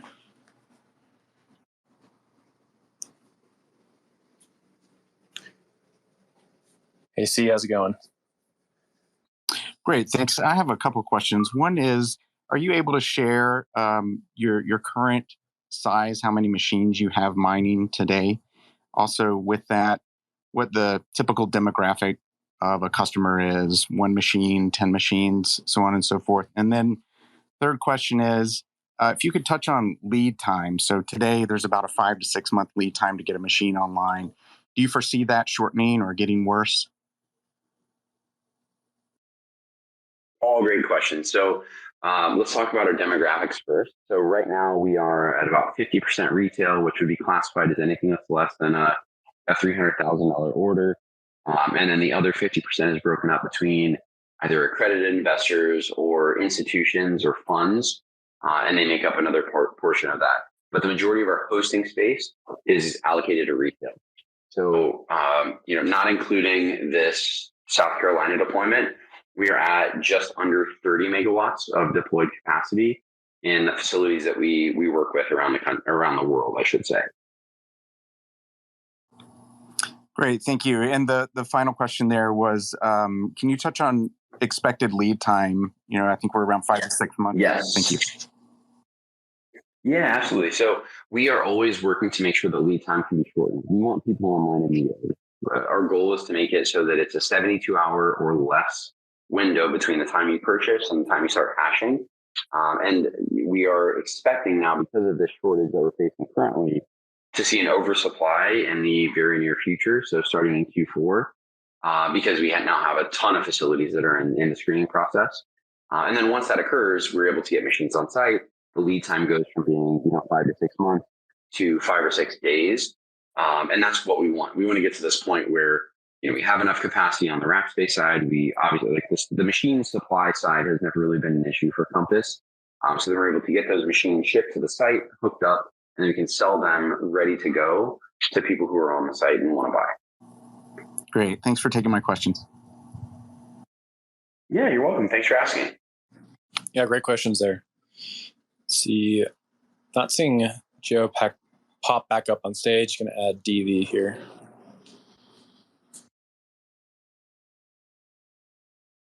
Hey, DV, how's it going? Hello? Hey, how you doing? I'm doing pretty good. Just a few questions here. would you guys ever be interested in like brokering used equipment, or would you guys just like specifically new? And then would there be like any programs in place to send hardware that maybe we're already hosting ourselves, but maybe to host with you guys in some sort of data center? Hey, DV. So let's dig in on both of these. So with the used equipment, yeah, absolutely. Once the marketplace is live, it's going to be available to people selling new and people selling used. We just need to verify that equipment before it's listed for sale, which, if you're in the market, you already understand a lot of how, those hash rate tests go and all of that. When it comes to having, equipment that's going to be sold, when equipment is going to be shipped and hosted at a facility, right now, all rack space is reserved for people who are purchasing through Compass. But as supply increases, we do anticipate that we'll be able to take machines that have not been purchased through Compass, but want to be hosted with one of our facilities. Oh, okay. Thank you. Yeah, you're welcome. Did I answer both of those questions? If you have follow-ups, let me know. About custom firmware, I saw that you guys used to offer that, but have stopped. Is that a possibility to be re-enabled in the future, or you guys have the plans for that? Yeah, so we've done one firmware installation, if you will, for Brains at some of the 17 series machines we had in Manitoba. And I mean, it's not that we're opposed to it. It's just something that, for everything with us is customer experience. We want to make sure that it's a positive experience. And for the firmware installation, it's hit or miss, depending on, the tech supports team that we have on site. So as we get more involved and as Compass scales and we're able to have more control in these facilities, I imagine that we're going to be able to do this more efficiently. It was just the last one was a bit clunky, to be honest. Like, I think it didn't go as smoothly as I think we would have liked. It certainly didn't go as smoothly as the customers would have liked. Okay, thank you. That's it. You're welcome. Awesome. Thanks for jumping up on stage. I'm going to add Freedom Maximalist, great handle, up on stage. If you're on stage already and you don't have any current questions, if you could jump down to the listener section, that'd be awesome. I think it just makes the platform a little bit less laggy. Also, just want to note that we'll have a recorded version of this live stream and a few notes along with it available on Compass Mining tomorrow morning. So, yeah, that'll be a great resource going forward. Freedom Maximalist, the floor is yours. Hi, Whit. I'm not sure if this question has been touched or not, but I have not recently, a couple of months ago, I have placed an order for S19J Pro, which has to be hosted in South Carolina. I have received a couple of emails that something is not going right with South Carolina, and have given me a couple of options or 3 options there, I think. Do you want the equipment to be shipped to other site or a refund or some options? So I want it to be shipped to another site. I want to know how soon can it be done, or that. Yeah, thanks for letting me know. So all you need to do is let us know where you want them shipped, and we'll get that process underway. As long as we're going to start processing these on Monday, and the estimation right now is that we can have them to the new site within 3 weeks. 3 weeks, sure, that would be great. So, do you have a drop down of locations that you have rack space available to be shipped? I mean, or we just pick one of the sites and then. Okay. So in this case, we don't have any available rack space. So if you're going to have them shipped to another site, it would need to be another site outside of Compass. No, or not outside of Compass or my home. You guys are doing an amazing job bringing mining to the retail. I'm one of the retail customers. So So for us, then what I would say is that option one is the move right now. We're working to get more site approved, but right now there's no rack space available anywhere. Otherwise, we already would have moved all of these machines. So that second option was more designed for if you wanted to move them to another hosting facility or somewhere else. Sure. That could be done. If I reply and communicate to you with the option 1, so my equipment would be shipped to another facility within 3-4 weeks whenever the rack space is available. Is that right? Faster in this case because we'll know, right? If it's our facility, we're going to know when everything is going to be online, so we'll be able to get machines there, and it's an easier process for us because we're managing it all. Yeah, we would love that, and I heavily appreciate whatever you guys are doing, right? Like it's like an Amazon, right? You guys are bringing the mining space to all the retail. I appreciate you. Thank you very much, guys. Yeah, you're welcome. Thanks for your questions. Yeah, great questions. Colin, I'm going to add you on stage.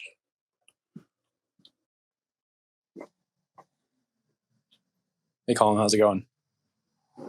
Hey, how's it going, man? How you doing, Colin? I'm doing good. Oh, crap. I completely blanked on the question I had because I was waiting. Oh, man. You're giving us a moment to collect our thoughts, too. Yeah, give me a moment to no worries. Remember.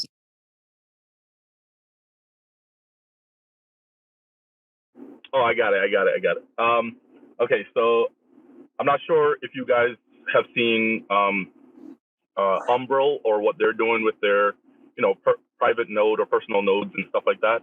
Is there a way to somehow get my information from Compass, shown in my Umbrel, just so or sent through my Umbrel? Like I'm not sure how that would work, or I just wonder if it could be somehow implemented so we can have this seamless where we control our own nodes and also see, everything through that's happening to our miner through our Umbrel. Like I wonder if there's some kind of cross play there that could happen. That could be really cool. So for this, I want to bring Adam up. So I think Adam is the right person to address this for sure. It sounds awesome, but Adam would know if we can execute on this. I just added Adam to stage. I wish Paul was here too. He'd be all over that question. I know. Yeah, Paul would be all over. Colin said Umbrel, and word association was Paul with that, not even Bitcoin. Well, I mean, Paul had his son set up an Umbrel. Son's like 9. So go ahead, Adam. Sorry. Yeah. So the question was, can we connect Umbrel to the mining infrastructure? Yeah, somehow, because I know the Umbrel wouldn't be probably ideal for mining itself, but maybe like getting information through it or transactions. I'm not sure like what kind of interface could work there, but it would be really cool if it's somehow linked, so everything is just in one place. Yeah, so I run an Umbrel myself, and I totally agree. Something that Umbrel does not have right now, as far as I can tell, is the ability to watch addresses. But that's definitely something that we could consider building in the future. I mean, I love the idea. I love Umbrel. Everything that they're doing is amazing. So I would love to contribute to their ecosystem for sure. Thank you. So that's cool to hear that at least, it's a possibility that some kind of integration could happen, because I think the more this kind of stuff gets integrated with this, the more we see adoption of both Bitcoin, everyone running their own nodes and stuff like that, and just getting it all, getting the ecosystem going, Everyone should run a node. Completely agree. And we'll figure out a way to get at least your ability to watch your addresses from the Umbrel at some point. Cool. Thank you. Thank you. I'm going to add Joe on stage next. Just a request for the panelists. If you're not actively asking questions, if you could drop down to the listener section, we'd keep you up here, but Twitter does not like having a lot of people up in the panel section right now. Oh man, but did I say I'm loving this? Like we're like what, 4 hours in right now? I'm this is a vibe, guys. I'm loving it. Wits over there in Eastern Europe, it's like 2 a.m. He's rolling. 1 a.m. Let's go. Let's go. I love it. Hey, thanks guys again.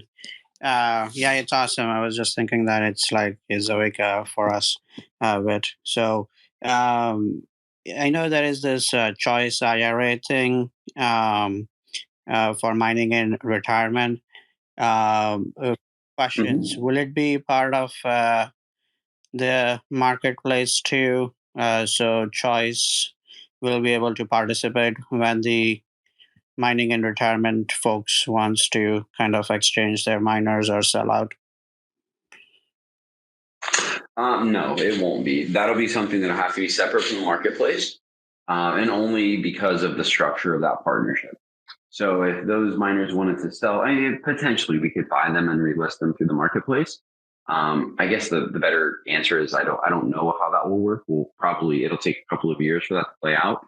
But my inkling is that it probably will not be able to go through the marketplace like the normal, sale of equipment will. Yeah, that would be something good to know, because any miner in or outside of IRA will die. The other thing was the miner availability through Choice seems to be different than the Compass website or availability. So that was a new learning. And so it would be better and helpful if kind of the similar top of the line models are made available to the Choice pipeline too, because there are more restrictions in the retirement accounts, and so you don't have the same buying opportunities or timing.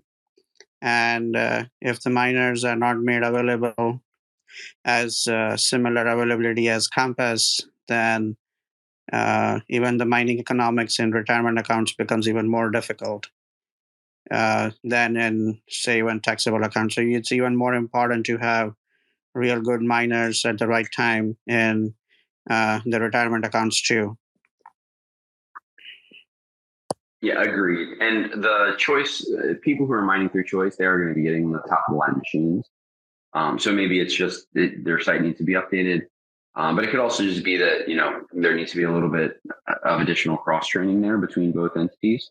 But I certainly, Joe, thank you for bringing that up. I'll look into it and make sure that I speak with the guys over at Choice and make sure that everything is communicated properly. Yeah, I mean, I'm not saying, these are going to be brand new machines, but say it's like 74 terahash, but then you're going to be better off if you can get like a 110 terahash machine in there. So if that's not available, then it's just a disadvantage.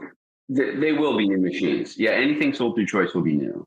So there no used or secondhand machines will go through the Choice product. All of those will be new machines sold through at the time of purchase and hosted at a facility.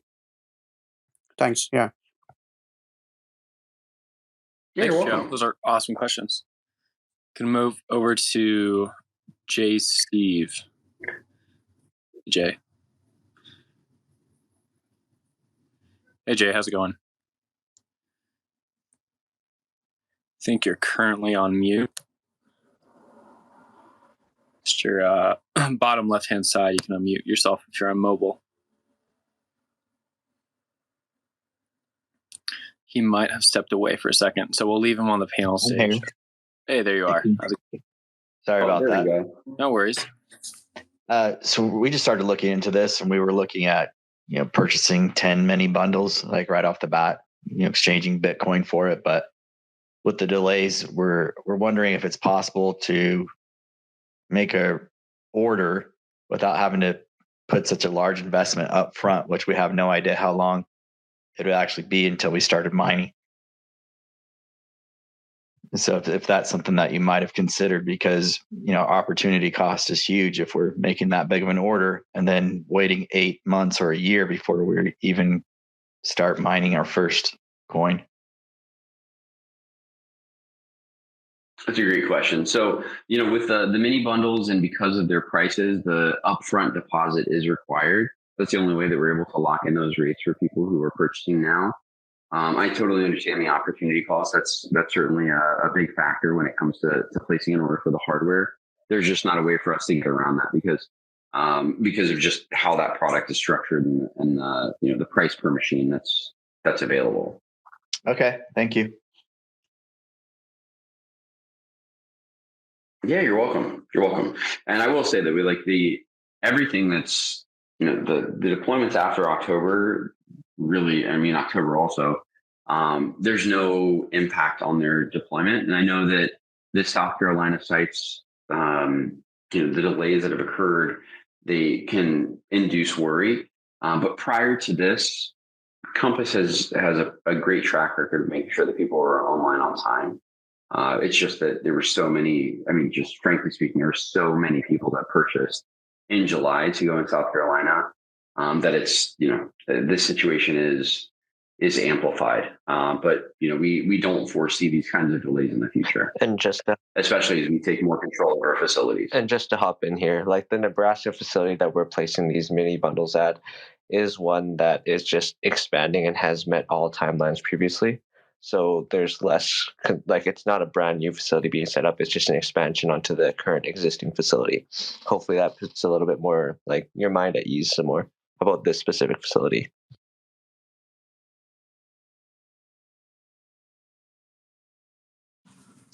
Awesome. Thanks for those questions. We can keep you on stage if you have another one. But we're going to add Shap Diesel here on stage for right now.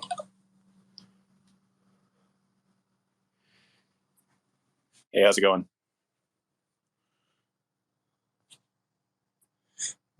Might be having some mic issues with him right there. If it doesn't work in the next few seconds, try jumping out of the app and then jumping back in. Then just sending another request up to us and we'll throw you up here again, of course. Going to add JK. Sorry, I lost audio. Oh, there we are. Thanks. Hey, thanks for taking my questions. I had a few questions. I was looking at the mini bundle as well. Curious on insurance, how many miners currently insure, how they're getting insurance? And then second question was with the current risks that you guys see over the next 6 months. I mean, if supply is expected to have an oversupply, what risks would you guys have from the current mini bundle that you guys offer? So I'll answer the insurance question, and Vincent, if you can jump in on the supply question, that'd be great. Insurance right now, it's somewhat sparse when it comes to who's offering insurance products for ASIC miners. I would say check with Liberty Mutual. They are the one that I know has written policies most recently. And there are not a ton of good options. I'll just say that right now. We're looking at some partnerships where we could provide insurance for miners that want to get online. But right now, I would say that Liberty Mutual is probably going to be your best option. Great, thanks. And then in terms of supply, so when we're talking about supply and oversupply, we're talking about an oversupply of hosting space. So this is actually better for Compass customers because this means that instead of only having one facility to choose from to send your miner, which is what historically it's been for the past couple of months, just because of the shortage in hosting space, you'll have the ability to choose between multiple facilities and where you want to deploy your machines and kind of get that machine diversity. Okay, great. Yeah, no, that actually answers it up. I was thinking hardware oversupply. I did have two other questions. One was, so the cost for, if we have a 12-month contract and we decide to take possession of the machine and we say go from Nebraska to, I don't know, Washington or something like that, any idea on what the costs are for shipping? So I'm not an expert when it comes to logistics, but it really depends if we can group other people with your order. So if we're shipping by the truck, then we could probably get it maybe $50-ish per unit. If we're going to ship by air and then get it to the facility within 3 days, you can probably count on $150 to $200 per machine. Yeah. More curious on the handling cost than the shipping, I guess. And then final question is with the S19s that are available now, what do you guys see as the longevity of these machines as far as being profitable? I know it's hard to, it's just a best guess, but any expectations? So we tend to not speak on profitability when it comes to these machines being sold, obviously, as we're dealing with retail, and that brings in some regulatory issues. But I'd say we expect a viable life of the machines with regards to how long they'll be up and operational. For the new gens to be about 5 years. I mean, longer if kept in great conditions. Okay. But the best thing that we can look at is the previous machines that are running, and the S9s, which were 2016 machines, are still up and hashing like crazy. Okay, great. Thanks. Yeah, you're welcome. Yeah, to that last question, we've had a few live streams kind of talking about that issue, and you can find it as a podcast online as well, like Spotify or Apple, just talking about longevity of machines. Going to add JK up here on stage.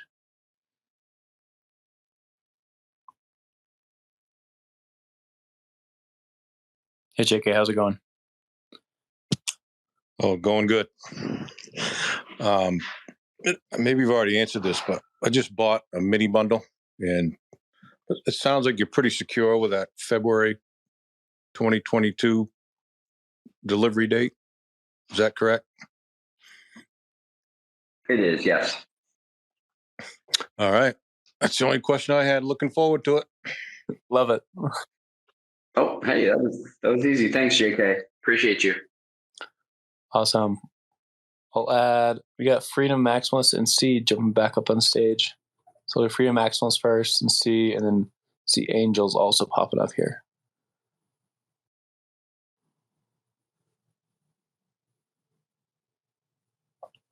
Hey, Freedom. You there? I think your mute is on. Hey, I got a couple. One more question. I'm not sure about the tax compliance. I mean, would there be any capital gains taxes? I read that there would be, but I might need to check with my tax consultant. But if you could offer any overview of like it would be like a zero cost acquiring cost, and then whatever the Bitcoin cost is at the end of the year during my tax period. So would it be a capital gain of that much, and then I have to pay like taxes on it? Is it like? Yeah, so just to jump in here, definitely check with the tax professionals. We are not that. I'll say that first and foremost. Generally, mining is taxed. You have your income tax at the time the coin is mined, at the price at which it was mined, and then you're responsible for capital gains taxes when you sell if there's price appreciation. Oh, sure. So if I don't sell my coin, whichever is being mined, it just sits in my wallet. There would not be, I mean, any capital gains that I need to pay, right? I need to pay when I sell it, right? Yeah, there needs to be a taxable event. Mm-hmm. Yeah, so holding it is not a taxable event. There needs to be some kind of transaction because you're not realizing any of those gains until you Wow, sell. that's great. So like transferring from F2 pool to my hot wallet and then to my cold wallet is not a taxable event, right? That's check with Sure. check with your accountant. But my understanding is no. Thank you very much. Yep. Yeah, it would just be like transferring money from one bank account you have to another, technically. Yeah. Sure. Thank you. Thanks. Appreciate the question. I think I added Angel to stage. Hey guys, how you doing? You hear me? Good, Angel. How you doing? Good. I'm good. Man, it's been a long. Thank you for being on for this many hours. I've been running, cut off about 6 times, but I appreciate you for taking me on.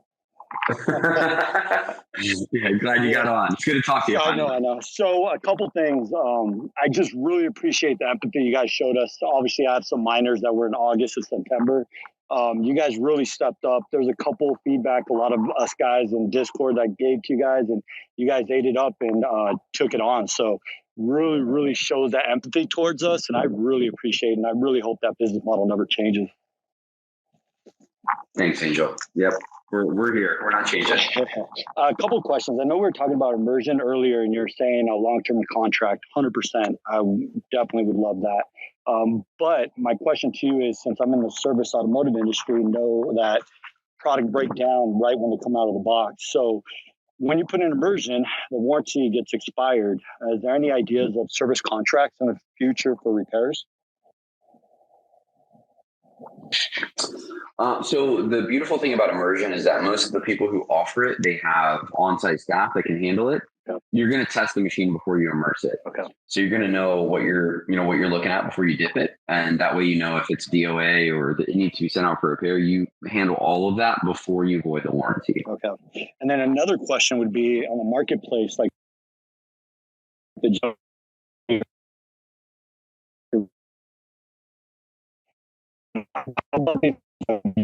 I know they don't do too well after they're pulled out and put into like just a regular space.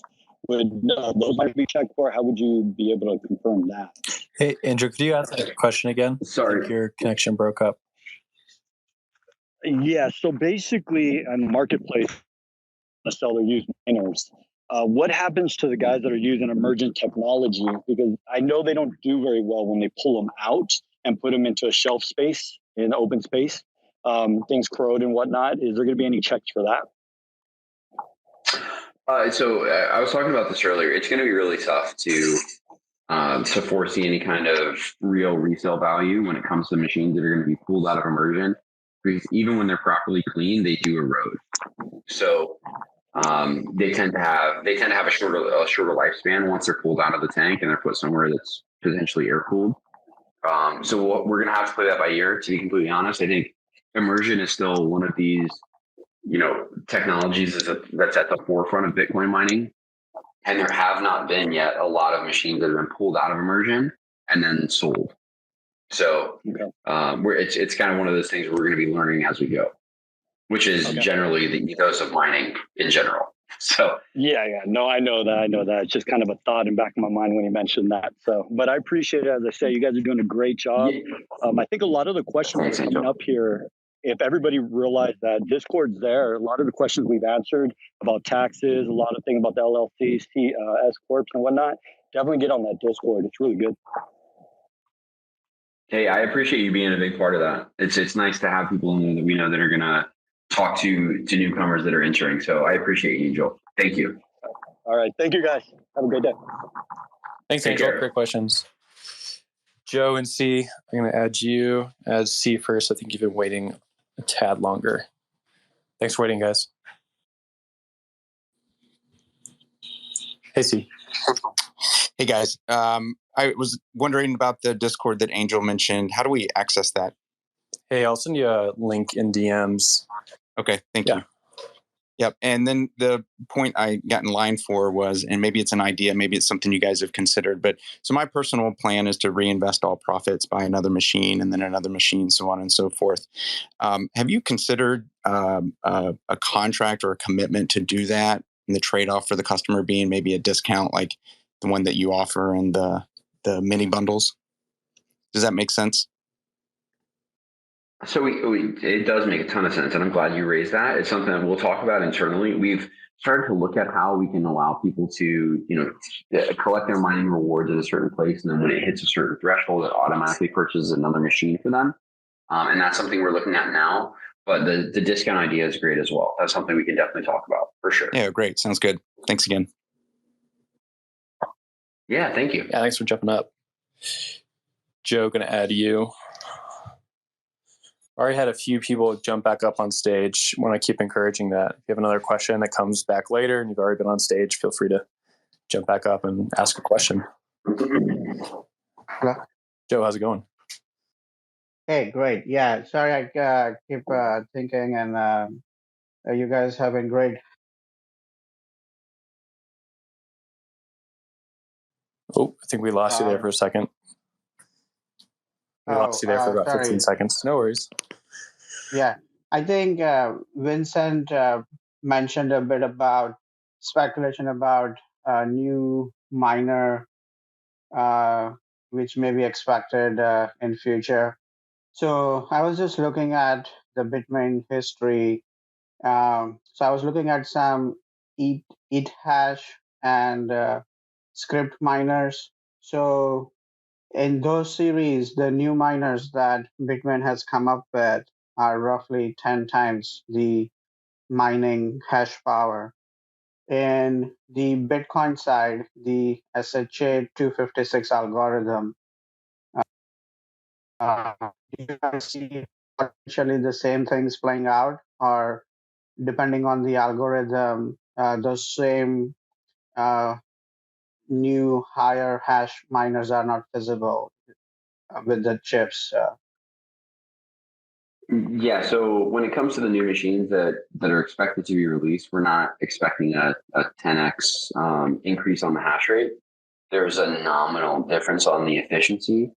But the beautiful thing here is that the efficiency gain is so small that it's not going to be enough to incentivize most miners to de-rack current machines to replace them with new machines. So that'll mean there should be more machines that are available for sale, which should, in effect, make the other machines that are available that are not those newer gens be priced less expensively. So we'll see how it all plays out, right? Like the speculation now that, and I know Vincent shared this with regards to hash rate and efficiency. It's speculation, and we could be wrong. But we're getting to a point now where if you think about it, 5 nanometer chips are the S19Js and the J Pros. Those are using 5 nanometer chips. The next run of Bitmain machines will also use 5 nanometer chips. And we're getting to this point where at the fabrication level, 5 nanometers is tiny. Like 5 nanometers, if you can think about it in a relative way, is like a fraction of the width of one strand of your hair, right? So it's so small. So we're getting to a point where the technology it's needing to step up to produce these chips that are smaller sizes, which then can lead to higher efficiencies. So it could very well be a couple of years before we see any kind of meaningful gain. Like, if you look at the S9s, which are 13.5 terahash, and the S19s, or the S19 Pros, which are 110 terahash, it may be quite a while before we see that kind of jump again. Yeah, and sorry to interrupt, but the reason you're with the new generation machines, you're seeing such a big jump is because Bitmain hasn't produced machines for those algorithms for over 4 years now, whereas the SHA-256 machines have been upgrading since 2017, then 2019 with the S17s, and then 2020 with the S19 Pros. So there's been constant improvement in the SHA-256, but less so in other algorithms. Yeah, that helps a lot. The difference in the algorithms. Great. And how long should you wait before you buy a brand new model which comes out in the market like it's untested? I know big institutions probably get the sample pieces to test before they order their mega orders, but for labs or say Bitmain is coming out with a new miner in September, when should retail think about that a month or 3 months is enough time for knowing the issues with the miner and then consider ordering it? My personal recommendation for this is, if you're more risk averse, then I would say always never order the first batch, and then kind of see how it plays out after people receive them, and then you can go from there. But that's just me personally.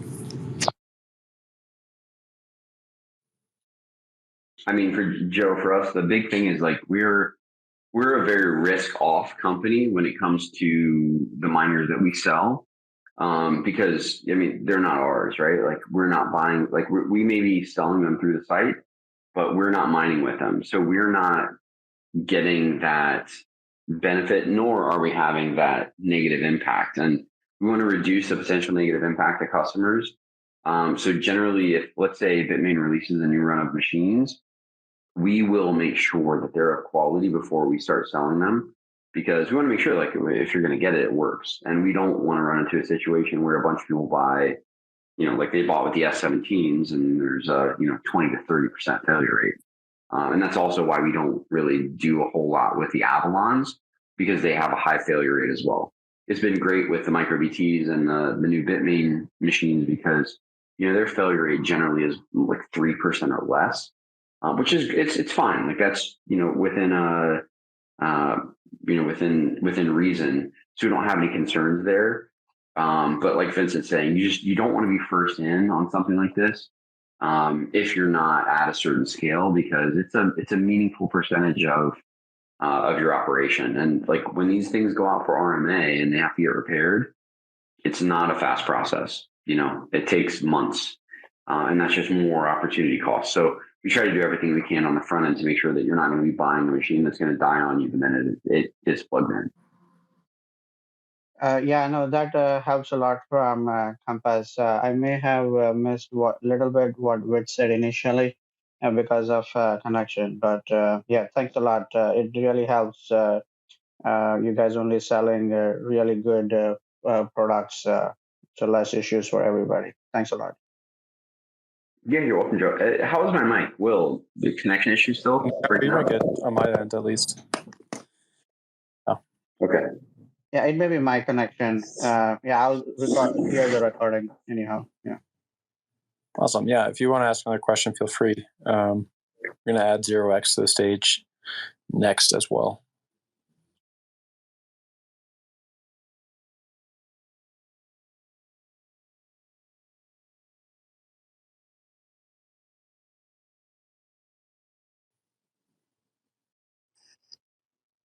Yeah, this is Michael. Can you hear me? Hey, how you doing? Good. Current customer, 2 bundles. Just have a question on overclocking.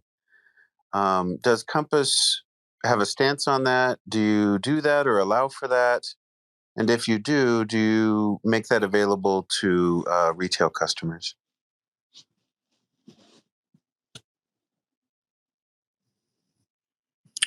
I can jump in there if Vincent or Whit can't hear it.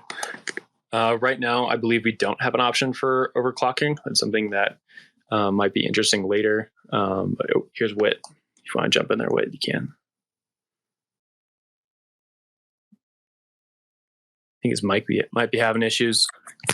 But from my understanding right now, we don't do overclocking. We were talking about firmware earlier. It's something we want to do, like allowing something like Brains. We did a limited rollout of that software at one of our facilities and decided not to go forward with it currently. There's just some lags in customer service on our end that prohibits doing it well. But it's something we're interested in, especially as we move into immersion, where we can really take care of customers' hardware while overclocking. Overclocking on air cooling systems is typically not great for your machine. And so we prefer to use something like Brains with it, and then Immersion, kind of get the full package there. And it's something we're actively looking towards next year at the minimum. Awesome. Well, thank you very much. That's all I have. Yeah, thanks for jumping on stage. You bet. Going to add Mech up here. And then Jason afterwards. Not sure if Whit, maybe your mic's having issues. Your mic is tired. There you go. Your mic back in. But yeah, my headphones are about to die, so I'll have to. If I lose it, I'll just need to take them out and do it the old-fashioned way. Perfect. Hey, Mike, how you doing?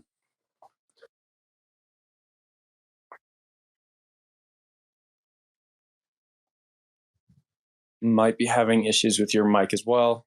So you're having a little connection issues. So unless it doesn't work in the next few seconds, try jumping out of the app, jumping back in. I'll add you on stage. But for now, I'll add Jason. But no worries, you can just request again. I'll throw you up on stage. Hey, Jason, how's it going? Oh, thanks. Hey, just want to say you guys are doing a great job, and I don't have a question. Just if I could get added to it, like the DM on the Discord link, I would appreciate it. Yeah, I can do it right now. Someone earlier asked for that, and I'm blinking. So if someone wants to shout it at me. Will, can we, so to help with all of this, can we add the Discord invite link to like the bio for Twitter? Yeah, let's get that done. We also need to put it on the website. Just for everyone's PSA, we have moved to Discord recently just because of prevalence of cryptocurrency scams out there, and Discord allows us to kind of control the environment. Telegram's great for communicating to people because most people seem to have it on whatever phone or computer they're used. But for now, we're not using that. And so if you get contacted, you won't get contacted through that channel. Sometimes we use that channel for just pushing general media announcements. Going to add Mech on stage, and then you can check out the Discord link on the Compass Twitter account main page. I'll add that in the profile here in a minute. But let's try Mech again.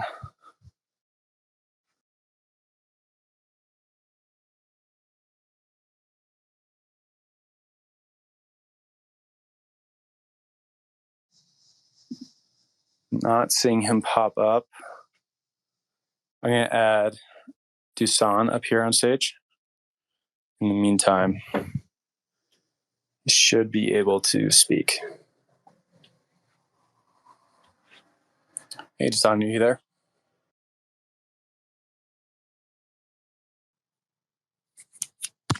Hello, guys. Can you hear me? Perfect. There you are.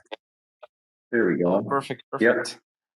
Wishing you a great, night. It's half past midnight here in Slovakia. So I think we are close together, right? I think you're somewhere close in Eastern Europe here. I'm in Latvia right now. Yeah, so it's 1:30 for me. Yeah, something like that here as well. So first of all, guys, thank you very much for what you're doing.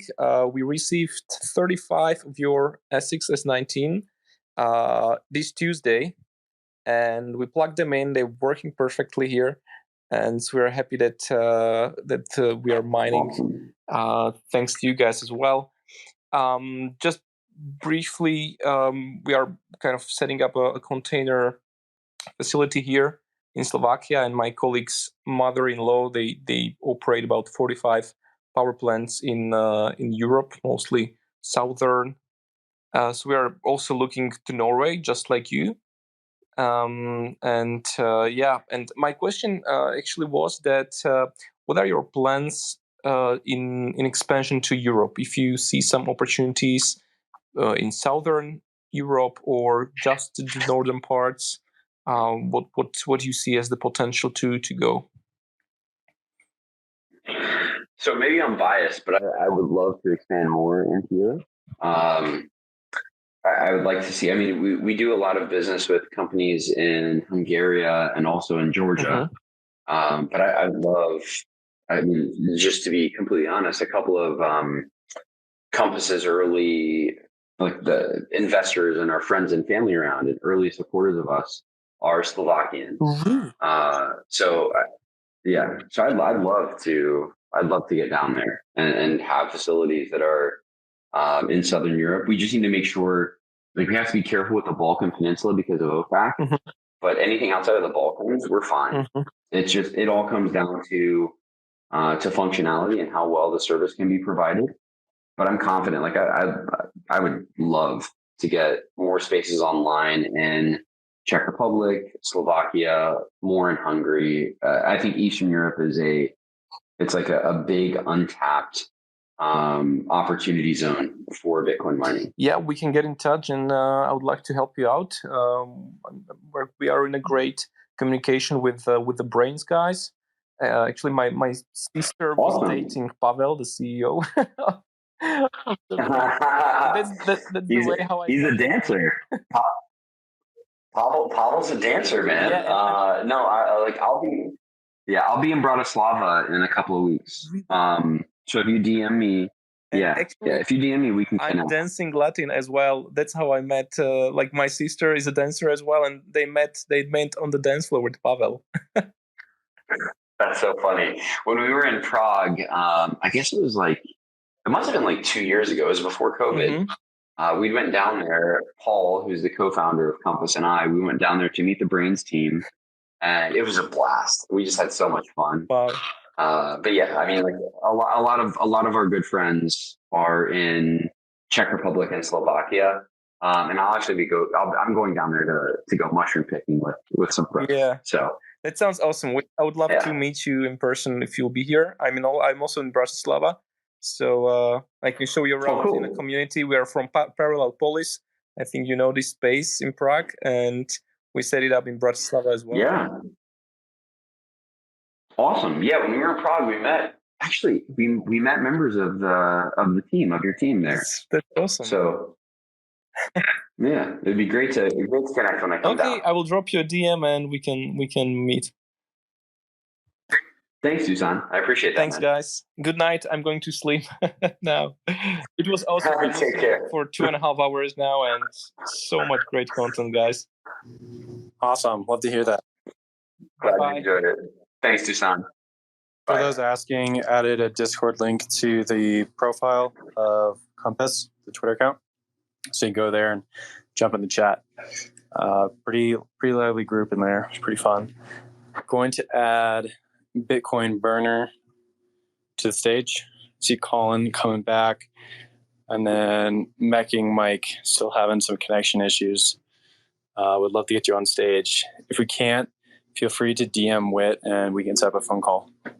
But want to get your questions answered. Hey, how's it going? Oh, hi guys.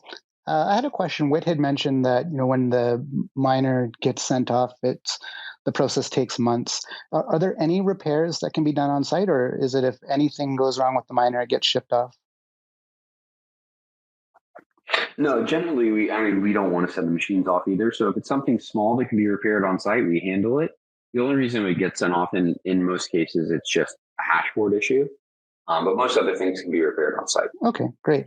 And I just had one other question. Oh, I should mention I'm a new customer here, so I've ordered the mini Awesome. bundle. So looking forward to that going live, hopefully February, March, or whenever. I had a question about the staging of the mini bundle. So it deploys one node each month. Is that due to miner availability, or is that to spread the costs out? And is there a way to accelerate that? So this is becoming an increasingly popular question, but it's done so that that's how we're able to lock in advantageous pricing. So the reason we do it that way is it drops the price per machine down. So that's why it's one per month. If you paid, if it was 6 all in 1 month, then the price per machine would be higher. Okay, that makes perfect sense. Thank you very much. Appreciate it. Yeah, thanks for jumping up. I appreciate the questions. Yeah, thanks for that. Colin, adding you again to the speaker slot. Still got about 150 people here. If you have questions, feel free, jump on up. We're going to make Wit stay up till 6, 7 a.m. Then he has to start working again. Let's go. Let's go. Look, listen, the chances are we're going to stay up until my 4-year-old wakes up. He likes to wake up at 5 o'clock in the morning. He can take a shift and you can go to bed. We'll get his answer. That's right. I'll just put him on here. You guys will be fine. Hey, Colin. Hey guys, I'm back again. Sorry. So I missed some of the earlier conversation about the lead time for or the current lead time, I guess, for ordering. I know that it says if you order now, the earliest you can probably get is like next year sometime. And I know I got the last part of I forgot his name, but some guy was asking that about the lead time, and I guess you guys are saying normally it's about, or the goal is to try and get it down to like 5 days or something like that. When do you see that that reaching that goal? When do you guys think you can get everything back to the point where it's like, couple days and you order and everything is up and running, you start hashing by that time? Like how far out do you think that is? It's a great question. So the goal is to do that as soon as possible. I think by Q4 we're going to have a better indication of how much supply we have, and then we'll be able to start setting that up. Gotcha. Because it just comes down to rack space. Like once we have the rack space, the machines are not an issue. We just need to make sure we know where they can go. And then once we have a place to put them, we can put them there and then we can sell them as connected machines, basically. Got you. So, right. So instead of you buying a machine and waiting for it to be shipped, it's already there. You just buy it and then we can connect it to your wallet within 72 hours. Okay, I see. So the issue is the supply of the machines or the supply of rack space, just to be clear. Rack space. Okay. I see. 100% rack Okay, space. so you guys aren't. Yeah, I mean, China. It all comes down to China, right? Like China, banning Bitcoin caused basically 2/3 of the network to need to be displaced. Right. So now you have gigawatts worth of hardware that needs to find a new home, and that's what's creating a supply crunch. I see. Gotcha. Okay, cool. Yeah, happy to help, Colin. Yeah, quick shill here. Subscribe to Mining Memo. Zach and I write weekly newsletter. Goes out to 11,000 miners every week. Actually, twice a week now. Got a Saturday edition. Writing about all these dynamics that you see in the market, from China to different machines, even some Ethereum writing in there if that's interesting to you. You can subscribe if you go to compassmining.com or .io rather. Gonna add, well, Meki's still having it. Look at that show. Just sliding that show. I got to show the crowd. Can you guys bring me down into the audience? Sorry, I'm not sure how to do it on here. Okay, yeah, I can take you down. Appreciate it. I'm seeing, I feel so bad. Meki here has been trying to connect for like 15 minutes. Want to make sure you know that you can like DM one of us and we can set up a phone call. It's no issue. Going to add Joe and Danny up here. Add Joe first.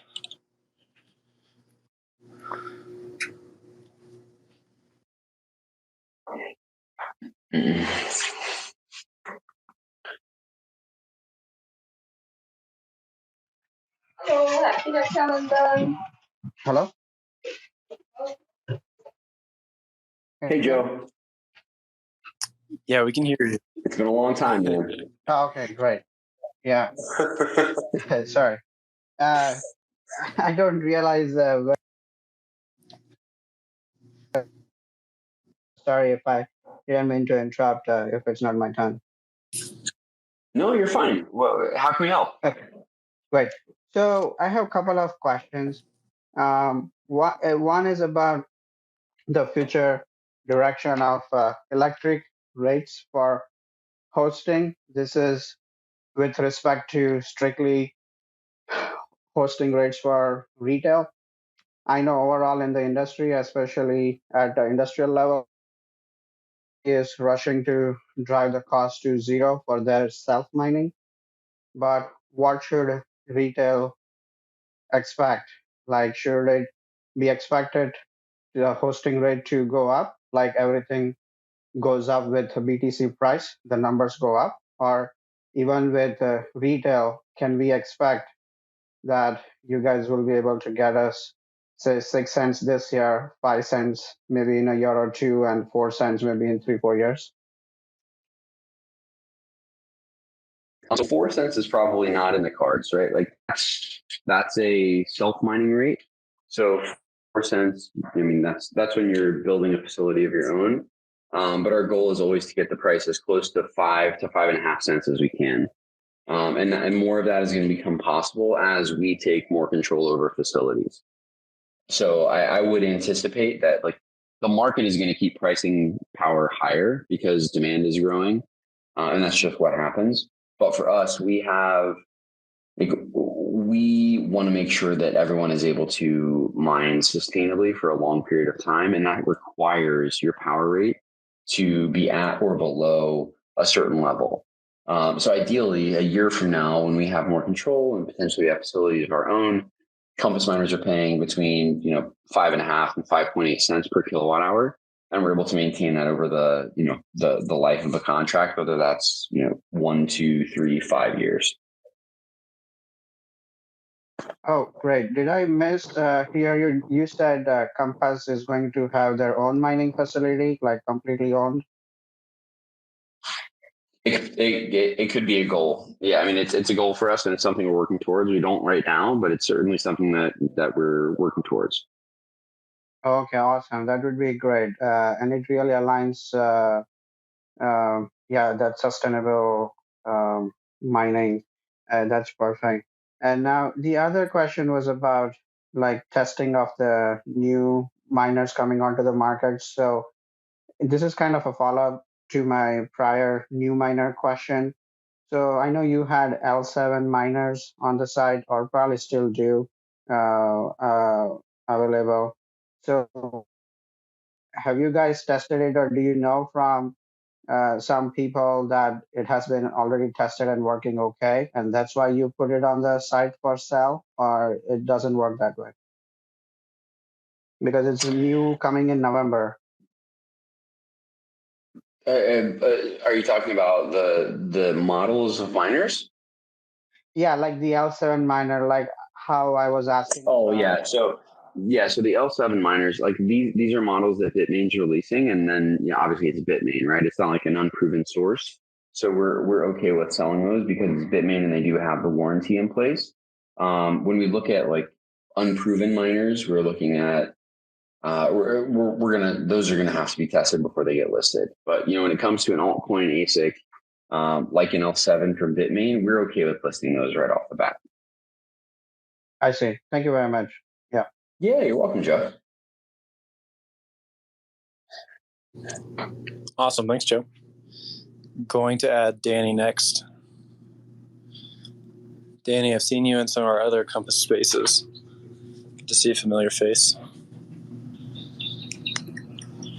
Hey guys, how's it going? Good. How you doing? Good. How you doing, Danny? Good. So I kind of had a question. What do you guys look for in facilities that you kind of do partnerships with? I'd looked online and the form to fill out came out with a 404 error. So I was just curious if you could shed any light on that one. Okay, so that's something we need to look into. Will, if you could just make a quick note, I want to make sure that the facility form is still online. But Danny, generally that form is to get all business information. So think of it like the first steps of a KYC. So we get business licenses, information on ownership. What's the projected all-in power cost, and then after that we do an interview. And in the interview process, we want to get to know you, see how communication is, and then should all of that check out, then we do a site inspection. And the site inspection is that final step of approval before we list the site. And then, once that's done, everything is up and running. Basically, you just let us know how much power you have, what you want to sell it for, and then we get it listed on the site and we start placing miners there. Gotcha. So it basically everything kind of has to be set up and ready for you guys to. Basically, everything has to be set up and ready for you guys to start shipping stuff before you'll do a deal. It's not like kind of like letter of intent type of deal where you go like, here's like with a plan. If you go like, I've got this much space that I can lease and it can get built out for XYZ and everything would be online by such and such a date. Like you guys want a facility that's basically pre-set up, correct? Ideally, but we do, especially in situations like now where everything's kind of getting built out to demand. We are having conversations earlier in the process to where we can, discuss like if there's CapEx needed for containers or transformers or anything like that. We can certainly have those conversations. It changes the dynamic of how the approval process goes, but we honestly like it because we're able to get more intimately involved. And through that process, we tend to have a better working relationship with those facilities. So we're certainly open to, a facility at any stage of where the facility is, we're open to having those conversations to see if it's a good fit for us. Gotcha. Cool. And then just a quick follow-up question to that. Do you guys have any good like resources on kind of building or on like potentially starting your own mining like warehouse, or do you guys have any good links to people who are writing about that kind of stuff? So we don't have resources that we release, but we help people on those build outs. So if it's something that you're interested in, all you have to do, if you shoot me a DM, I can connect you with the right person on our team and make sure that we can get those calls scheduled and we can help you if you're looking to build out for sure. Okay. Awesome. Thank you. Yeah, you're welcome. Awesome. Okay, great questions. Gonna add mintyburns.eth chat.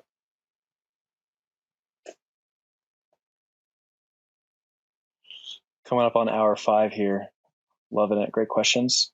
We're going to have a recording of this available tomorrow morning on Compass Mining on our Learn section. So if you missed anything, you want to go back through, easy as just going to compassmining.io, the Learn tab, and then clicking on the blog post. I'll be live with a few notes, and you can go back through and see anything that you missed. Hey, Minty, how's it going? Hey, what's up, guys? So I'm a first-time miner, first-time Compass buyer, and I missed the first hour or so of this. So if you answered these questions, sorry about that. But wanted to know. So I received the email. I was set for end of September, and it looks like the new timeline is end of October. And I was just curious if that was still the timeline from the email a few days ago. Yep, still the timeline. Okay, so if we go option 1, basically don't need to do anything further, just wait to hear back from you guys. Yeah, that's correct. Yeah, we're aiming to get it online sooner, but we're setting that hard date of August 31st to get everything up. Okay, and then as far as the $500 credit per machine or whatever, does that just post to our account? How do we receive that? Yeah, so it'll be posted to your account, and you'll be able to see that, and you can apply it towards your hosting bill or a future hardware purchase. Okay, great. Thanks very much. Yeah, you're welcome. Yeah, Minty, that will be available. It'll look similar to a downtime credit. And so if you just go to your payments tab and it'll populate there.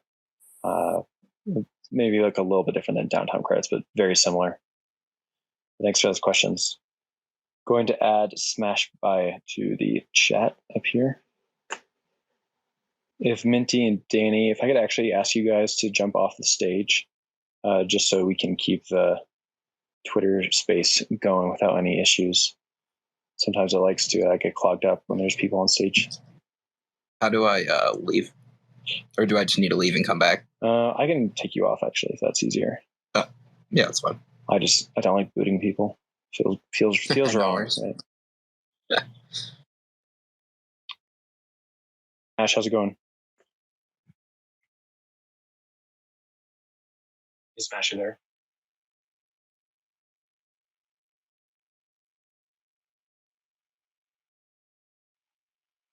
Seem to be having a few issues. Give them another second, and then we'll keep you on the panel up here at the top, and you can try jumping off Twitter, refreshing your app, jumping back on. I'll add you to the panel. No issues there. Gonna add Sunset as a speaker here.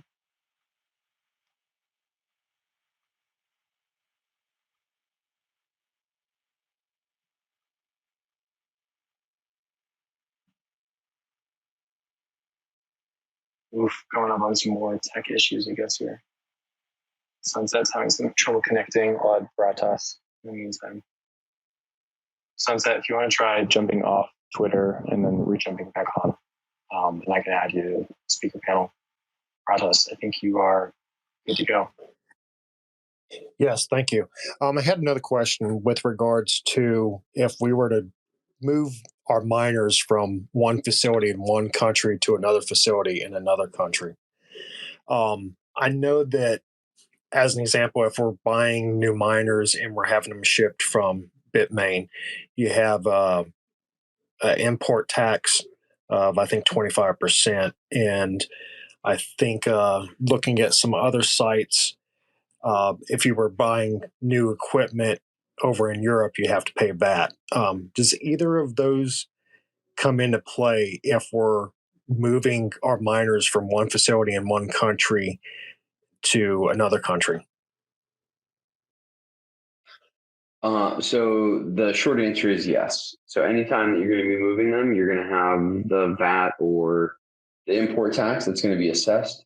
We include that in the original purchase price. You don't have to deal with that if you're buying new and it's being shipped from, Hong Kong, China into the U.S. Or Canada.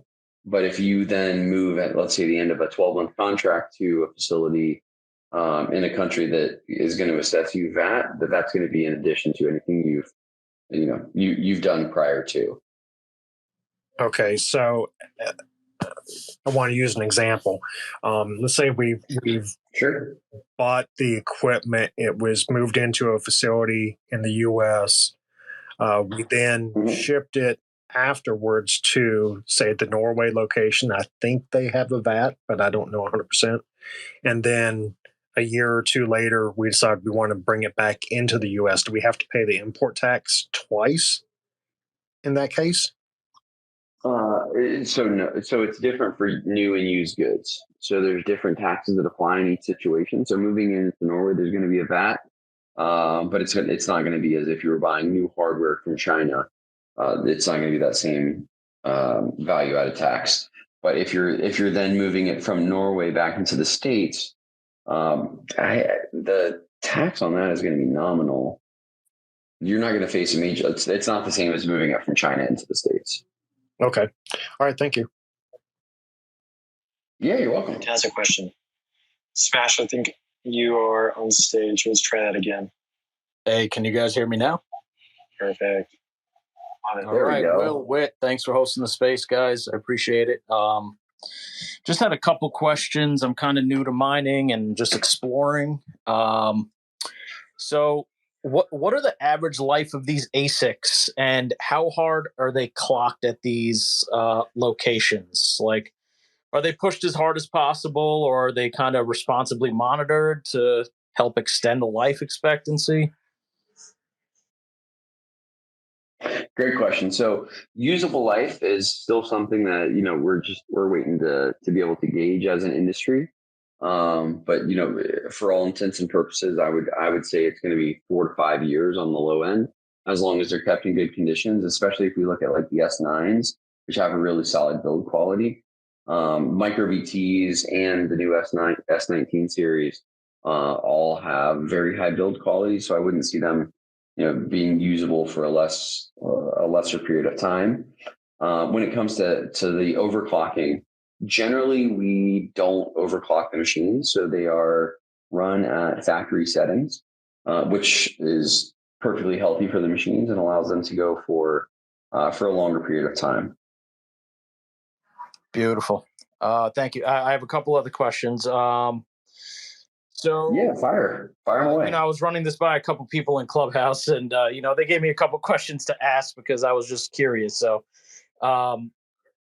we were trying to basically figure out where, and I hope this isn't too forward. If it is, feel free not to answer. But we were trying to figure out where the margins were coming from. If the ASICs were being sold to us, kind of basically at cost, or somewhere around that. And the 6 cents per kilowatt hour seemed, pretty, really good to me. Is there other fees? Like, I'm just trying to figure out the full cost of running with Compass. Yeah, fair question. So we make a margin on the hardware. So our goal is to get them at a low enough price to where when we sell them through, that you guys are getting a good deal on them as well. And then we have a small take rate on all of the hosting that we sell. So if a facility lists for 6 cents, Compass gets 5% of that, and then the rest goes to the facility. Awesome. Thank you. Yeah. So are there any other big risks that you see? Like, I'm trying to think of like hosting with Compass, like things like what happens if the state where it's being hosted kind of shuts down mining, or anything else you could think of? Janet Yellen. No, I'm just the worst. No, for us, we always have backup plans and contingency plans in the works, and that's something that we're laying out more now. But just as an example, when China banned Bitcoin, we had machines running in China, so we immediately had to move those to another facility. And now, obviously, there's a supply crunch, so that problem can be exacerbated. But with everything that we're working to get online over the next couple of months, the goal is to make sure that there's always a backup space for these machines to move into. So if you're in Kentucky and Kentucky goes wacky and they decide to ban Bitcoin mining or make it so that there's some crazy tax, we would just look to move them to another state. Yeah, nice. Okay. So yeah, like as I said, I'm new to mining. And I was hoping to just kind of dip my toes, maybe get 1 or 2 units. Is there a minimum order quantity? I was referred to you guys by a buddy, Marshall, and said you may be able to hook it up. I don't know. What are your thoughts on those? Marshall yes. Long? Good. I owe Marshall a bourbon next time I'm in Texas. Man. He's great. There's no minimum order quantities for us. We want to make sure everyone can start mining Bitcoin, whether it's with 1 ASIC or 1,000. Beautiful, guys. I appreciate your time, and I'll let myself down. Thanks for jumping on. Appreciate it. There's a lot more educational content if you go into Compass Mining. The Learn section is a bit disorganized right now. We're working on kind of creating a whole new content tab that's really easy to navigate. But if you go on there, there's weekly content about like how the mining market looks, all the way down to educational stuff such as like what is a Bitcoin or what am I mining. We want to make it Compass Mining holistic for everyone to be able to mine Bitcoin. So I see Shap Diesel's already on stage, and then I see Jake Hassel is requesting. I'm going to add Jay after Shap asks his questions. Thanks for All joining us, right. Shap. Hey, thanks for having me. It looked like Smash actually asked my first question, but I'll follow up on that regulation question. So if you did have to move states, shut down mining in one state, move it to another state, who's going to incur the movement costs of our units? We would. Yeah, in that case, we move them. Okay, good. Yeah, I'm trying to think through other scenarios, like impact scenarios that would cost the customer additional funds. Do you guys have a list of or anything that off the top of your head that would be a good indication of like, hey, if these things happened, then you're gonna be liable for the cost of these things? So if it was something like that, we're going to do our best to take care of all of those costs. The only other costs that you're going to have to look at are repair costs. Okay. But other than that, there's not really anything else. All right, fair enough. The other question is, I jumped on right as people were speaking about the Choice IRA accounts. I see, I guess as of last week, that it's not available yet. Is that still the case? It is, yes. So basically right now Choice is just taking signups. They want to gauge interest, and then once they have their list ready and we have a facility to put them in, then those accounts will start selling. Okay. So from what I understand is we fund the account, then Choice actually makes the purchase order. That's correct. Okay. Yep. Any idea time frame? I'm interested in the mini bundle, but also interested to see if you guys come out with another full bundle.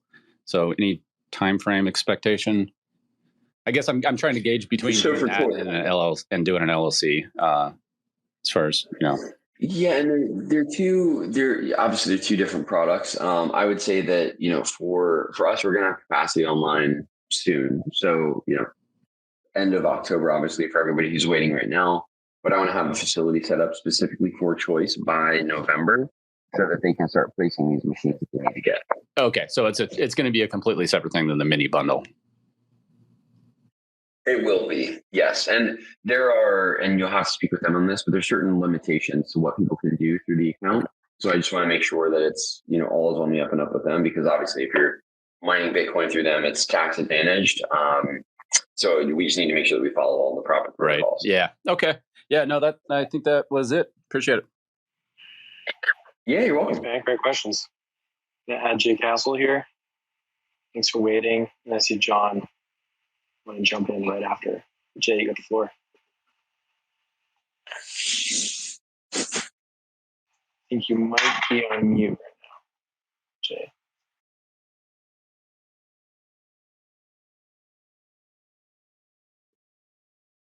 Hello? Hey, there you go. There we go. All right. So earlier I heard discussion about prototype for sound suppression, like a sound suppression container for home miners. Any plan in the works for an immersion container for home?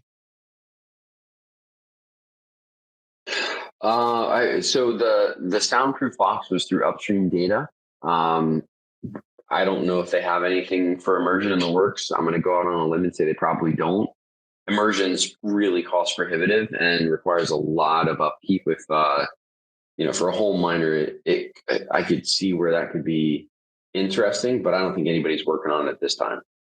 Okay, so the earlier you mentioned the sound suppression. Is that something that you're actively working on as a product? So it's being developed by a company called Upstream Data. They're working on it and building it. We just have told them that once they're ready, we're gonna order as many of them as you can, because I think they're going to be great products for people to have at home. But they're building them. They're doing all of that stuff. We'll just help them. Once they're ready, get them out to more people. Gotcha. All right. Thank you. Yeah, you're welcome. Yeah, I think getting something like that really fits our ethos as a company. We always like to make fun of me for saying that word, but just the fact that you can mine from home and you can have a sustainable way of doing that with something like that would be interesting. Just to plug in Bitsby Trippin, he's a popular mining YouTube channel, and he's doing an immersion video series right now. You can go check out, and you'll see why it is cost prohibitive. prohibitive when you watch these videos. Just to put it lightly. I'm going to throw John up on stage now. Thanks for everyone for joining in. This is 10 minutes past hour 5, and I want to give a solid pat on the back to Whit, who is deep into the night, all the way in Eastern Europe. Of course, we'll have a recap of this tomorrow on compassmining.io in the Learn section, and we'll also have a recording of the audio. So if you want to go back to anything that you missed or check in on some questions, there's been a lot of topics here, all the way from South Carolina deployment issue just to basics of immersion. This conversation's been phenomenal. John, thanks for coming to stage.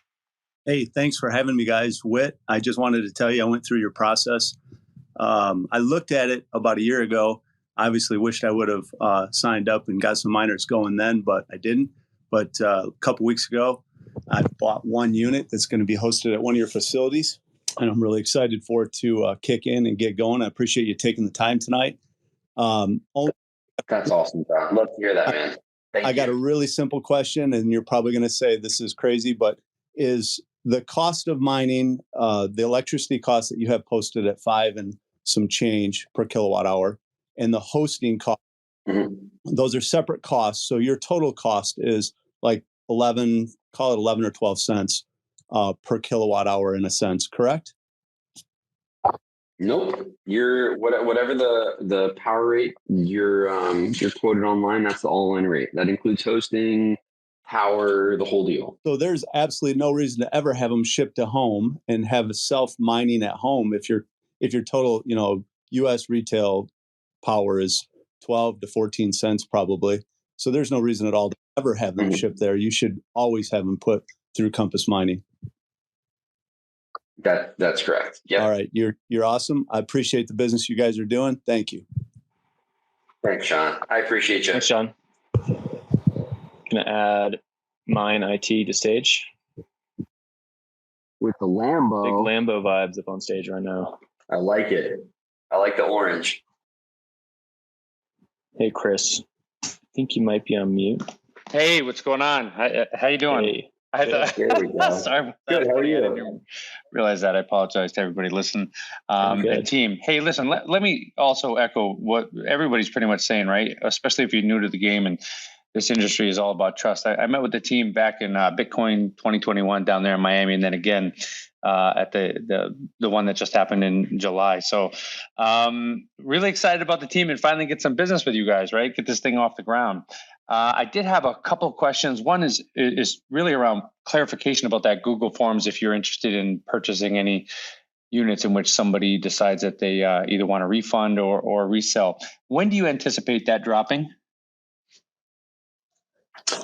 Tomorrow. Tomorrow our time, or tomorrow your time? Tomorrow Yeah, Monday. okay. Tomorrow Monday. It's already tomorrow. Right. Okay. But no, yeah, I would expect that you guys you'll see that in the Discord circulated first tomorrow by noon. Discord first. So, all right, cool. Thanks. Yeah, and then we'll email it as And well. I appreciate that the invite to the Discord. New to that stuff too, Discord, Telegram, all that stuff. But so my second question is also, listen, this whole stuff is new to me. I went down to Bitcoin 2021 thinking I was buying Bitcoin. I come away saying, oh my gosh, I think I'm going to mine Bitcoin. It's been an interesting ride. About the actual ASICs themselves, because I see the business model set up as a onesie twosie kind of thing. If in fact somebody wants to buy 5, 10, 15, 20 units, do you guys have a cost concession there with that or really not set up for that? So generally, the cost concessions kick in around 1,000 units. So, and that's just all, that's all based on, and that's why we started to do this, right? Is so we could start giving people better prices, but we're still at the whims of the manufacturers. Yep. All right. No, that's fine. That's perfect. That's funny. I also met with Eric from Bitmain down there. And then my last thing is this. We talk about the longevity of the machines. I've heard a bunch of questions about that. What happens once your machine finally does die, but you still want to hold that space? Do you have like the right of refusal? Is that part of the system? I don't think I've seen anything in the language there. How does that work? Or how do you anticipate that works based upon the fact that nobody's gotten to that time frame yet?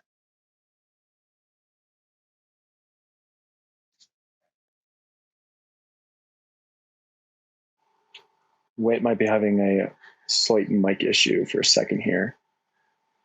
But in terms of your question, so it depends on how your machine breaks. If your machine just has a problem, like when you first order it, we're going to work with you to get that either fixed or a new machine on its way. It really depends on the manufacturing warranty. Sure. Some machines already come with a warranty, right? So you may already know this, but just for around the crowd, like typically a machine can come with like a 12-month warranty. Sometimes when you purchase a machine on Compass, it's already eating into that warranty a little bit. I'm going to add Wit to stage here. Oh, odd. It's requesting for him to join, but he's already on stage. Maybe he's using the Apple iPods to listen. Those things seem to go horrible. But so no, actually, Will, my question actually extends. Yeah. So let's say it's 5 years into it, the machine end of life, it's done, and I want to replace the machine there in that spot in whatever facility it's at. Let's say we're at month to month within the contract at that point in time. Do you have, or does the individual have the first right of refusal to fill that slot again with a new machine? My understanding, and once Wade gets back on stage, we can get a little more clarification. But my understanding is you do have the right to refusal based on that contract because you're selling that contract. Yeah. Regardless if your machine is there or if it's hashing or not. And if you put a new machine on the same shelf, it's still going to be working. Okay. So let's see if we can I'm going to remove Wit and see if you can rejoin. Yeah. No. All right. Well, listen. Thank you. I appreciate the platform. I appreciate the time that you've spent on here.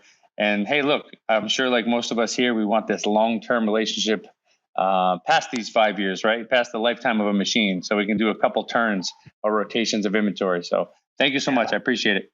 Yeah. Here's Wit, by the way. Yeah. Sorry. I don't know what happened there, but no worries. Yeah. I don't know if you heard that question, but Chris really quick was wondering if he's hashing with us for 5 years, his machine dies halfway through a contract period.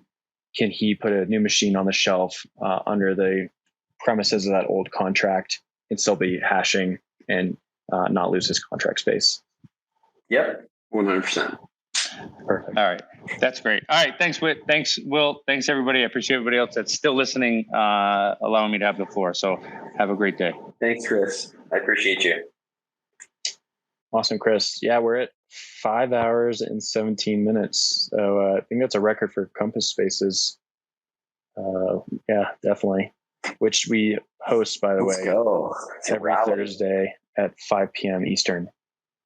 So be free to join those. There's some really good information in those chats. Kind of get nitty gritty. Every week it seems to be a different topic that everyone gets really into.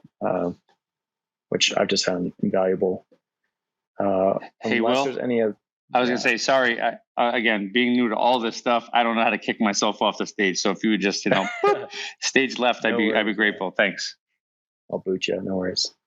Thanks for the questions. Yeah, unless anyone has any other questions, I'm going to let Wit go to sleep before he wakes up in 3 hours and gets back to work. But appreciate everyone joining in this chat. And I just want to reiterate, there's going to be a blog post about this tomorrow with a link to the full audio. Feel free to use that, share that. We'll have some other breakdowns. And there's a lot of other answers to these questions. There's a Q&A section on the website. We have an education section on the website. We have an active Discord. You can find that link on the Compass profile. And of course, our Twitter team or our Compass team's DMs are always open on Twitter.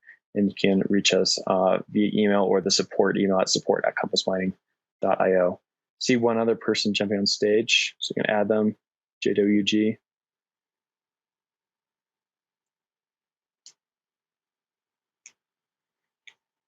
Hey, JW.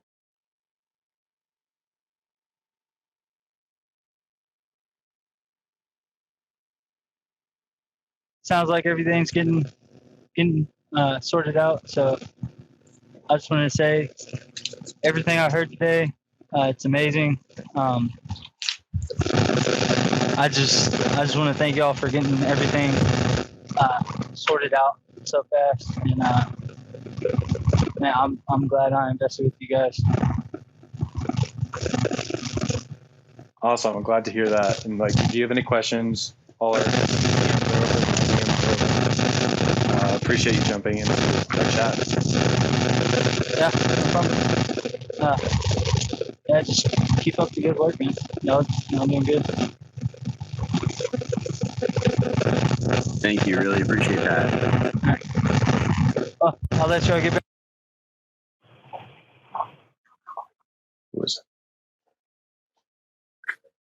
You know, before we sign off, Will, I just want to commend you, man. You've done a great job hosting this. And I want to thank everybody who stuck through the night and just listened in on this. So I hope we were able to get to everyone's questions. Yeah, thanks for it. I think we got one other jump on stage really quick. Kino. Okay. Hello? Hey, how's it going? Hey, sir. Hey, how are you? Appreciate you guys taking my call. Let me just take off my mask here. I'm in transit. So fortunately, I was able to listen to all 5 hours of this, and it was really, really, really informative. I'm a new Compass participant, and just devastated by the delay. I had a whole lot of miners coming on. Sorry, I'm just catching my breath. In August and in September, but you guys really kind of made me feel better about it. I just had you guys, I had a whole list of questions. I figured I'd just listen, and you guys went through just about everything I could imagine and much more.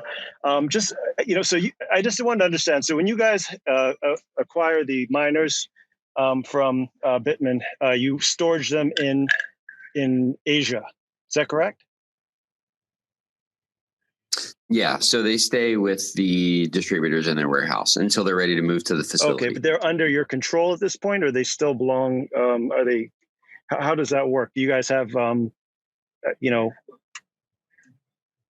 you guys have control of them, or and you just ship them in your own? Who's responsible for the shipping and? So we work with logistics partners in Asia that ship them from the warehouses to the States. But the easiest way to think of it is like fulfillment by Amazon. So the manufacturers work with these distributors who basically keep the machines on site until they're ready to go to wherever they're going to be plugged in.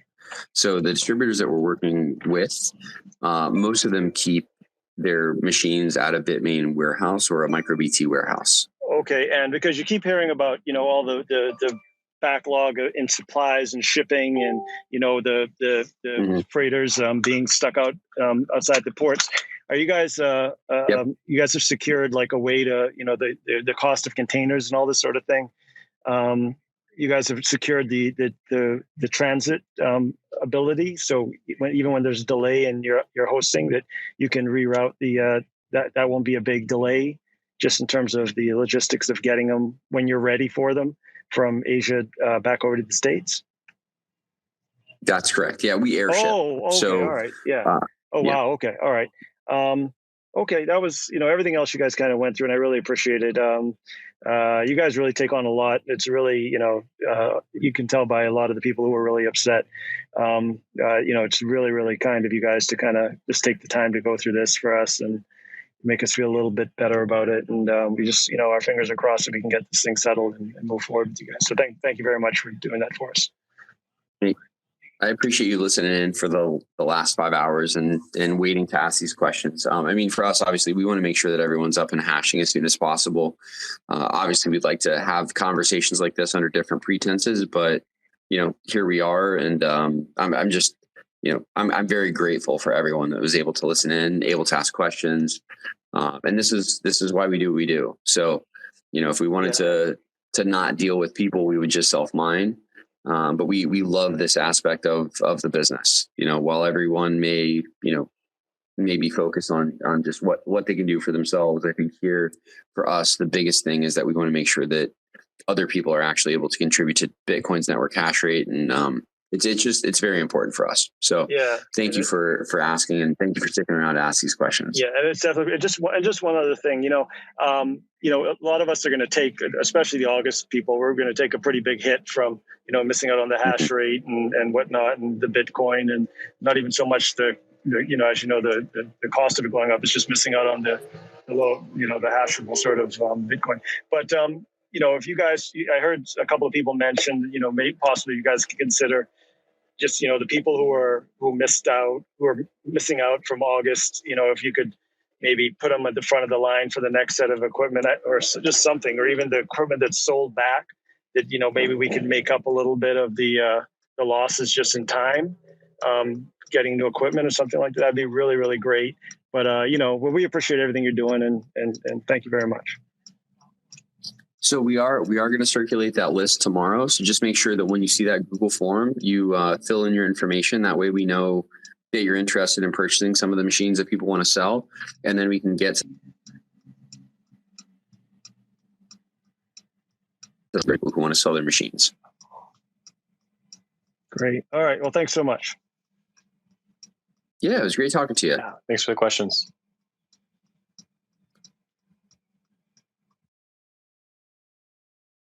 Okay, so I think that again, we'll have a recording of this and a blog post on compassmining.io. Just check the learn section in the morning.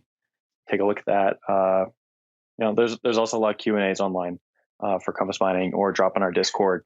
Find that link on our Twitter profile. But otherwise, I think we're gonna close this one out for the night and let Whit get some sleep. Appreciate everyone jumping in here and asking questions, just verbalizing what's going on. And thanks, Whit, for answering everything. Thanks for hosting, Will. Thanks, everyone, for tuning in. I appreciate all the questions. I'm glad we were able to do this. I know that it's, like I said a couple of times, I know where you guys are coming from, but I really just appreciate everyone to communicate with us and keep these lines open so that we can all work through this together. My DMs are open. Hit me up anytime. I'm happy to jump on a call with anyone who was not able to ask a question or maybe didn't feel comfortable getting on stage. And we're going to get through this. We're going to push through it all. Delays happen. I know it's super frustrating, but we're going to get this mess settled for everyone. Awesome. Thanks, guys. See you again on Thursday for another Compass Spaces. But till then, enjoy. Take care, everyone. Yeah, enjoy your Sunday evening, afternoon, or morning.